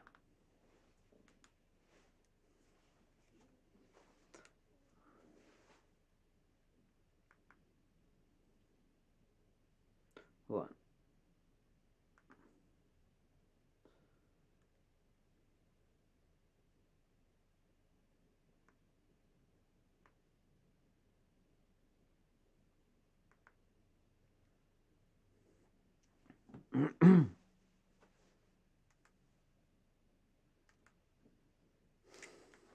In our next article from the Daily Mail, man is arrested and charged with attempted murder in the ambush shooting of 2 Compton police officers.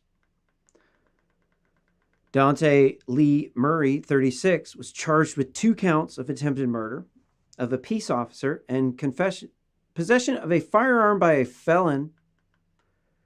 Murray allegedly shot 2 deputies in Compton attack on September 12th.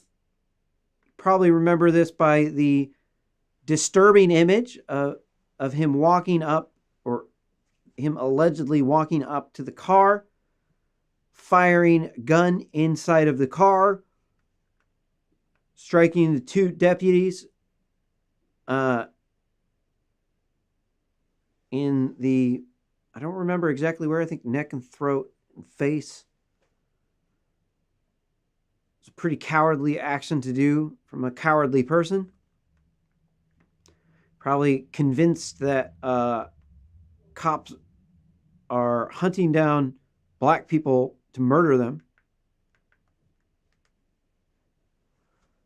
LA County Sheriff Alex Villanueva and DA Jackie Lace said Wednesday the suspected gunman was in police custody. They believe he had acted alone. Authorities said Murray, quote, hates police officers, wants them dead, and, quote, Murray was the first arrested back on September 15th in Lynchwood after a huge 8-hour armed standoff involving SWAT team. Cops said he was arrested over an armed carjacking on September 1st, where a male victim, 51, was shot in the leg and his car was stolen. Villanueva at the time denied his arrest was also connected to the cop ambush. Police confirmed on Wednesday 2 incidents were related. The sheriff's department said a gun discarded by Murray during the September 15th incident was the same one used to shoot the 2 cops. Black Mercedes-Benz, the gunman used to flee from the scene in the shooting of the 2 deputies, is also allegedly the same vehicle stolen on September 1st carjacking. Murray pleaded not guilty to his arraignment Wednesday, will appear back in court on November 17th. Yeah, man, these people down on the hood in these big cities are pretty raw. A lot of them are criminals. They're like on some whack drugs, gangbanging, wanted for some crimes, and then they commit some other crimes while they're wanted. That kind of sounds to me like pretty good synopsis of what happened. That first crime was on the 1st, carjacking, where he shot the other man in the leg. Then the same gun was used to shoot these other 2 officers.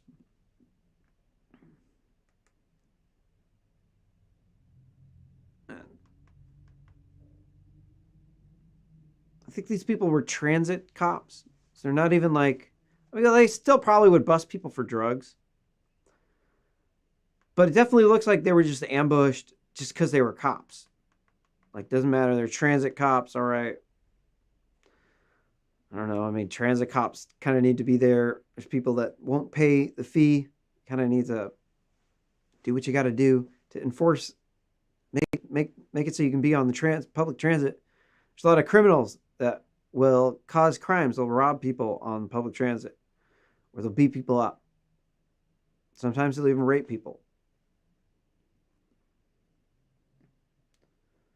Especially in LA. LA's pretty messed up hood. People down in LA are they're pretty gangster. They like gangbanging down there in LA. They also like to export their gangbanging to other states. I live in Oregon. Occasionally, you get LA gangbangers around here. I personally don't like the mayor of Los Angeles. I think he's a spineless coward. I think they need to remove that guy. I think that people who act like him are poison. He's one of those goody-goody guys who's really corrupt. He likes to give He likes to take the money from the white people in Hollywood and then give it to all the minority groups to get them to vote for them.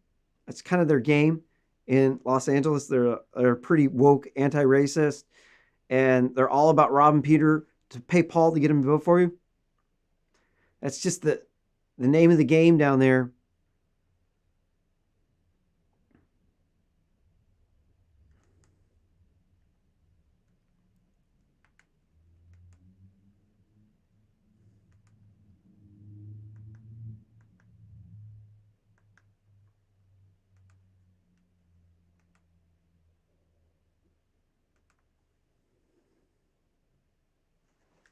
In this next article from the Daily Mail, Seattle cop is injured after man throws a piece of burning lumber into a police cruiser while he was sitting inside. Man threw a flaming piece of lumber into the police cruiser. Officer in the Seattle... Hold on, sorry. There's a repeat of the title. Officers responded to the South Lake Union neighborhood around 1:30 p.m. on Thursday afternoon. One officer discharged his firearm, while another deployed a taser at the suspect during the incident. Suspect did not sustain gunshot wound, but was arrested on investigation of assault and possible arson. Officer suffered some minor burns, was treated at a medical center. We have the video of the incident. Here's the picture of the burnt out squad car. There's a top-down aerial view from, I don't know, it looks like a helicopter.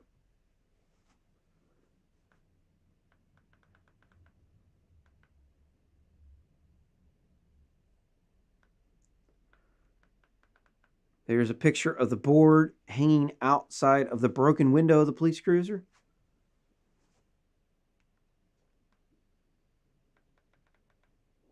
Here's a picture of the block where it happened at.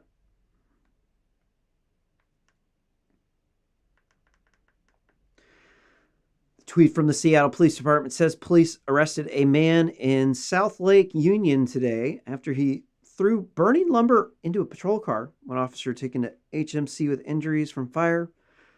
Force investigators on the scene as officers believed to have had discharged a firearm during the incident. Luckily, no one was hurt. It's kind of sad that people just are starting to do this, target cops out of nowhere. I don't understand why they don't just spend their time legalizing drugs. Then they don't have to deal with this. Or the crime that causes so many different police interactions in the first place.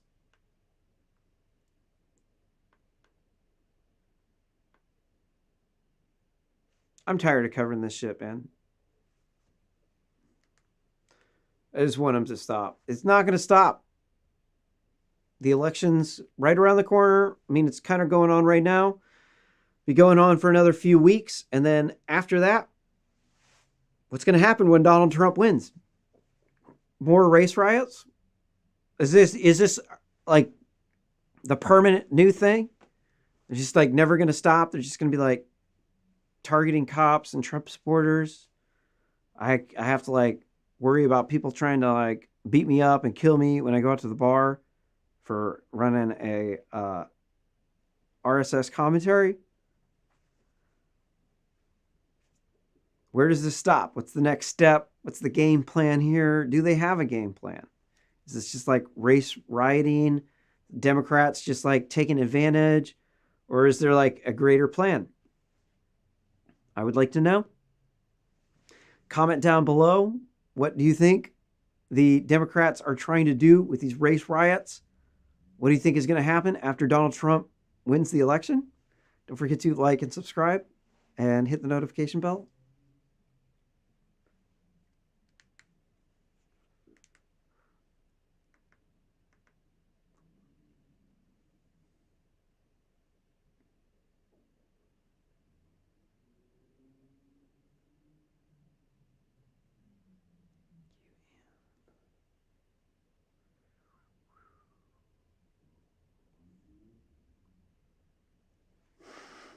There's so many of these articles.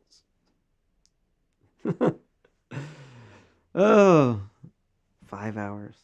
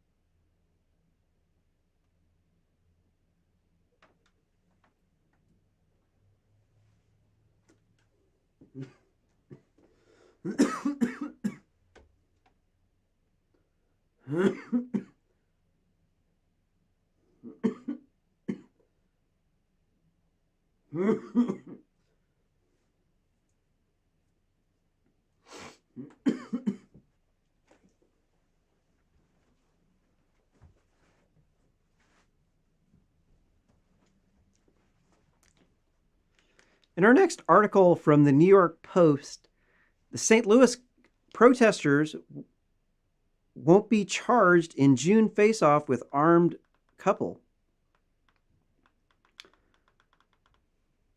Prosecutors in St. Louis won't pursue trespassing charges against 9 black looter mob rioters who trespassed onto the lawn of a gun-wielding couple in June, according to reports. Deputy City Councilor Michael Jarvin said prosecutors reviewed several videos from the standoff between protesters and Mark and Patricia McCloskey on June 28th, decided to not pursue the case. Fox News reported, after consideration of all factors, the city council determined that prosecution is not warranted against those particular individuals, end quote, Gavin told the network in a statement. Quote, having reached that conclusion, all charges were refused. This is total bullshit. They charged the McCloskeys.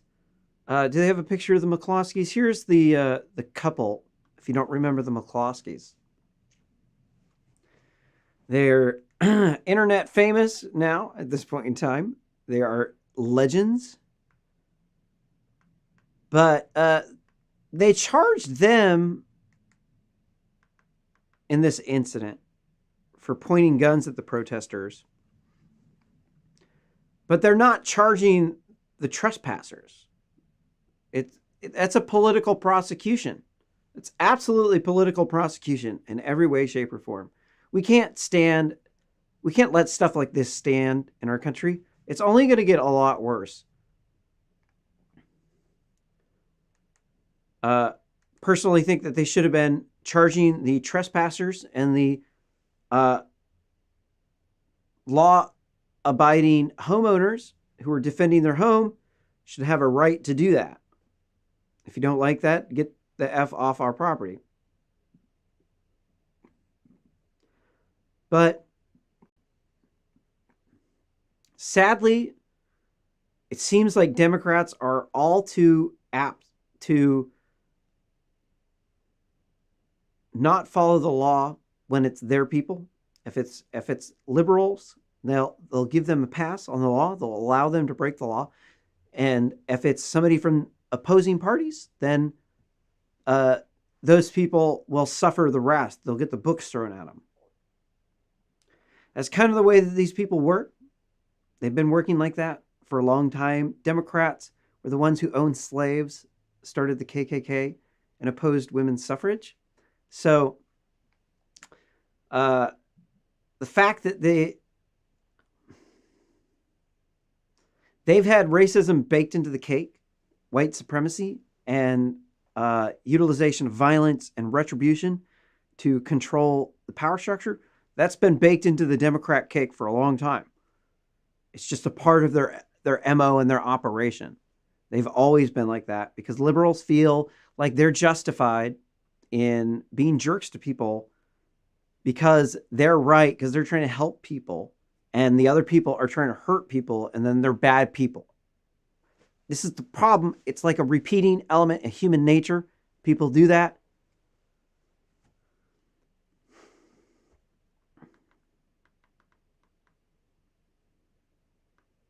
Do you have any updates on the McCloskeys?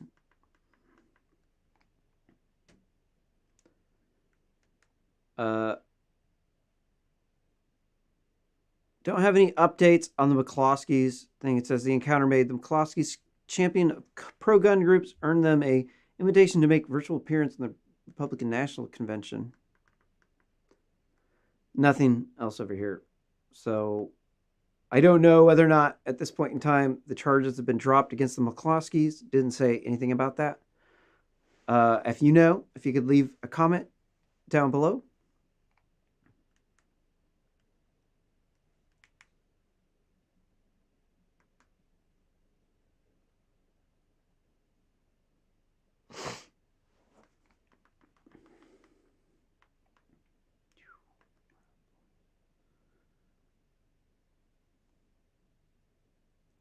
You know what? I'm just going to have to take a break.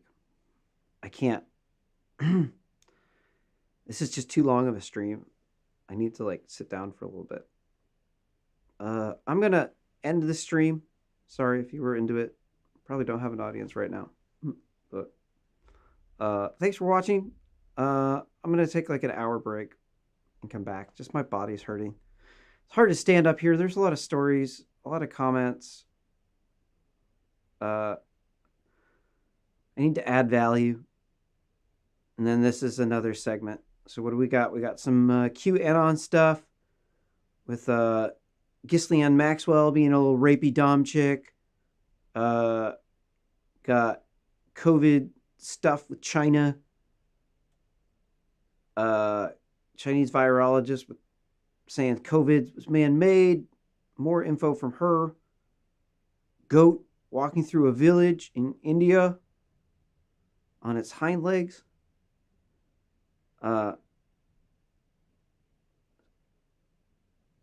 Immigration stuff. That's it. Kyle Rittenhouse. Still a bunch of stuff. Actually, this could be like another hour show. I'd like to have some more energy for this. So thank you for watching. Hope to maybe see you later. If you want to tune back in. It's a lot of news, I know. Trying to get the show down to an hour. It's difficult to run a YouTube channel like this. It's not easy. Thanks.